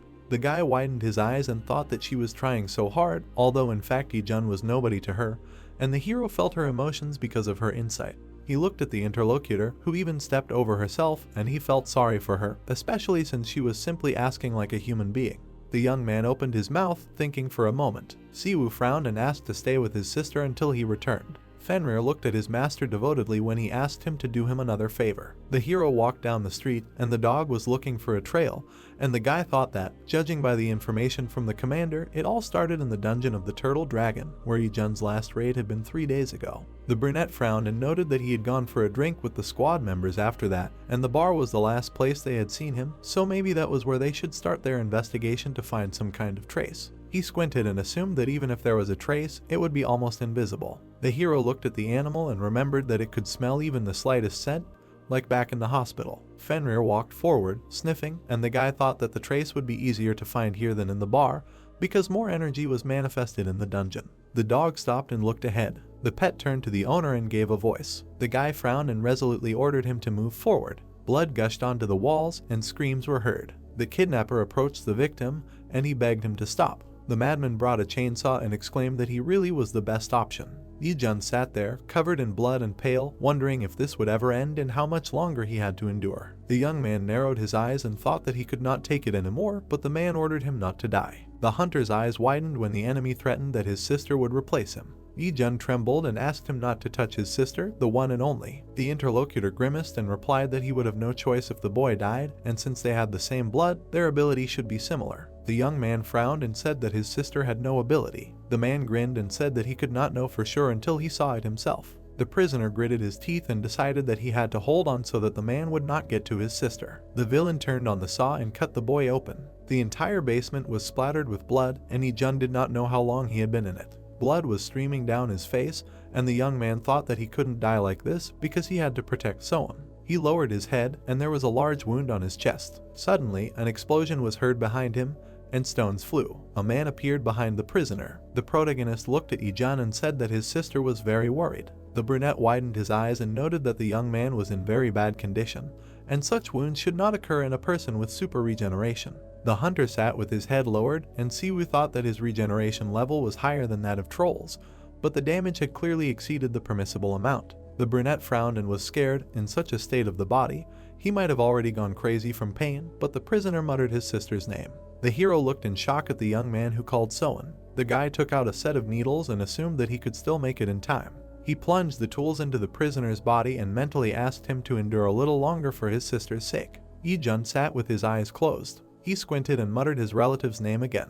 The hero looked at the young man who was glowing and was glad that he felt better because the boy asked if his sister was okay. Siwoo turned to the villain, who asked who he was. Yeobcheol pointed at him and asked how he got here. He clenched his fists and muttered that this was his personal place. The criminal grabbed his hair and screamed that this was only his. There was blood under his feet. The hero turned away in disgust and clenched his teeth. Then his eyes widened in shock. The young man looked ahead at the pile of different bodies and realized that there were other people here before Yi-jun. Siwoo turned pale, not believing that this was all done by that guy. The brunette turned to him, his eyes flashing, and asked why he was doing all this. The interlocutor opened his slobbering mouth and shouted what he was talking about. The man suddenly froze and folded his arms. He approached the hero, asking if this was not an ordinary guy. The brunette stared dumbfounded at the enemy, who continued to mutter that he was not ordinary. Yi-jun, trembling, looked at the savior and asked him to run away. Something appeared in front of him, claiming that they both had amazing abilities. Yeobcheol bared his teeth, and his body changed while he asked if this was true.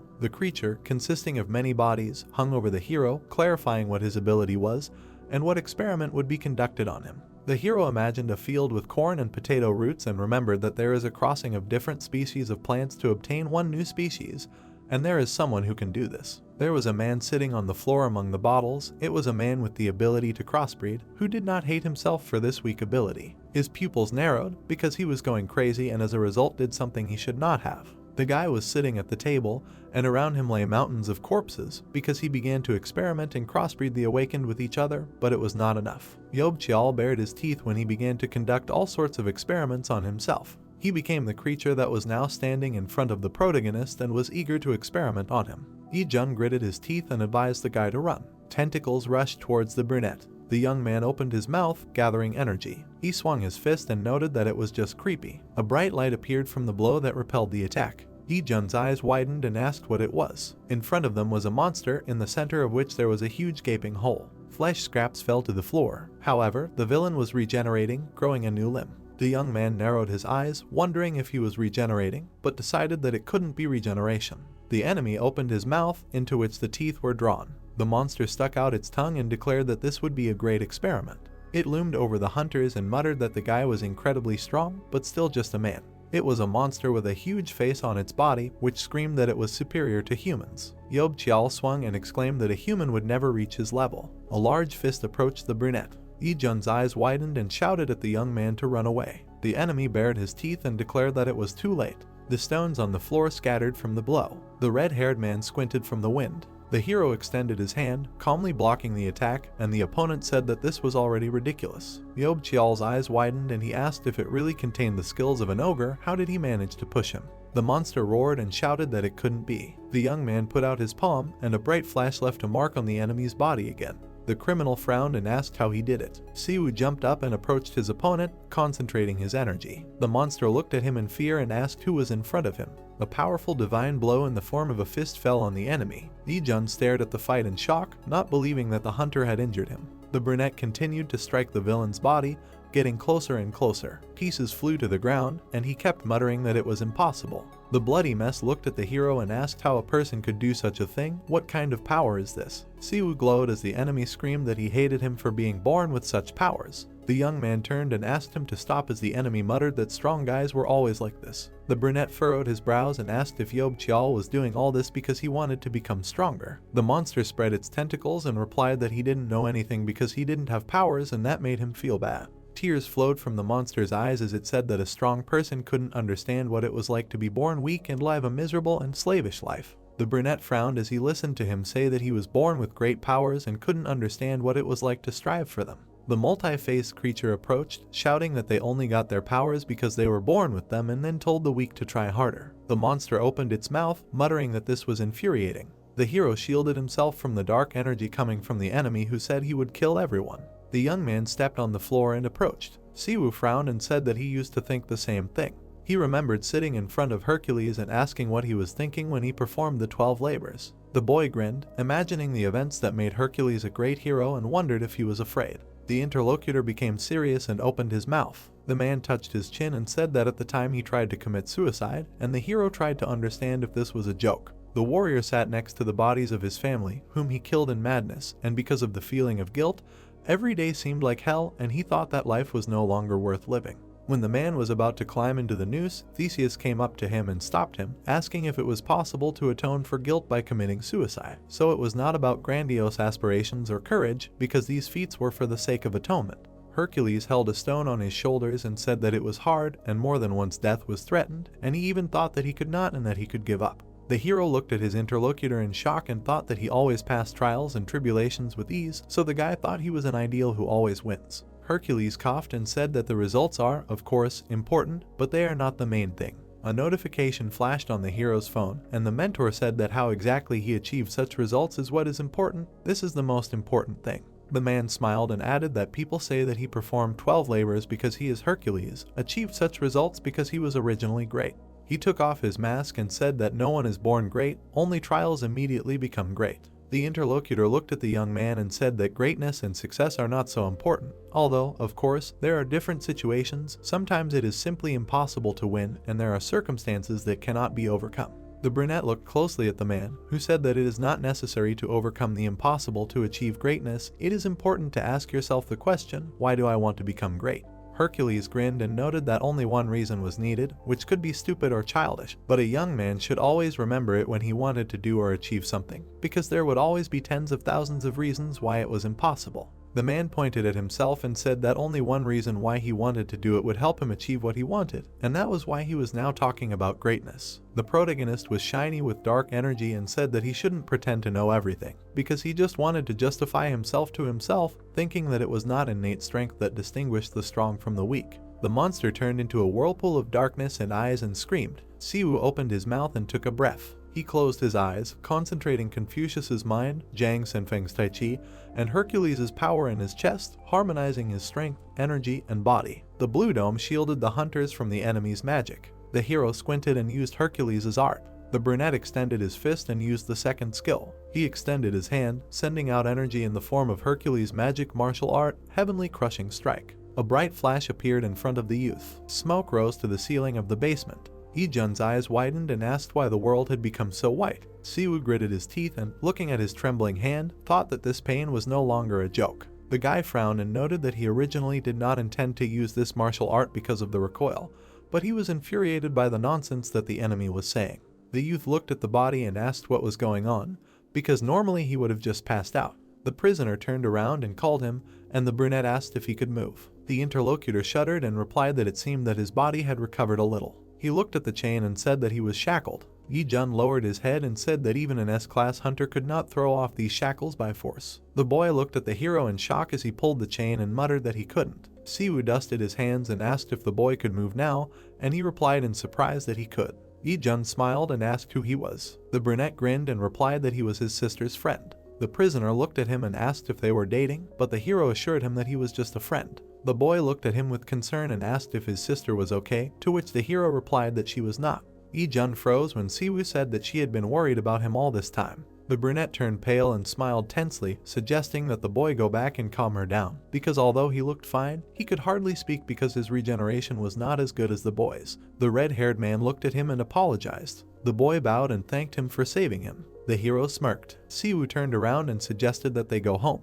Ji-won stood there and looked at the ruins. He frowned fiercely and muttered, "Could it really be like this?" The subordinate frowned and assumed that they had been stabbed, but no body was found. The leader turned around and asked if there were any research materials left, but he replied that he had searched everywhere but had not found any key materials. The man clenched his fists and thought that they were planning to mass-produce weapons from people by combining the personalities of awakened people, creating monsters by crossing special abilities. He grinned and realized that Pandemonium had been working on this plan for several years, and everything had collapsed overnight.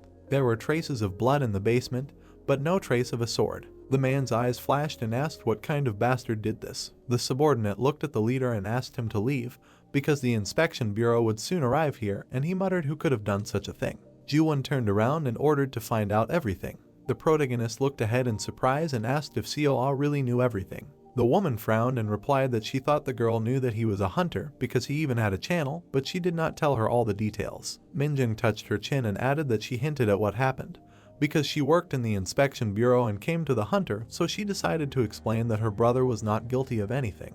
The young man looked down when the commander said that even though Seo-ah was his younger sister, he had his own reasons for not telling her anything, and the guy thought that he did not want the girl to worry, but she found out anyway. He narrowed his eyes and noted that he had hoped that since she didn't know anything, she would support and protect her, but in reality, she had always covered for him and protected him. The woman smiled and said that he had a good and smart sister, which the boy confirmed, and added that he was also a good brother. The boy looked at the woman in surprise, who said that she was sorry that she didn't have one like him, and when asked if she had an older brother, she replied that she did and that he was 14. Siwoo lowered his head when he heard that he didn't age because he only lived in her memory. The sky began to brighten, and the commander reported that Yob-chul had awakened the ability to crossbreed the abilities of other awakened ones. She frowned and added that it seemed that he had also managed to attach other monsters to himself. The brunette frowned and asked if that was possible, remembering that Hercules had said that abilities were unique, so how could he appropriate someone else's? Minjung frowned and replied that he knew better than anyone if that was possible,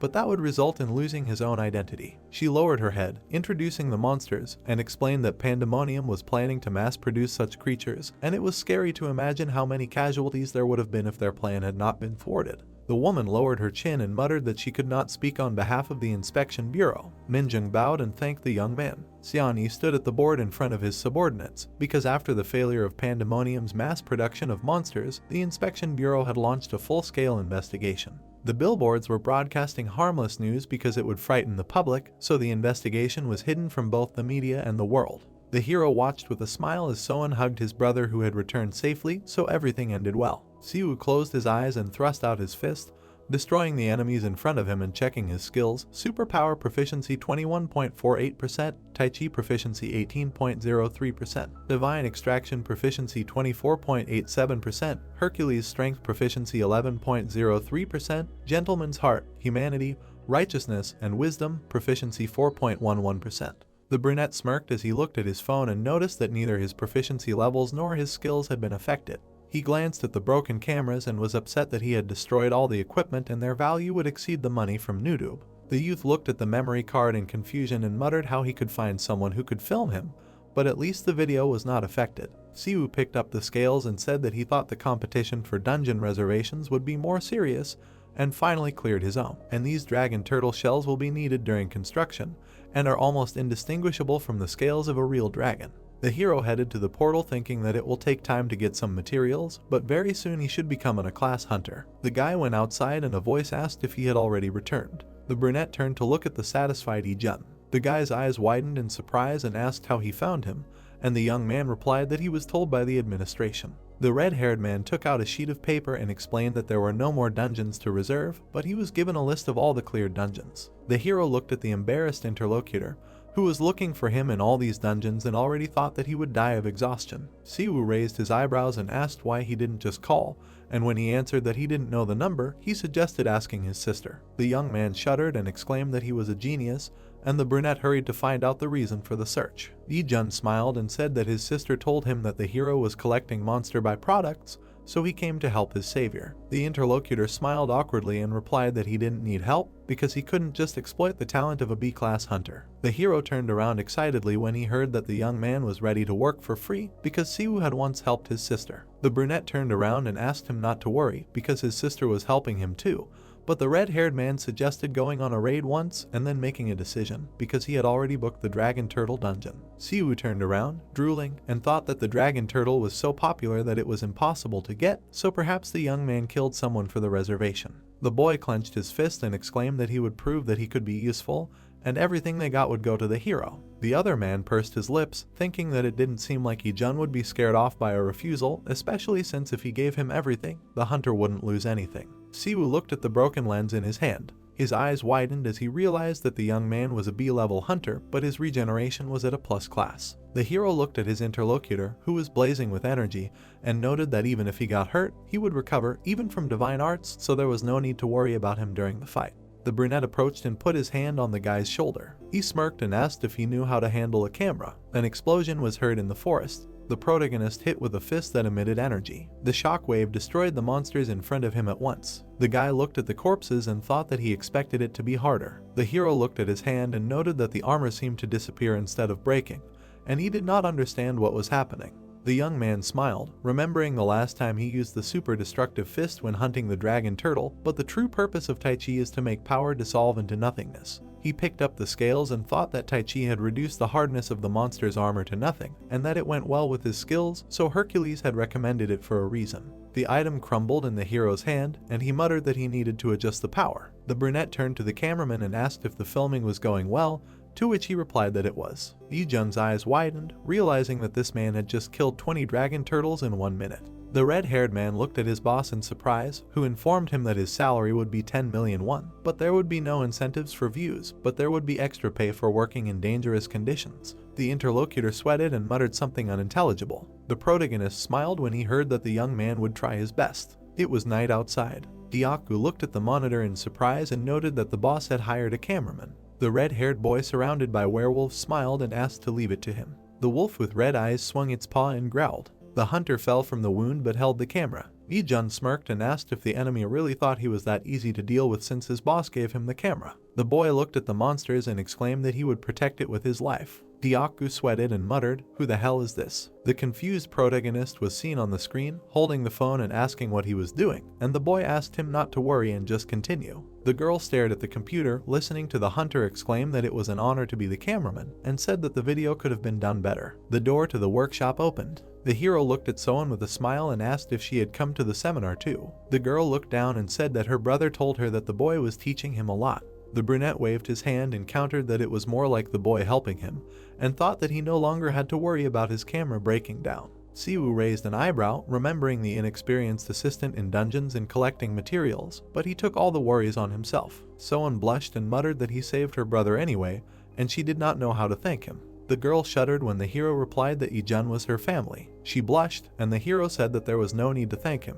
The brunette tilted his head and clarified, because the red-haired one was her younger brother. Soan blushed deeply and opened her eyes wide when the guy asked if something was bothering her, and quickly answered in the negative. The interlocutor waved her hand and muttered that Ijun was already starting to call the hero his son-in-law, and that was strange. Siwoo looked after the confused girl in surprise, not understanding what was wrong with her, and she only exclaimed that it was time for her to go. The hero looked at his phone and, noting that he would soon become an 11 hunter and 100,000 subscribers were just around the corner, said that almost all the building materials he needed were collected, and the building permit was almost ready. The sun was shining brightly outside, and Siwoo thought that the preparations for the construction of the house were coming to an end. The guy sat in a chair and, looking at the screen, muttered what it was doing. He received a notification that Hercules was offering a video call. The brunette shuddered and remembered his mentor. His hands trembled when the young man remembered that he had been so busy these days that he had ignored several calls from him and forgot to call back. The guy brought a trembling finger to the phone and muttered that he would be lucky if he was not too angry. Siwoo gritted his teeth, anticipating what he would get. The video call request was still displayed on the phone. The hero closed his eyes and poked at the screen. The brunette narrowed his eyes when the mentor's voice noted that they hadn't spoken for a long time. The young man opened his eyes slightly, noting that the voice seemed calm, and Hercules asked if he could imagine how worried he was. The man crossed his arms and asked why the boy was acting like that, and the hero realized that he was simply furious. Siwoo scratched his cheek in embarrassment and muttered that there were urgent matters, but the mentor asked if he really didn't care at all. The brunette turned pale and said that it wasn't on purpose, it was just that things were falling apart, after which Hercules muttered that, of course, the great lord was very busy with much more important matters than he had. The hero raised an eyebrow when the interlocutor noted that his channel had 90 subscribers, and he said nothing. And the young man thought that after the last video the number of subscribers seemed to have increased to 100, so what was the man doing that the number of people dropped so much? The mentor grinned and said through gritted teeth, "What happened, happened." He flashed his eyes and said that he had been resting for a long time, and today they would train the whole body. The hero laughed nervously and widened his eyes when the interlocutor suggested to start. The brunette was sweating, standing in a plank, and his body was shaking while the teacher demanded that he straighten his back. Hercules hung over the young man, demanding that he do another push-up and not be lazy. The guy blushed and closed his eyes, and the mentor said that he couldn't slack off, and this didn't count. Hercules winked and said that he shouldn't have been fooling around all this time, so 10 more times. The moon was shining in the sky, and the teacher was still counting the students' exercises. Several notifications about skill growth popped up: Superpower Mastery 28.14%, Possession of Superpower Mastery 28.14. The protagonist, all sweaty, looked at the phone and saw that the superpower had already increased to 29.05%. Siwoo stared at the monitor and was upset that the skill had only increased by 3%, but he felt another level of strength, as if something was rising from within. Liquid sparkled in the air. The guy looked at his hand and thought that he couldn't do it anymore and would soon die, and it would be better to use Tai Chi, or he might die after all. Hercules hung over him and asked who told him that he could rest, or should he pick up a sword, then this training would kill him. The brunette's eyes bulged and decided that he no longer felt his body, and this bastard was definitely going to kill him. The man folded his arms and said that the real workout was just beginning and that he needed to do 3,000 burpees. Siwoo extended his hand towards him and plaintively suggested that he make better content.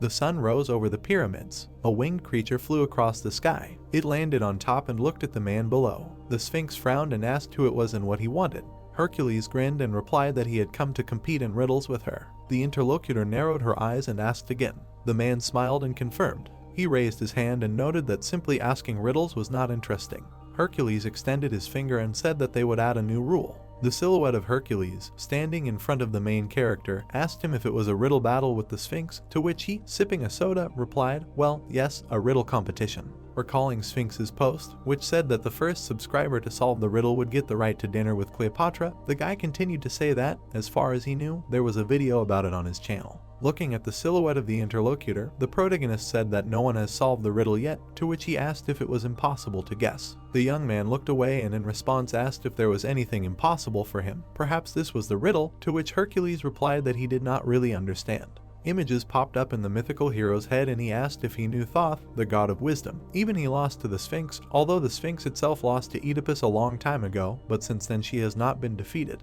The gray-eyed man smiled and asked, "Really?" and then said that it was even better that way. If he defeats the Sphinx, the audience will grow by itself. The guy was happy and asked how to defeat her. The protagonist replied that he did not know. The brunette turned his head, put his fingers out, and said that despite the ability of omniscience, Thoth, the god of wisdom, lost, after which the protagonist asked how they could win, to which the interlocutor answered him, now he will do 5,000 more burpees. However, the guy continued to speak when Hercules looked at him, that their goal is not victory, right? To which the blogger asked again, what is he talking about? He does not understand at all. The young man opened his mouth and said that it is not necessary to win the fight, they are on YouTube. Then he raised his finger and said that therefore all they had to do was present everything in the right light. Hercules put his hand out, raising his finger, and replied, so they would add a new rule. The heroine bared her teeth and asked, a new rule? He replied, well, yes. Then the man scratched his head and said that every time, the one who answers incorrectly gets a slap. The girl, pointing her finger at him, angrily asked, does he want to die so much? Or is this some kind of dirty trick? The guy grinned and asked why first she asks 2 questions. He will ask 1, is it unfair? And then said that if she answers correctly, she will be able to hit him. Or is the Sphinx afraid of guessing wrong? The girl, sitting on the pyramid, answered, good. Then he took off and said that this is a great opportunity, a great chance to beat this muscular pig. The hero put his finger up and said it was a good choice, then asked to ask him 2 questions, when the cat came down to the ground and answered, okay, well, the first question. The green-eyed one thought about it and made a wish. He was born in the water. If he returns to the water, he will die. If he comes out of the water, he will live. Who is it? The guy brought his hand to his beard, thought about it, and answered, a whale. The girl answered, no, the correct answer is salt. They looked at each other when Hercules asked how she would hit. The cat bared her teeth and thought if she could hit him, he would tear her apart. Her thoughts were interrupted by the interlocutor, who asked, is she afraid to hit him? They had agreed. Then she closed her eyes and thought, come what may, after which she struck. Blood flowed from the hero's lip. He touched it and said, oh, I felt it. The girl was shocked and said that they had agreed, everything was according to the rules, to which he said, who's arguing? What's the next question? The heroine frowned and thought that he had responded with a blow for a blow.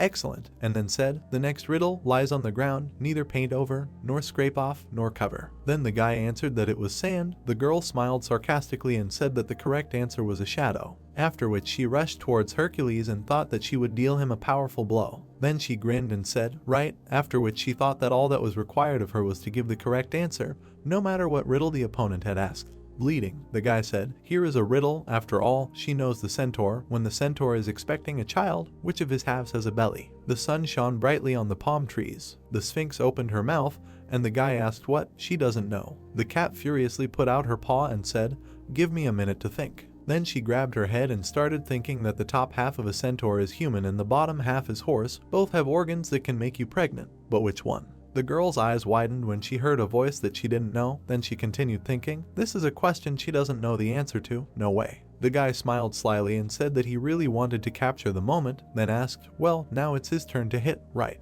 The cat flew up and thought that she was finished. He would definitely finish her off. Then she screamed, in both parts, here's the answer, after which the hero spread his arms out to the sides and said that if she doesn't know the answer, she gets hit. Suddenly she asked, why him?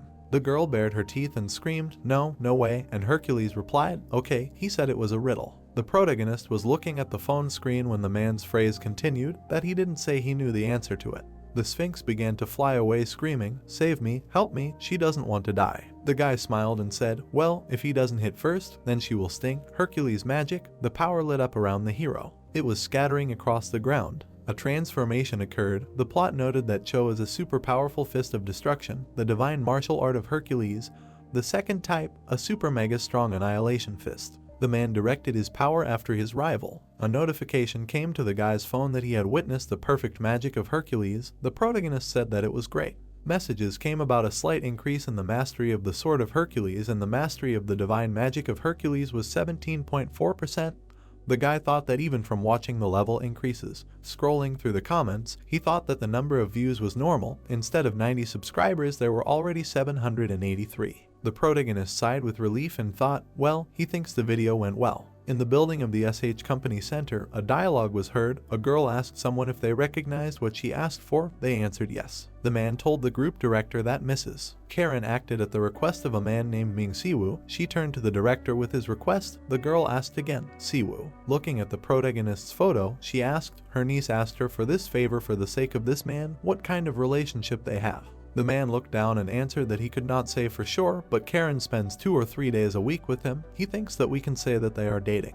Han Mina frowned and asked again, are they dating? The assistant replied, yes, alone at the Hunter Guild headquarters. The girl got angry and asked again, alone. She looked at the piece of paper with horror in her eyes and asked, is Karen dating a guy? And then thought, a guy who ignored celebrities and second-generation keyballs. The sun shone on the buildings as the girl continued to think that it was not a niece dating a guy like her aunt. She could not stand idle. Silhouette Hercules got out of the smartphone, knelt down and said, thanks to him, he gained 1,000 subscribers, thank you very much, and then apologized for being harsh with him. Siwoo was embarrassed and thought, 1,000 subscribers, 300 more were added overnight. Then he replied that it was not worth thanking, so he had better get up. Covering his face with his hands, the hero said that he was even a little sad how such an idea came to him. The protagonist closed his eyes and said that he would think of something. It just took a long time. He was probably disappointed, so stopped bowing. Sparks flew around Hercules and he cried out. What was he saying? It was only natural that the teacher who was building the house was busy. It was his fault that he was in a hurry and could not wait.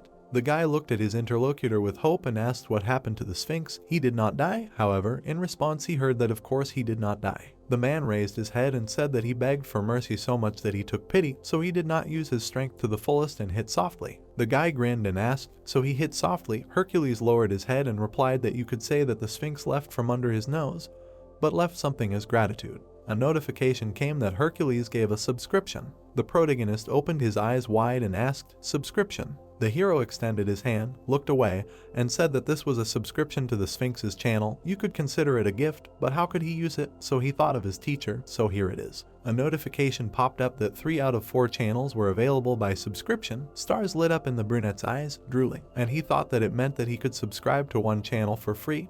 Considering the fee, he would save tens, no, hundreds of billions of won. Isn't that a victory? The guy smiled, extended his fist towards his friend and said that this was the best gift. In response, Hercules also extended his hand and said that since the teacher liked it, he was happy, then added that the Sphinx gave him something else, he would give him this too. A message came that Hercules gave a one-time ticket to dinner with Cleopatra. The protagonist froze in shock. The interlocutor put his hand to his nose and said that he heard that she was a beauty, so he should not be shy, but have dinner with her sometime. The protagonist's whole face was sweating. There were people sitting in the restaurant when the waitress came to the protagonist, brought his food and said that his order was ready. He replied, thank you. The guy smiled and thought how this happened. The girl opened her mouth and greeted Mr. Siwoo. The protagonist silently looked at Cleopatra and thought about a date with her. A drop of sweat was running down his face as he continued to think, won't people think that he is crazy, by the way? Looking into her blue eyes, he thought that she is really beautiful. The young man closed his eyes. A lump rose in his throat as he continued the thought with what Confucius said, a gentleman values intelligence and does not pay attention to appearance. Then a notification came about increasing the skill of a gentleman's heart, humanity, righteousness, and wisdom by 0.5%. The guy drank the drink and thought, maybe this is her professional, when suddenly a girl's voice was heard. She called him. Then she leaned towards him, putting her palms on her cheeks, and asked, are they getting married? From these words the guy choked on his soda. The gray-eyed man opened his mouth wide and asked again. Wiping his lips, he thought she was out of her mind. Then the girl said he looked like he thought she was crazy.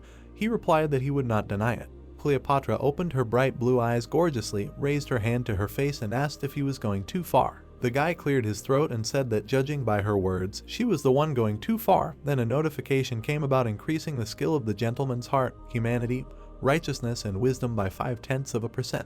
The brunette propped her head up with her hand and replied that she was just saying, what if you really thought about it? Then asked if he was trying to be brutal now. Looking at her, the main character said that he was just telling the truth. After which the heroine moved her hand to the side and said that he was the first man who behaved like this with her. Usually men are ready to give everything, including their liver and gallbladder, when they see her. The guy frowned and thought, no wonder, when you see such beauty you really want to give everything. Intestines, heart, pancreas, let her take everything. They were very close and the girl asked again, "So, they are getting married?" The brunette thought about how she came to such a conclusion again. The protagonist looked haughtily at the lady and asked if she was joking. She said no, in response to which he said that then he decisively refuses. The brunette was shocked, then looked at the interlocutor and bombarded him with questions. He does not like her, he considers her ugly. To which he replied that they cannot be together. The girl asked in response, and love requires physical interaction. The young man extended his hand, looked away, and said that he does not require, but to some extent it is really necessary, and then thought that in fact, he thinks that it is really necessary. After which Cleopatra looked at the guy seriously and said, that is, he does not feel anything for her. To which she received the answer that he does not succumb to temptation. If he sacrifices his liver and gallbladder, then only for those he truly loves. The girl opened her eyes wide and said, wow. She was in a stupor and then said that she really fell in love with him, to which he thought that she was talking nonsense. When suddenly the interlocutor interrupted him and asked, he thinks that she is talking nonsense now. As the sun was shining brightly outside the window, and they continued the dialogue, the girl asked if he could not just lie, to which he replied that he could not. Messages began to appear in front of the protagonist's face. He thought in surprise that the skill level continues to grow, and besides, the gentleman's heart increases the slowest. No one knows what will happen if he succumbs to her. Then, looking at the lady, the guy said that anyway, he was a human and could not date Cleopatra, to which she replied that he did not look like a human, especially now that he did not give in to her temptation. Then she mockingly shouted, oh, if he has problems downstairs, but the guy responded calmly and asked if they could finish dinner already. After these words, the brunette smiled sarcastically, apologized and said that she was joking. However, she extended her hand and continued that if he becomes a god. Siwoo became worried and replied that he already said that he was a human, to which the companion replied that she understood, but she was once a human too. The protagonist stood with his mouth open when she continued to say that if Siwoo becomes a god, then they can be together. In fact, there is a way to date even if he does not become a god. The guy in response asked what she was talking about. The heroine looked at him from under her brows and said what he was thinking. They would be able to meet even if he did not become a god, or rather she would be able to descend to him. The guy was stunned and asked how this was possible. As far as he knew, there were no intersections between her and his dimensions. In response, he heard that initially it was. The young man's pupils decreased when he thought that there was a passage after all, and the lady asked, did he not know? Looking at him, she began to tell that there was a man who escaped from GodTube. The protagonist hopefully asked if she could tell anything about him. The girl leaned towards his ear and began to say what it was. Then she abruptly moved away, winked at the guy, and added that it was a secret. If he found out her feminine secrets, then how would she use them later? Under the scorching sun, someone's dialogue was heard. Someone asked, Siwoo is now in the restaurant? To which he heard a positive answer. The green-haired man was driving and said that he ordered portions for two. It seems they are eating now. Then asked Han-Mina what she would like to order. She thought about it and began to think that it seemed like he was interested in Karen. She hoped that her niece had met a good man. Remembering the guy's photo, she bit her finger and angrily continued to think that of course Karen could figure it out herself. But girls in love always look at everything through rose-colored glasses. He did not dare to treat her beloved niece like that. She should see everything with her own eyes. After which she ordered the assistant to go right now. The car rushed very quickly. The main character stood there like a stake and thought, a secret? Then Cleopatra said that she could not even tell her husband. The girl touched her chest and asked if he should ask how many moles were on her body. Then the guy choked. He looked up at her and said, stop joking already. The brunette looked up and said that he was strange. Men liked it, they even drooled, and the young man asked about how to go to another dimension. She would not tell him. The girl raised her head and answered that she could tell him something, because if she told everything, she would hardly see him again. The guy could no longer hold back. Then she smiled and asked him whether he thought she would tell him or not. He answered yeah, and the girl answered that he was still straightforward. The girl closed her eyes and asked if he really didn't want to marry her. He answered no, he wasn't going to. The guy stood up abruptly and said that they would end their dinner there, and then thought about what else to talk about. He frowned and thought that if this continued, he was sure that he would be taken for a madman. Other people only saw a locked smartphone. They probably thought that he was talking to himself. Suddenly the girl pointed her finger and said that she really wanted to meet him again and asked him to subscribe to her channel. The protagonist opened his mouth and asked if that was what she really wanted and thought that he thought so. Why was she calling him to marry her? The heroine ducked and answered that at first yes, but now no, now she sincerely wants to date him. Looking at the girl's silhouette, the protagonist asked how this was connected with subscribing to her channel, and she answered that only then she would be able to see him. Then Cleopatra put her finger to her lips and whispered to demonstrate her sincerity, she will tell him a secret. After which she extended her hand and said that each god has his own channel. The guy thought about her words. Then he thought about it and asked what nonsense. Then he thought that it would be better if she decided on marriage. She does not know. The brunette looked at his phone and thought, although the meeting was a little crazy, there was a sense his skill increased by 7%, right? After which a message came about increasing the skill by 6.8%, and then the young man thought that maybe, even if it would be awkward, he could go on a date from time to time, and even a subscription. Standing in the middle of the street, he asked himself what he was thinking about, how many dungeons were left until level A, he should go on a raid right away. Then he looked at the smartphone screen in shock and asked what happened to Soa. He received a message and realized that Soa had a birthday today. He was so busy that he completely forgot about it. The sky was blue, and the guy continued to think, as he could, Soa's birthday, and not just a birthday. The guy and the girl were standing near a restaurant. Han Mina said that this was not a restaurant, but some kind of mausoleum. The assistant asked her, she was sure. The green-eyed girl looked at him and asked what he was talking about, and he replied that he understood that she was interested in what kind of person Siwoo was, but why she came in person. The brunette thought for a moment and answered because it was about Karen. The man stopped and said he would wait for her here. She replied, okay, she would be quick, and told him to think about where they would go because she did not want to talk in this mausoleum. Then she turned around, looked at the assistant, and told him to choose his words, because they should not seem rude. He said he understood. Suddenly a loud voice was heard. People began to run away. It said that a breakthrough from the dungeon was detected within a radius of 30 meters. The girl's eyes turned red. She asked again, a breakthrough in the dungeon, 30 meters away. She looked up at the explosion and said, it can't be. The plot noted that this was not a drill, but a breakthrough of the B-class dungeon. All citizens were ordered to immediately take shelter in buildings. The sun was shining on the building. The girl turned to the cat and asked to wait outside. Seo looked at the cats and said that he seemed really smart and understood everything that was said to him, although it would be nice if he went with them. Both heroes smiled, and the girl said that he could meet their parents, and Siwoo replied that he was now part of the family too. There were 2 urns in the columbarium. The brother and sister announced their arrival. The main character looked at his sister's back and thought that today was his sister's birthday and the anniversary of his mother's death, and that he could not forget the day his mother died because that day the whole family celebrated Seoa's birthday. He looked sadly and thought that at that time the explosion of the dungeon had happened, but his sister's voice brought him out of his thoughts, saying that she wanted to ask him something. The girl smiled and asked if he remembered that his mother had died. The main character asked again, and the girl continued when she hugged them after the explosion of the dungeon. The girl stood near the shelves and asked her brother for help if he said what she said because she does not remember, but thinks that at that moment she wanted to say something really important. The protagonist remained silent and thought that he remembers and will remember until his death. After which he smiled at Chester and lied that he also does not remember. They both raised their heads in fear when they heard the notification that this is not a training alarm and a breakthrough from the B-rank dungeon was detected. A purple explosion occurred. This is the explosion of the dungeon, and this phenomenon occurs when the magical power of the dungeon breaks out, and it has 2 consequences. The first is the shock of the dungeon from where the monsters appear. Goblins climbed out of the formed portal and you have to deal with them, and it is not so scary. Another explosion occurred, but the main problem is the explosion itself, or rather the explosion of the magical power of the dungeon. And even if we do not take into account the damage from the explosion itself, people can die from the effects of magical power, and even if they are lucky enough to survive, they often get sick. The protagonist looked at her lying sister, and sometimes if the magical power resonates, then there are rare cases of awakening. People looked at the sky and asked if the explosion of the dungeon that happened was real. Flames burst out of the building. An order was given for all citizens to hide in the nearest building. People looked at all this in fear. Then they rushed to the door with a scream. The light of the lamp illuminated the room. People stood and tried to catch their breath. The girl turned around and saw a man running to the shelter. The man was already out of breath from running fast. He tried to run, but the explosion spread. He stumbled and fell. He raised one hand with a groan, hoping for salvation. The girl looked away and thought that it was too late. At that moment, a guy ran past her, towards the exit. He kept running, and the girl thought it was Siwoo. She opened her mouth and screamed loudly that it was too late for him to come back. The protagonist was led by the man's arm, and he said that he could not do it anymore. The guy put his foot down and a blue force appeared from there. The force after the explosion surrounded the building.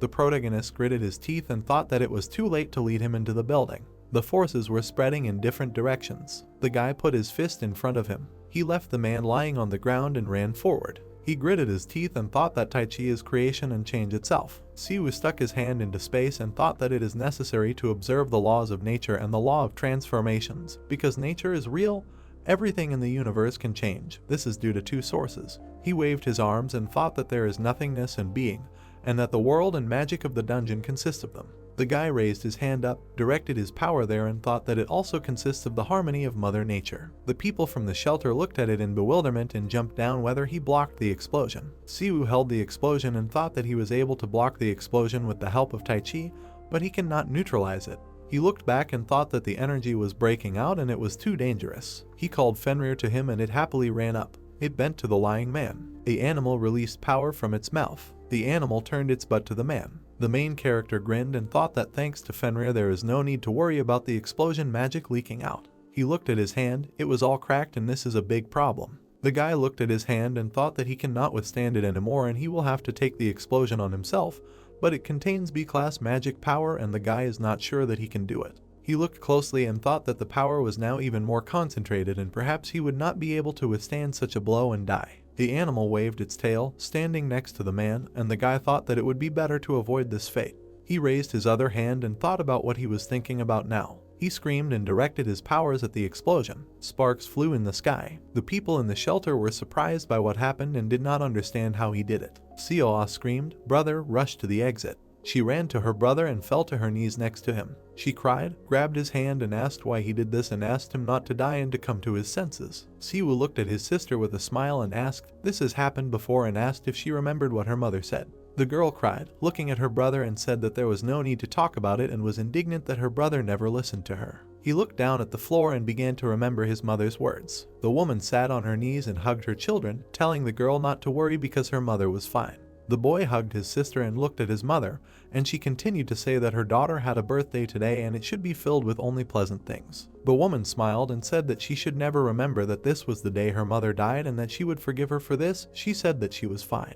The woman smiled broadly and said that today her beautiful daughter was celebrating her birthday. Night was falling on the hospital and the main character thought that thanks to his mother, who took on all the force of the explosion, he and his sister were able to survive, and his mother, as promised, took her last breath the day after Seoa's birthday. The columbarium was illuminated by sunlight, and the boy thought that anyway, her holiday was followed by the anniversary of his mother's death, and in their country, the anniversary of death is celebrated on the eve of the day when someone died, and not making Seoa's birthday the day of his mother's death seems to be the only thing his mother wanted. Siwoo looked at the floor as he said this to his sister, who sat and cried, looking at him. Then he pointed to the man who was trying to get up. He remembered how the man screamed and cried that he couldn't die because it was his daughter's birthday today. He was shaking all over and he said that his dad was sorry. The protagonist smiled and said that this is exactly why he remembered his mom. He went limp in his sister's arms and said that he couldn't help but help. The protagonist suddenly opened his eyes. He got up on the bed and thought that he was in SH hospital again,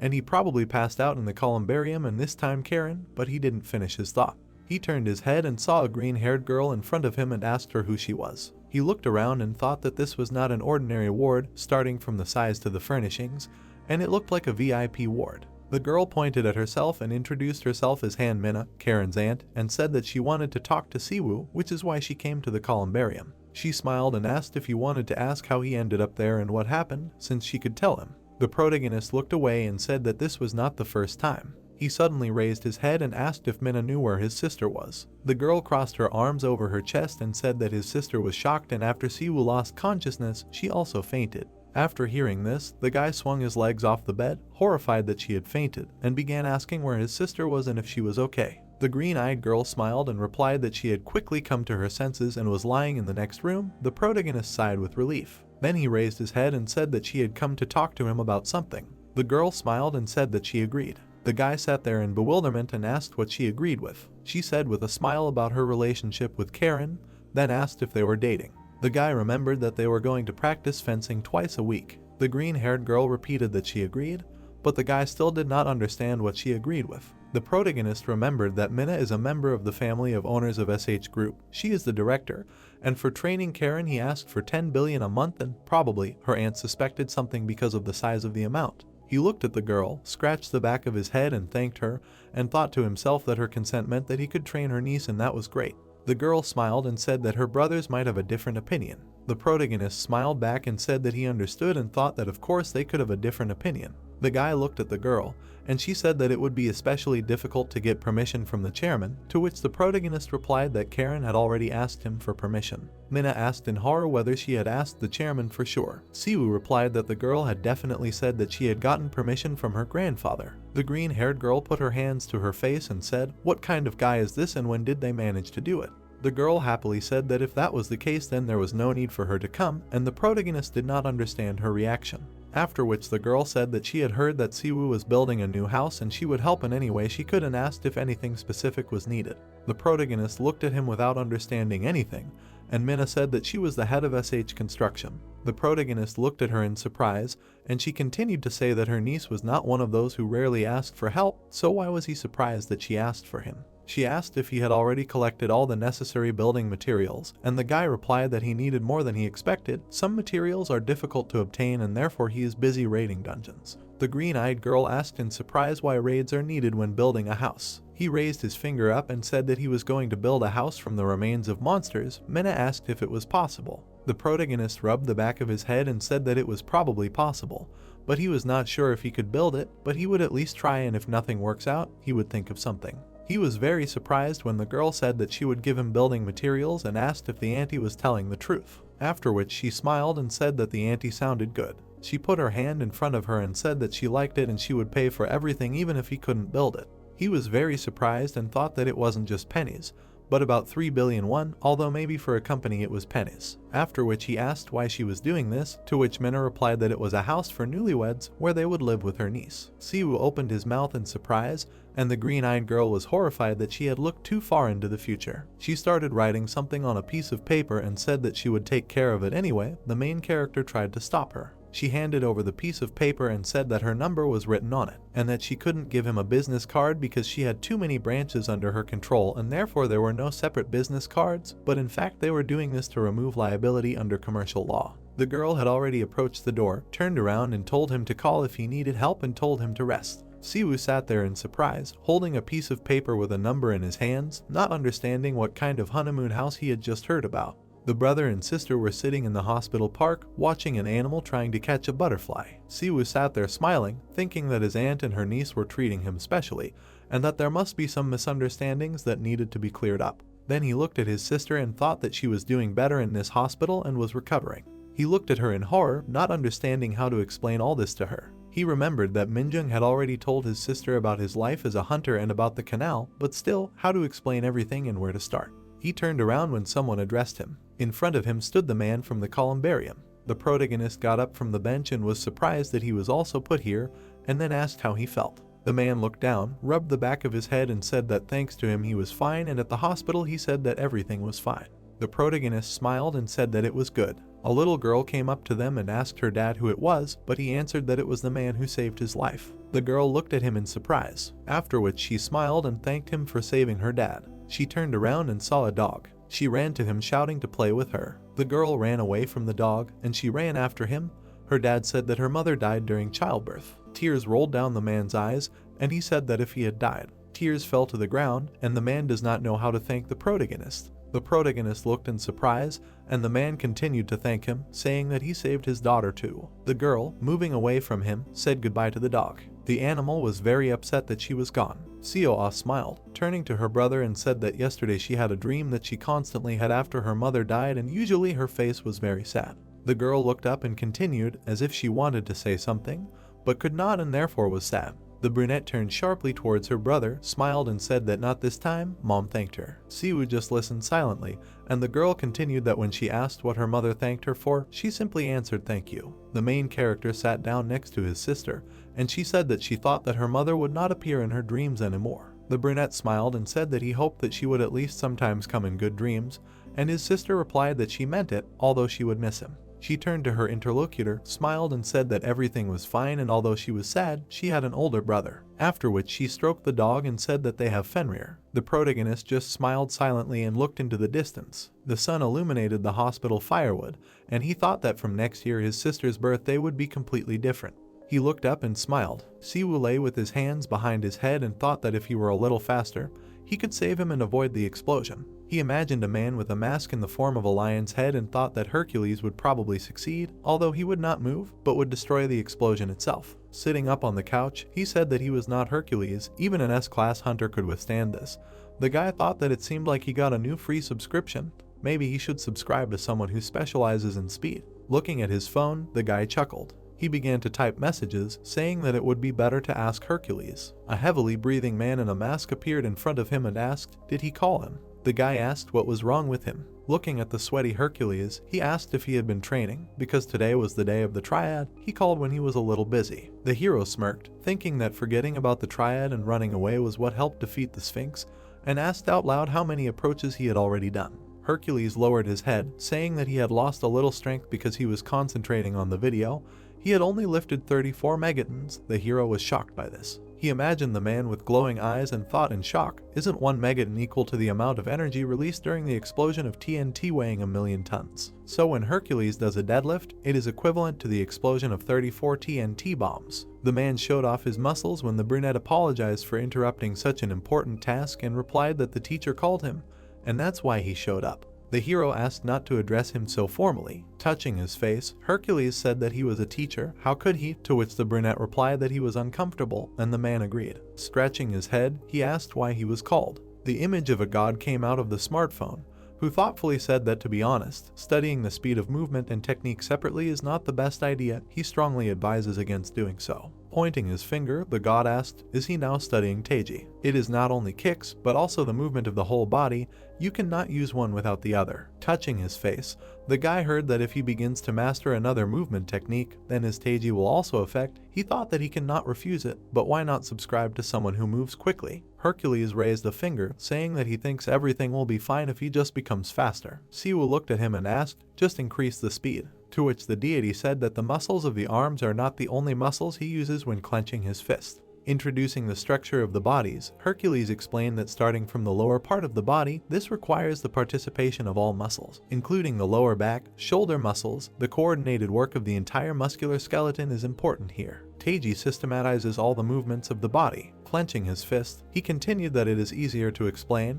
If you learn to move faster, you will improve your Taiji. This means that the effectiveness of divine martial arts can be pumped up even more. Thoughtfully lowering his gaze, Siwu thought that if he simply added speed, there would probably be no problems. The man said that if he succeeded, he would be able to use magic even better than him. He pointed with a smile in response to the fact that it was unlikely, and said that no, he was learning the best qualities from the gods, he would succeed. Siwu was shocked to imagine himself smashing stones, and hearing that he would be waiting impatiently, he thought that he could hardly imagine such a thing. Looking at the phone, he wondered if there was a god of speed. He could not remember anyone. His eyes glowed blue. Siwu thought that until you subscribe to the channel, you will not know what power the god has, that then you cannot cancel the subscription. The man imagined the image of a blonde god and asked if he wanted to recommend one. What about the Hermes channel? Siwu widened his eyes and asked again and heard that if Hermes decided to run away, he would not be able to catch up with him. The blonde god held a staff in his hand. Hermes, like Hercules, a god from Greek and Roman mythology, the god of thieves, one of the 12 gods of Olympus, thanks to his speed serves as a messenger of the Olympian gods. The brunette frowned, thinking that Hermes was not only very fast, he had another feature. Hercules spread his arms and said that sometimes he tries to deceive him.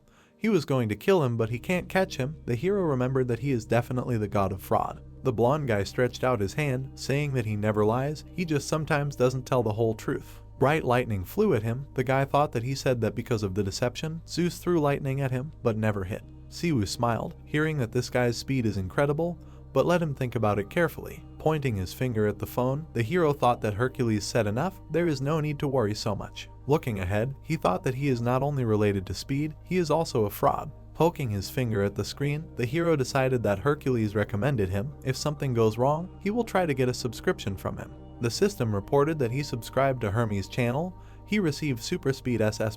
Lit by the green glow, Siwu was surprised and thought that it meant he was not a scammer after all. There was a glare on the window glass. A question was heard, what kind of video? In front of him were previews. In the first one, a man was looking at an axe. Hermes wrote that he tried to trick a woodcutter by slipping him a rusty axe from a pond. In the second one, there were people in boxing gloves. He tried to trick Solomon, who pretended to be a second mother. You need to guess which one. In the next one, a red-haired girl was smiling. He tried to trick Zeus, turning into Hera, a fine for treason. Siwu looked at the phone in shock, asking, does he only shoot pranks? Touching his chin, he said that it means he can't improve his skills with the help of videos, and thought about whether he can improve super speed on his own.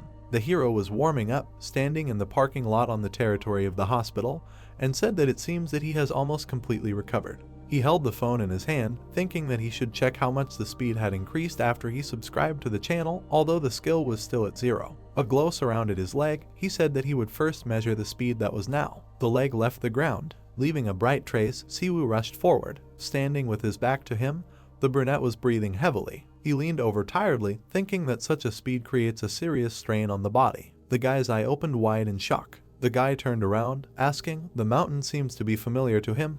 It can't be." His scream was heard in the mountains outside the city. Guanex and mountains, did he get here from the hospital in a few seconds? The system reported that the skill increased by 1/10%. Looking into the distance in surprise, Siwoo said that he should go crazy. This speed is so fast. Looking thoughtfully at the phone, he thought that this was not the limit. If he increased his skill level, he would become even faster than now, or would he simply be able to control his speed? Putting the phone in his pocket, Siwoo said that he needed to continue to improve his skill. Only then would he find out the answer, and thought to himself that he needed to be more careful. One could say that he was lucky now. He imagined the explosion of a high-rise building, thinking that suddenly he would crash into some building or car. Not only could people be hurt, but the cost of the building would also have to be reimbursed. What was he even thinking about? Putting his hands on his hips, the brunette said that he would practice this skill in the dungeons. Now he needed to check out as soon as possible. The guy stood among the black monsters. The huge beast opened its fanged mouth. It was a devil hound, a B+ rank monster. Ijun held the camera in surprise, thinking that the devil hound was a beast from the demon world that invaded the earth in the past. Many monsters ran towards them. The cameraman called out to the guy. The hellhound opened its mouth. Siwoo stood confidently among them. Ijun looked at it tensely, thinking no matter how fast he was, the devil hound was subsonic. The brunette abruptly grabbed the monster. He squeezed its neck with his hand and abruptly tore off one of the claws. The red-haired man's eyes widened in amazement. Siwoo held a black creature in his hand, and leaving a bright trace, he threw it further. Ijun trembled, thinking that his speed, he was ahead of the subsonic hounds. The hero jumped in a zigzag from one to another, and then shook off his hands, and stood, stained with their blood, in front of the amazed assistant. Siwoo extended his palm with a smile and asked, "Did you manage to film it?" Smiling, looking at the phone, the brunette thought that it seemed that the skill was growing. The mastery had increased by 0.28%. Remembering the battle scenes, the guy said that along with the speed that he can achieve, he gradually begins to control it. He is fast, but can he become even faster? Smiling, Siwoo thought that if he reaches the limit of mastery, he will be able to surpass even Hercules. Holding the camera in his hand, the brunette said that it was just a nightmare, and Ijun apologized. Staring at the screen in shock, he thought that even editing would not help here. There was a blurry image of monsters on it. The guy said that it was impossible to even understand anything. Everything was blurry, and he thought that the filming did not keep up with the super speed. But he needed to improve his skill. He would have to control the speed for the video. Looking at the crushed Ijun, the guy thought that he also needed to be taught. Although his A+ rating, he thought it was enough to keep up with the super speed. With a smirk, he thought that Hercules said that when the body is weak, the mind suffers. If he continues to work hard, everything will work out. The phone in the hero's hand vibrated when he said what to do now. Looking down at the screen, the guy asked, "Is the number unfamiliar?" There were messages on the screen, which said that his name was Yegon. He was the president of SH Construction. He received his phone number from the director Mina. All the construction materials he ordered were ready for pickup. The hero thought puzzledly, SH Construction, have they already collected the materials that were so difficult for him to find? Looking up with a smile, Siwoo thought that it was finally time to build a new house. The sun was shining in the sky. The guy wondered where they got his number from. It seemed like they had just given him their business card. They asked Karen. The hero looked at the building materials and asked how they found all this so quickly. The man replied that Mina had specifically asked them to do everything quickly. They brought the goods from the warehouse. Surprised, Siwoo turned around and asked if they had stock of these materials in the warehouse. The man replied that with the company's stock, they could start construction at any time. Even if he needed something in the future, there was always a stock of materials in the warehouse. The hero smiled, saying that for some reason he thought so. Yegon looked at him with satisfaction, saying that from what he heard, he was going to build only from the remains of monsters. Siwoo confirmed with a smile, and the man said that using such materials would make the house more durable. But was that possible? The builder's mouth dropped open in shock when he heard the hero say that they should try. If it doesn't work out, they will change it. And he thought with displeasure, does he know how much these materials cost? Gritting his teeth in anger, Yegon thought that it was very difficult to assemble them. He should be proud, and he thinks that there will be no problem, no matter what materials are needed. He knows nothing about construction. He imagined the girl, thinking that Minna was different. She studied hard, although there was no need. She was proud when she smelled of cement. Instead of loud words, she proved everything with her work. Turning his gaze to the guy, the director asked if he had ever done construction. He answered that no, this was his first time, but he had made a lot of weapons. Yigon's eyes widened in shock. He thought that architecture is not the production of weapons, for which only a blacksmith's hammer is needed. They create optimal housing for people, combining engineering, sociology, and humanities. It is art. He grabbed his head in dismay, thinking that if this fool wants to build a building, he cannot believe that before this he only held a hammer in his hands, and you can't tell anyone that he is a fool. The man introduced Minna, sticking out her tongue, and thought he said his name was Siwoo. He didn't know how he met Minna, but she very kindly asked him to help him build a house. He glanced at the brunette with displeasure and thought she didn't just mean help with building materials, she wanted him to teach him how to build. The builder asked out loud if he had the architectural plan ready. Siwoo scratched his head and said that he had a rough idea. Yigon asked if he knew what the land he was going to build the house on was like and was told that he had a rough idea. The man standing next to him said that construction could not be done carelessly and was the basic knowledge for architectural design. First of all, you need to know the qualities of the land where the building will be built. Yigon tapped his temple with his finger and continued that it was also necessary to know the aesthetics of the space to use properly and even to know human psychology so that everyone would feel comfortable in the building. No matter how beautiful it was, if the actual tenants were not comfortable, all the efforts would be in vain. He spread his arms wide and continued that you need to think about the future tenants. Take into account psychology and needs, a philosophical combination of applied sciences of psychology. That is what design is. He spread his arms and solemnly said that design and engineering equipment should not be forgotten. All these are processes that will turn an ordinary concrete box into a real building. Pointing his finger at the brunette with displeasure, Yigon finished by saying that architecture is the pinnacle of all disciplines developed by humanity. He awkwardly replied that it seemed like he really was too frivolous about architecture. Touching the back of his head, Siwoo heard him say that he had prepared a drawing and replied that he did. Taking the blue paper, the man asked to let him check them for him. He took the paper, hearing the question of how he was doing, and thought, he himself does not understand, probably a beginner's drawing. Pointing his finger in shock, Yigon asked where he got such a good drawing from. He looked down at the paper in amazement, thinking that this was some kind of nonsense. He had been in construction for 10 years, but had never seen such a perfect drawing. It was simply divine. Looking at the brunette in surprise, he said that he was a hunter, wasn't he? He replied with a smile that he also runs a channel on YouTube.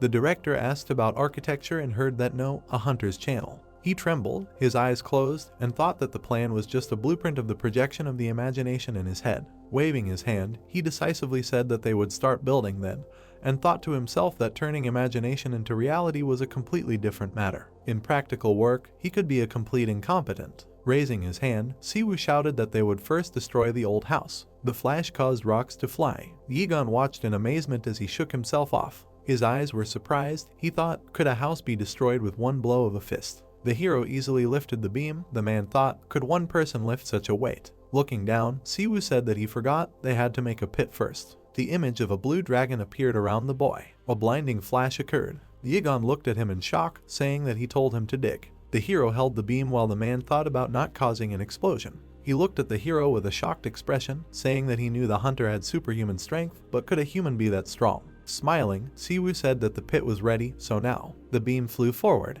There were bright sparks around the guy.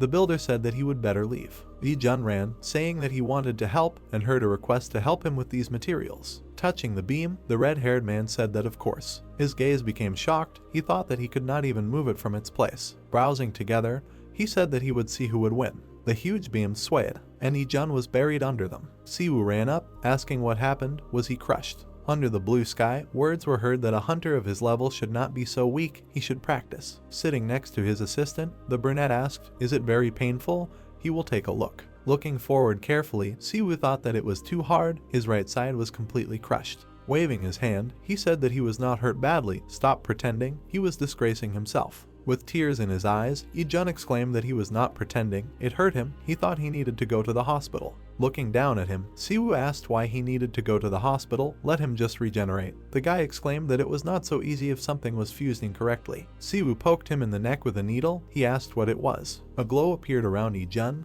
The brunette asked, is it better now? And the guy clarified what he had just done. Turning around, Siwoo explained that the broken body had blocked energy channels. He pricked an acupuncture point and released the energy channel. He thought it was called that. As he left, he waved his hand, saying that he would continue building and that he should also rest and join in.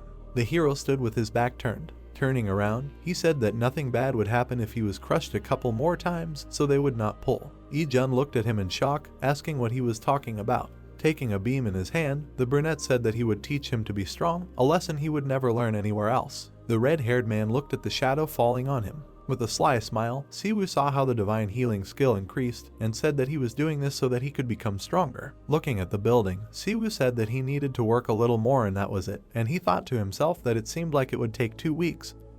But it only took 3 days. A scream was heard behind the smiling guy. Lee-jun, with his leg crushed, was crying and asking for help. The brunette clarified, did he hurt the other side now? Easily throwing aside the beam, he asked if he couldn't be more careful, and the red-haired man said that he was going to die. A needle poked him in the neck. Lee-jun said with tears on his cheeks that he was afraid, that he wasn't much help. The brunette objected that he was helping, thanks to him he went much faster. Looking ahead, he continued that maybe it wasn't noticeable now, but he was getting stronger. The guy clarified that with each regeneration, he seemed to increase his power. Siwoo looked at his comrade, thinking that although slowly, he was gradually learning. There was a green glow around the red-haired man. The brunette thought that although he didn't look like Karen, he was glad that Lee-jun was gradually mastering Taiji. He imagined the girl with her hand on her hip, thinking that this was a power that could not be fully learned, even if you had S-level talent. Although he was not far from Karen, he still almost did the impossible considering that he was only in a plus level. The guy smiled as he remembered poking him with a needle and thought that he didn't know that he could do it thanks to super regeneration.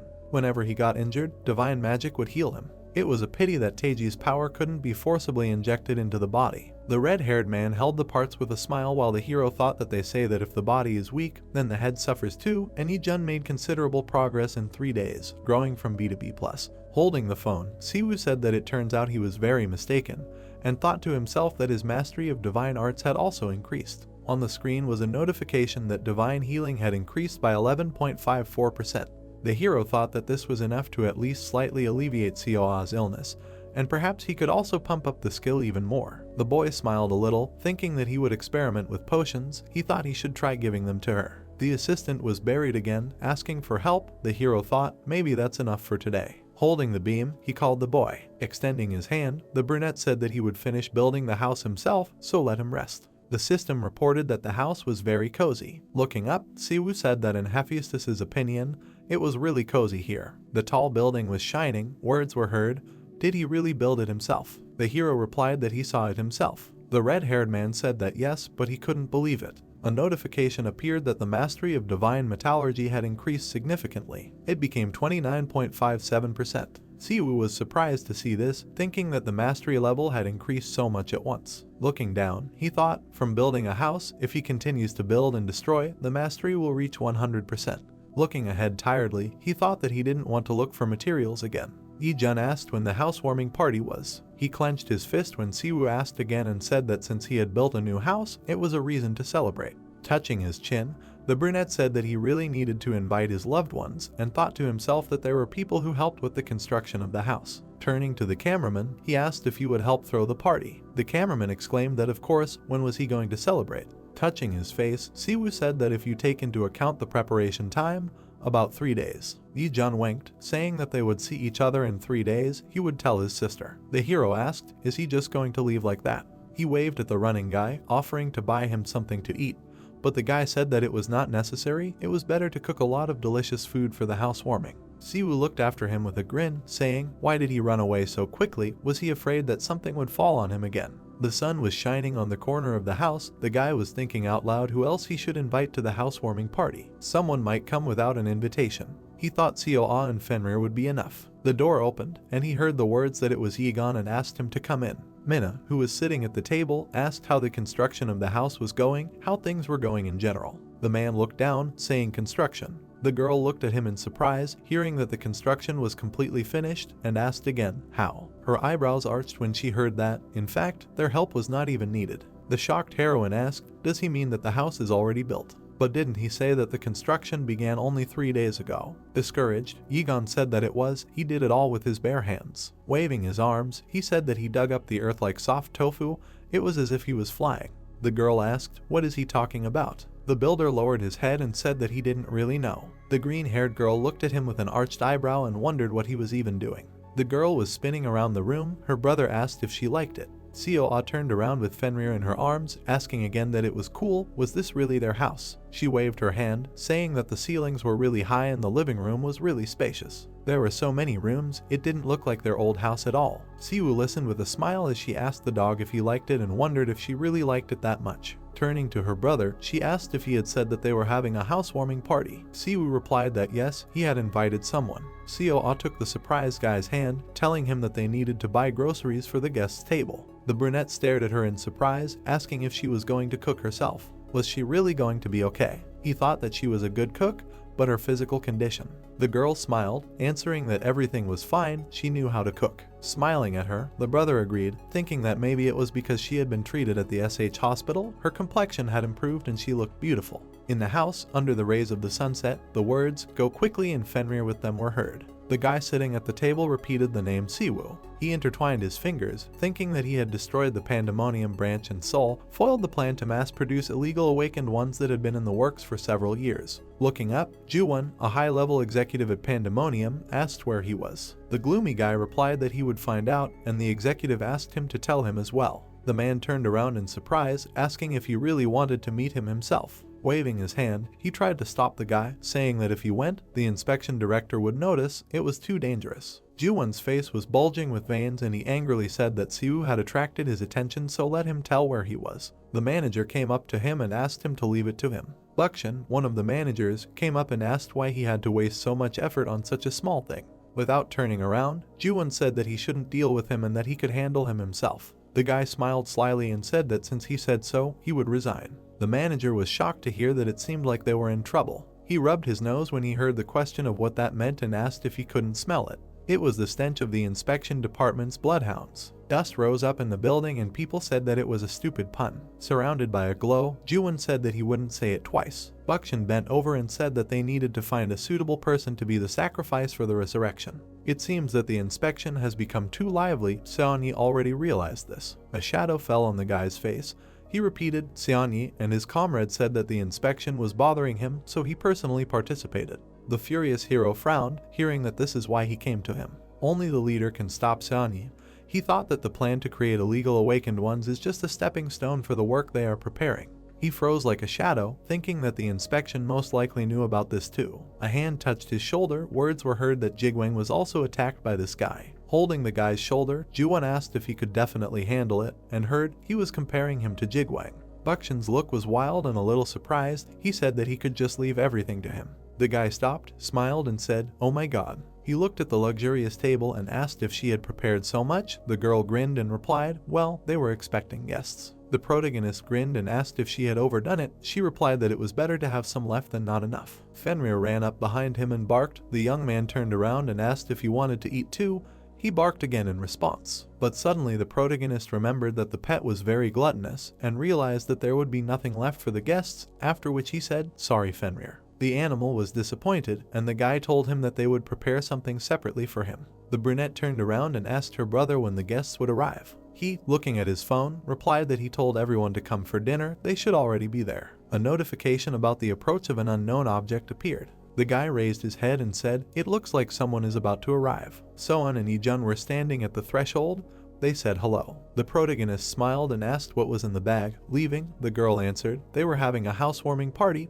They couldn't come empty-handed. The girl stood with her mouth open and her head twisting, and asked if they really built all this themselves, and the guy apologized for being late, to which the protagonist replied that they were just in time. The pink-haired guy grinned and said, "Thank God, otherwise his sister was messing around for so long. He already thought that they would be the last to arrive." The girl swung at him screaming, what was she messing around with? The guy made excuses while his sister was hitting him. He said that she said that since they were going to Hyung's house, she had to look nice. The girl got embarrassed and screamed that it was stupid when she said something like that. She blushed, laughed, and said not to pay attention to his words. He was an idiot. The brother yelled back at his sister for pretending to be an idiot because she was ashamed of herself. She asked him if he would shut up or not, and the main character just laughed. While the showdown was going on, the girl greeted the guests and said that she was glad to see them, then introduced herself as Siwoo's younger sister and said that her name was Suah. She laughed out loud when the guest turned around in surprise and asked again. The pink-haired girl opened her mouth wide and said, "Nice to meet you,"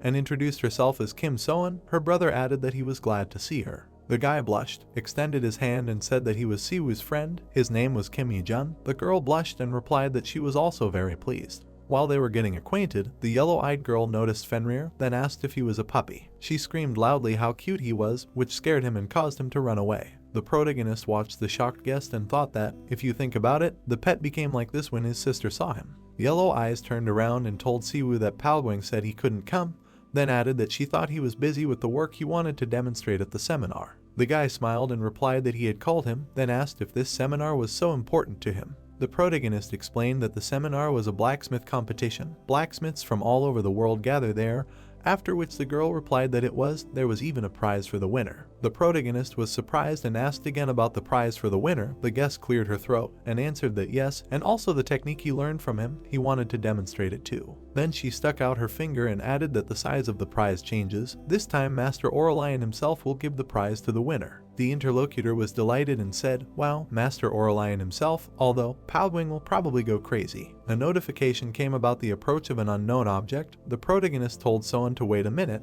and he himself headed for the exit. The door opened. The protagonist said that Ayun had arrived. The girl opened her mouth wide, frowned and asked how he knew that she was here. They laughed, after which the guy said that there was one way, and then asked if she came alone. And where is her mother? She answered that her mother could not come because of work, so she came alone. The protagonist turned around, laughed and said, pity, it would be great if she came too, and his sister, seeing the guest, could not believe her eyes. The brunette waved her hand, said hello and said that they had not seen each other for a long time, then asked how she was doing. The guy and the girl watched their conversation. Yellow Eyes looked at the main character in surprise and asked him if he invited all the guests to the housewarming party on the same day. He answered positively, then scratched his head and asked if it was supposed to be like that, after which he thought that he had never been to a housewarming party, so he didn't know how to do it right. The girl grabbed her head and replied that it was not that, it was just, how to say. Their conversation was interrupted by a message about an approaching unknown object. The protagonist again asked her to wait a minute. People were lying on the ground in blood when the brunette said that the people were pandemonium. Park Taemin, the head of the capital's investigation team of the Hunting Inspection Bureau, stood motionless and asked what happened here and what was happening in this city. Then the blonde approached him and told the chief that the search was over. He asked if there were any survivors. Kim Dong-woon remained silent, to which the chief said, crazy bastards. Then, looking ahead, he asked what they found. Is there anything unusual? To which the assistant replied that there was something, only men died. The moon was big. When their dialogue continued, the chief asked why there were no dead women. In response from the assistant, he received something that he could not find out. As he knows, Ju-won intervened. The blue-haired man turned to the blonde and replied, yes, it is a blessing to survive in such a meat grinder, and then asked where the director was, to which he received the answer that he was chasing Ju-won. Suddenly a man appeared in front of them. He walked towards them and said that he was here. The guys simultaneously shouted, director. Taemin asked the director what was wrong with Ju-won. He replied that he had lost him. He was much stronger than he thought. Suddenly the director began to fall. The guy caught him and asked if everything was okay. He replied that he was just dizzy. Oh, how awkward. The blue-haired man's hand was covered in blood. He screamed loudly, but the boss ordered not to tell any of them. The man, wincing in pain, continued to say that if the director of the inspection would act like this after being attacked by a criminal, society would start to worry. Then he laughed and added, so, he is fine. The blue-haired man stood leaning against a snag and coughing. People looked at him, and one of them called him. After which he approached him and asked if everything was okay, to which he heard in response what had happened. The red-eyed man looked away and explained that thanks to him the ritual had not been interrupted, to which the manager asked the inspection bureau had found out about it.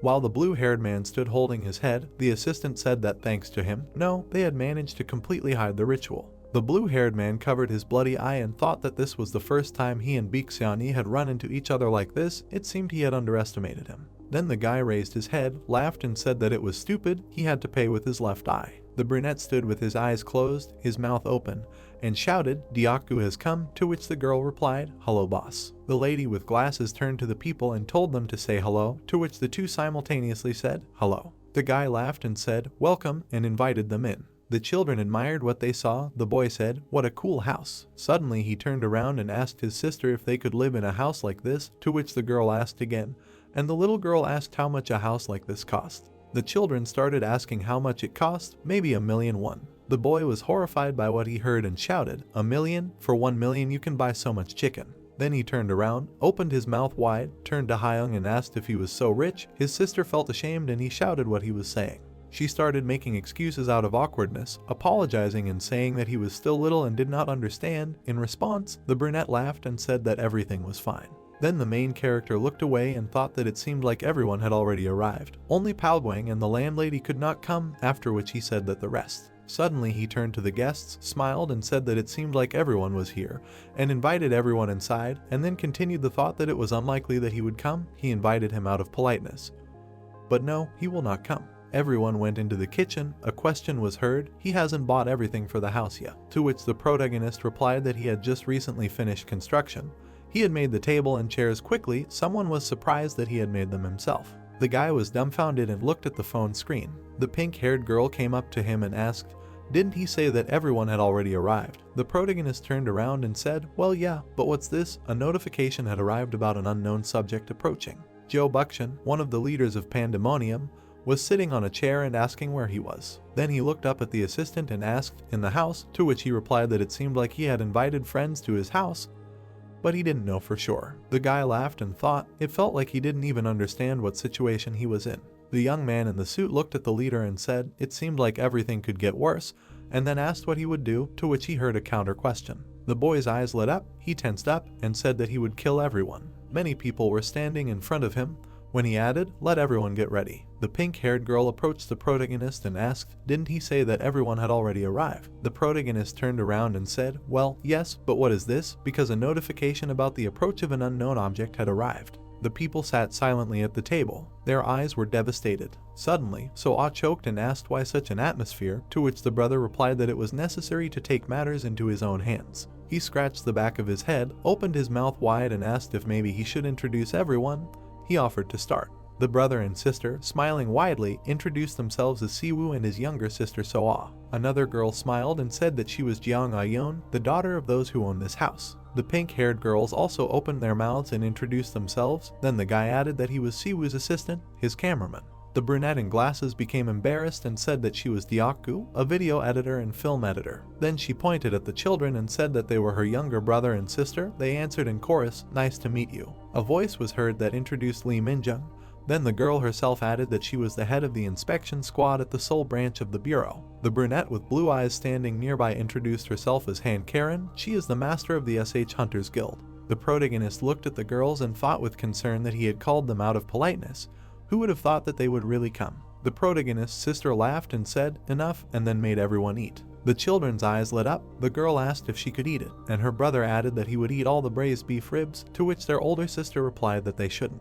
The brunette laughed and told Deokgu that it was okay, that's what they cooked it for, and his sister added that she tried. Voices were heard from the house. The boy said that it was simply delicious. The girl offered her older sister to try it too. She agreed, and So-ah told them of course to eat it. The yellow-eyed one folded her palms and said that there was no need to rush. By the way, about their gift, her brother reached for it and added that he would show you now. Ta-dam, he prepared the ogre tendons. The girl looked at the protagonist who was holding a gift in his hands and asked if he liked it. He replied that it was just what he needed, and then thought that he had just finished building his house and was going to start making his weapon. After which he smiled and asked if it was too generous for a housewarming gift, since each hair costs 100 million won. The girl closed her eye in response and said that it was not just a gift. The guy asked in surprise, what was it? The brother and sister laughed, after which Jun said that he saved him last time, so he wanted to repay him somehow, to which the protagonist sheepishly replied that it was still too much, but the yellow-eyed girl held out her hands and said, "No, take it." The brown-eyed brunette winked and said that now her gift would seem not good enough. She decided to give workbooks materials for entrance exams. She thinks that So-ah should start preparing for entering university. After which she turned to the girl and said that she would help her pass her exams.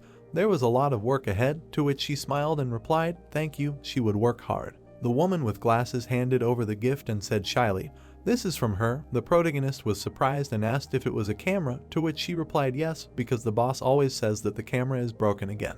The guy took the gift in his hands and thought she remembered what he was talking about in the video. This is too generous of her. Then he smiled, closed his eyes, thanked the girl and said that from now on he would only film with her. After which the protagonist turned to Jun and told him not to think of breaking it, to which he replied that his mission would be to protect and guard this camera at the cost of his life. The red-eyed girl lowered her head, apologized and said that this was her first time at a housewarming party. She did not know that she needed to prepare a gift, she just wanted to see Siwoo. The gray-eyed man raised his finger and said it was okay and thanked her for coming. The girl looked sad and apologized again. Then someone put their hand to their chin and said it was the usual. The blue-eyed brunette asked what they give as home items, right? The guy looked at her and replied, yes, for everyday use. Then the girl looked at her phone and said here. After which the main character looked at his smartphone in surprise and asked what it was, a Karafni sofa. The yellow-eyed girl opened her mouth wide and asked, he said a Karafni sofa, to which he replied, this. Then a voice rang out, here, take a look. The girl opened her mouth wide and screamed, oh my god, a Karafni sofa and a Haravatun wardrobe. The main character looked at her and asked, are they expensive? To which she replied, that's the word, millions, if not billions. The guy was surprised and asked again, billions? No. How can furniture cost billions? And the girl replied that it is also almost impossible to get them. Then she opened her eyes wide and added that only 10 such sofas are produced per year, and there are only 1,000 wardrobes in the whole world. They are sold only to VIPs. The brunette looked at the blue-eyed girl and asked how the hell she did it, to which she replied that the director of Manhwa is responsible for selling such furniture. She also chose the gifts. The yellow-eyed girl pointed her finger at the phone screen and said that if she were in his place, she would still take them. He can choose anything, to which the guy replied that it would be difficult to choose. The brunette looked at him with fear and asked if she didn't like the gift. All the guests were surprised and looked at them. There was confusion in their eyes. The protagonist was choosing a gift and asked if it was all a gift. He gritted his teeth and, looking at the phone, said all this furniture, cabinets, chairs, tables, a robot vacuum cleaner, refrigerators, washing machines, dryers. The guy continued to read out the list of items, after which the girl replied that it was all a gift. The guests were shocked by what he heard. The protagonist leaned against the display case and said, really, Karen, that's what SH Company stands for, and then thought, what a housewarming gift, they really do live in different worlds. Then he paused and asked, doesn't this look like a wedding dowry?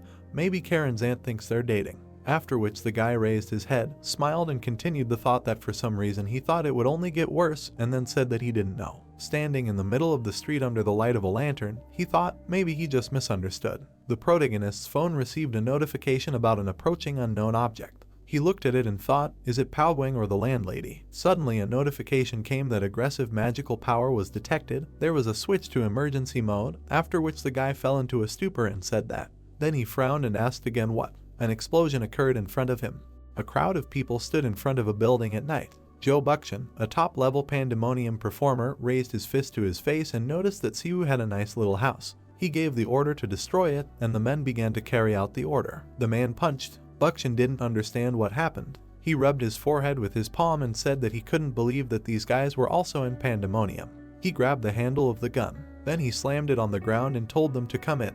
The man looked away and thought that they were attracting attention from others and that people from the bureau might be arriving soon, so they needed to get there before they arrived. Then he punched. There was an explosion. Buckshin turned around, started to walk away, and told them to finish quickly. The men called out to him and turned their attention to the door. The brunette turned angrily and asked what else. The bald man told him to look. The men were surprised, and Buckshin asked who it was. Minjung, coming out of the gate and taking out her sword, said that only criminals openly attack someone else's house like that. The bald man couldn't believe his eyes when he saw her, and when he asked who she was, he said that she was the commander of the Soul Guards. The girl looked at the men and said that ordinary criminals don't attack so actively, they just wouldn't have the courage, and it seems that they came with some purpose. The girl looked at them intently and angrily and asked if they were from Pandemonium. Lee-jun came up to her from behind and asked what was going on here and who they were. Buckshin looked at someone in surprise. Karen was standing in front of him. The man asked her why she was here, and he thought to himself that she was from SH Group. The bald man turned to him and asked what they should do, and the man thought that it was dangerous to touch SH Group in Korea. He clenched his teeth angrily and thought that he couldn't retreat now. He looked up and ordered to kill everyone except Karen. The men rushed towards them. Yi-jun was turning his head in different directions and did not understand what was happening.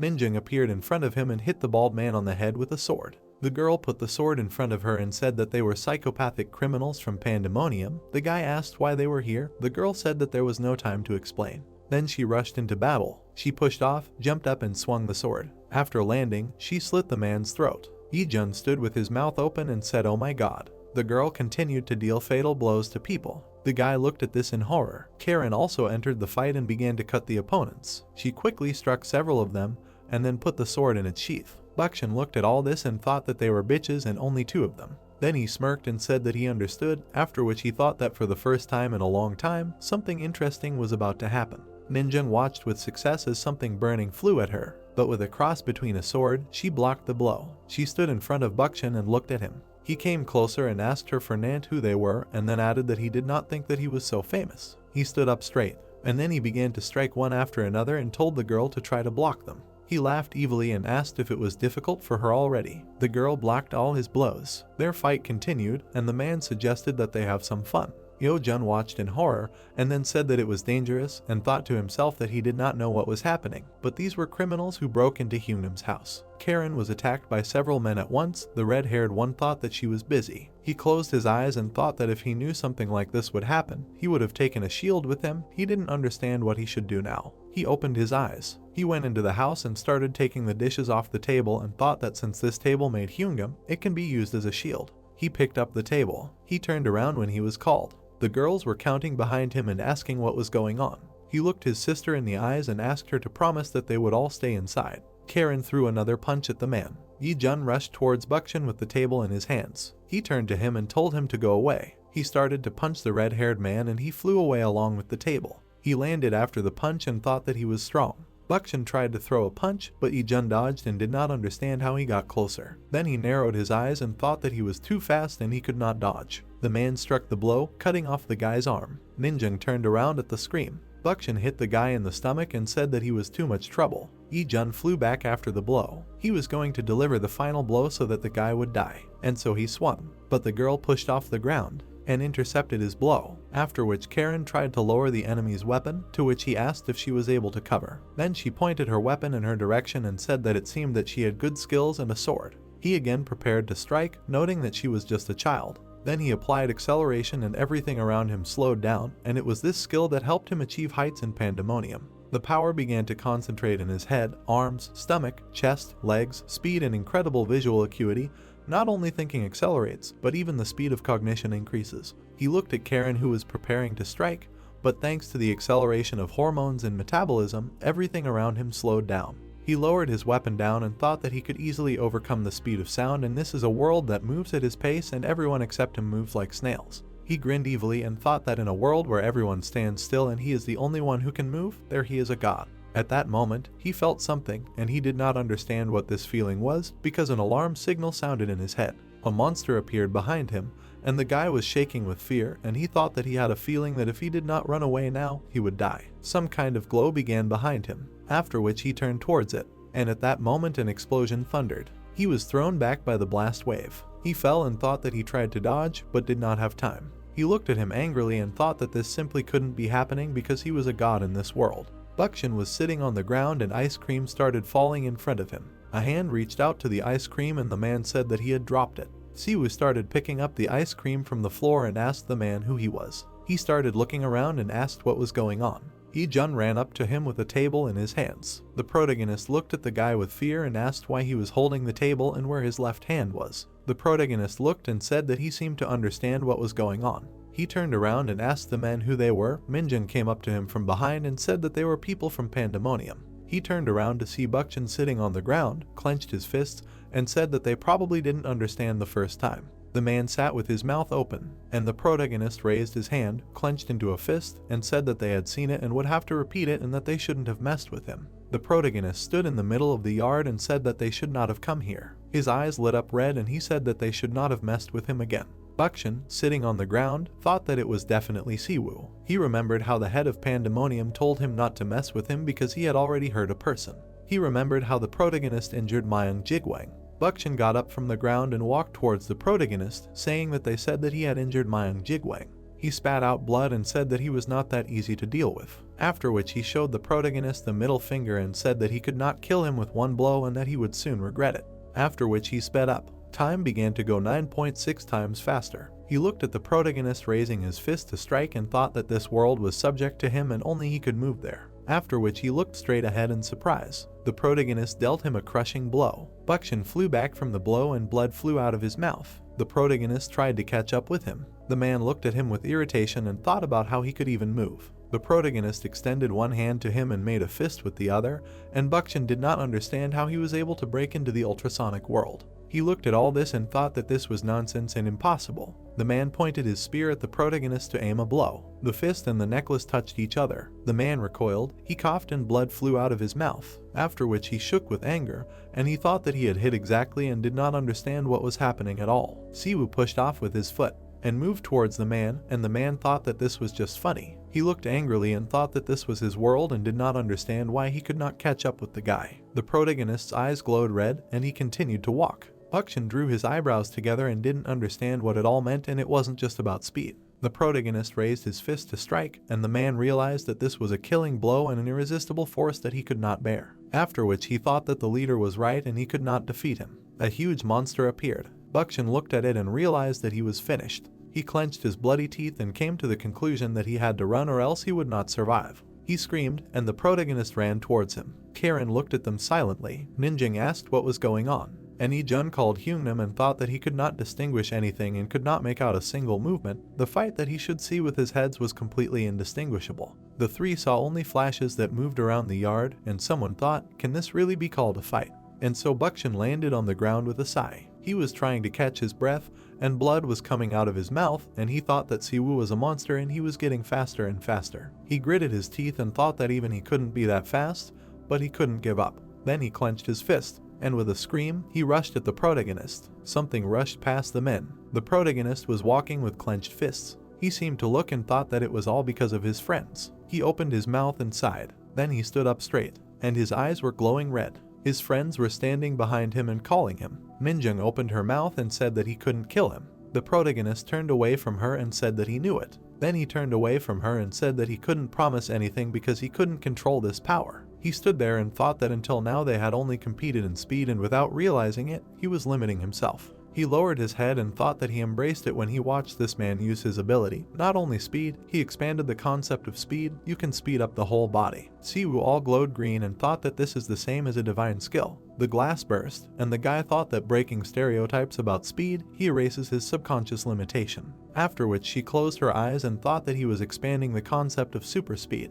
Green power began to concentrate in his head, chest, arms, and legs. Moonlight illuminated the street. The night breeze blew. The movement of the planet slowed down. Everything in this universe is subject to time. The protagonist stood with his eyes closed and thought that both day and night and the world in which they feel every second of 24 hours. He stood and thought that even if he accelerated by 1.48 minutes, everything would already change. Everything in the world would slow down and even the sound would hang in the air. The clock was ticking, and the guy thought that if he accelerated to 1.96 minutes, which was completely acceptable. Bakshin smiled, and Siwoo thought that then it would be a world accelerated to the limit. The protagonist, standing, and there was a green force around him, and he thought that then it would be a world inaccessible to other people. Then he looked sternly and used Hermes' super speed. He stood, and Hermes appeared behind him, and he thought that he also had a divine skill. He put his hands into fists. 1.75 seconds is the world of the present moment.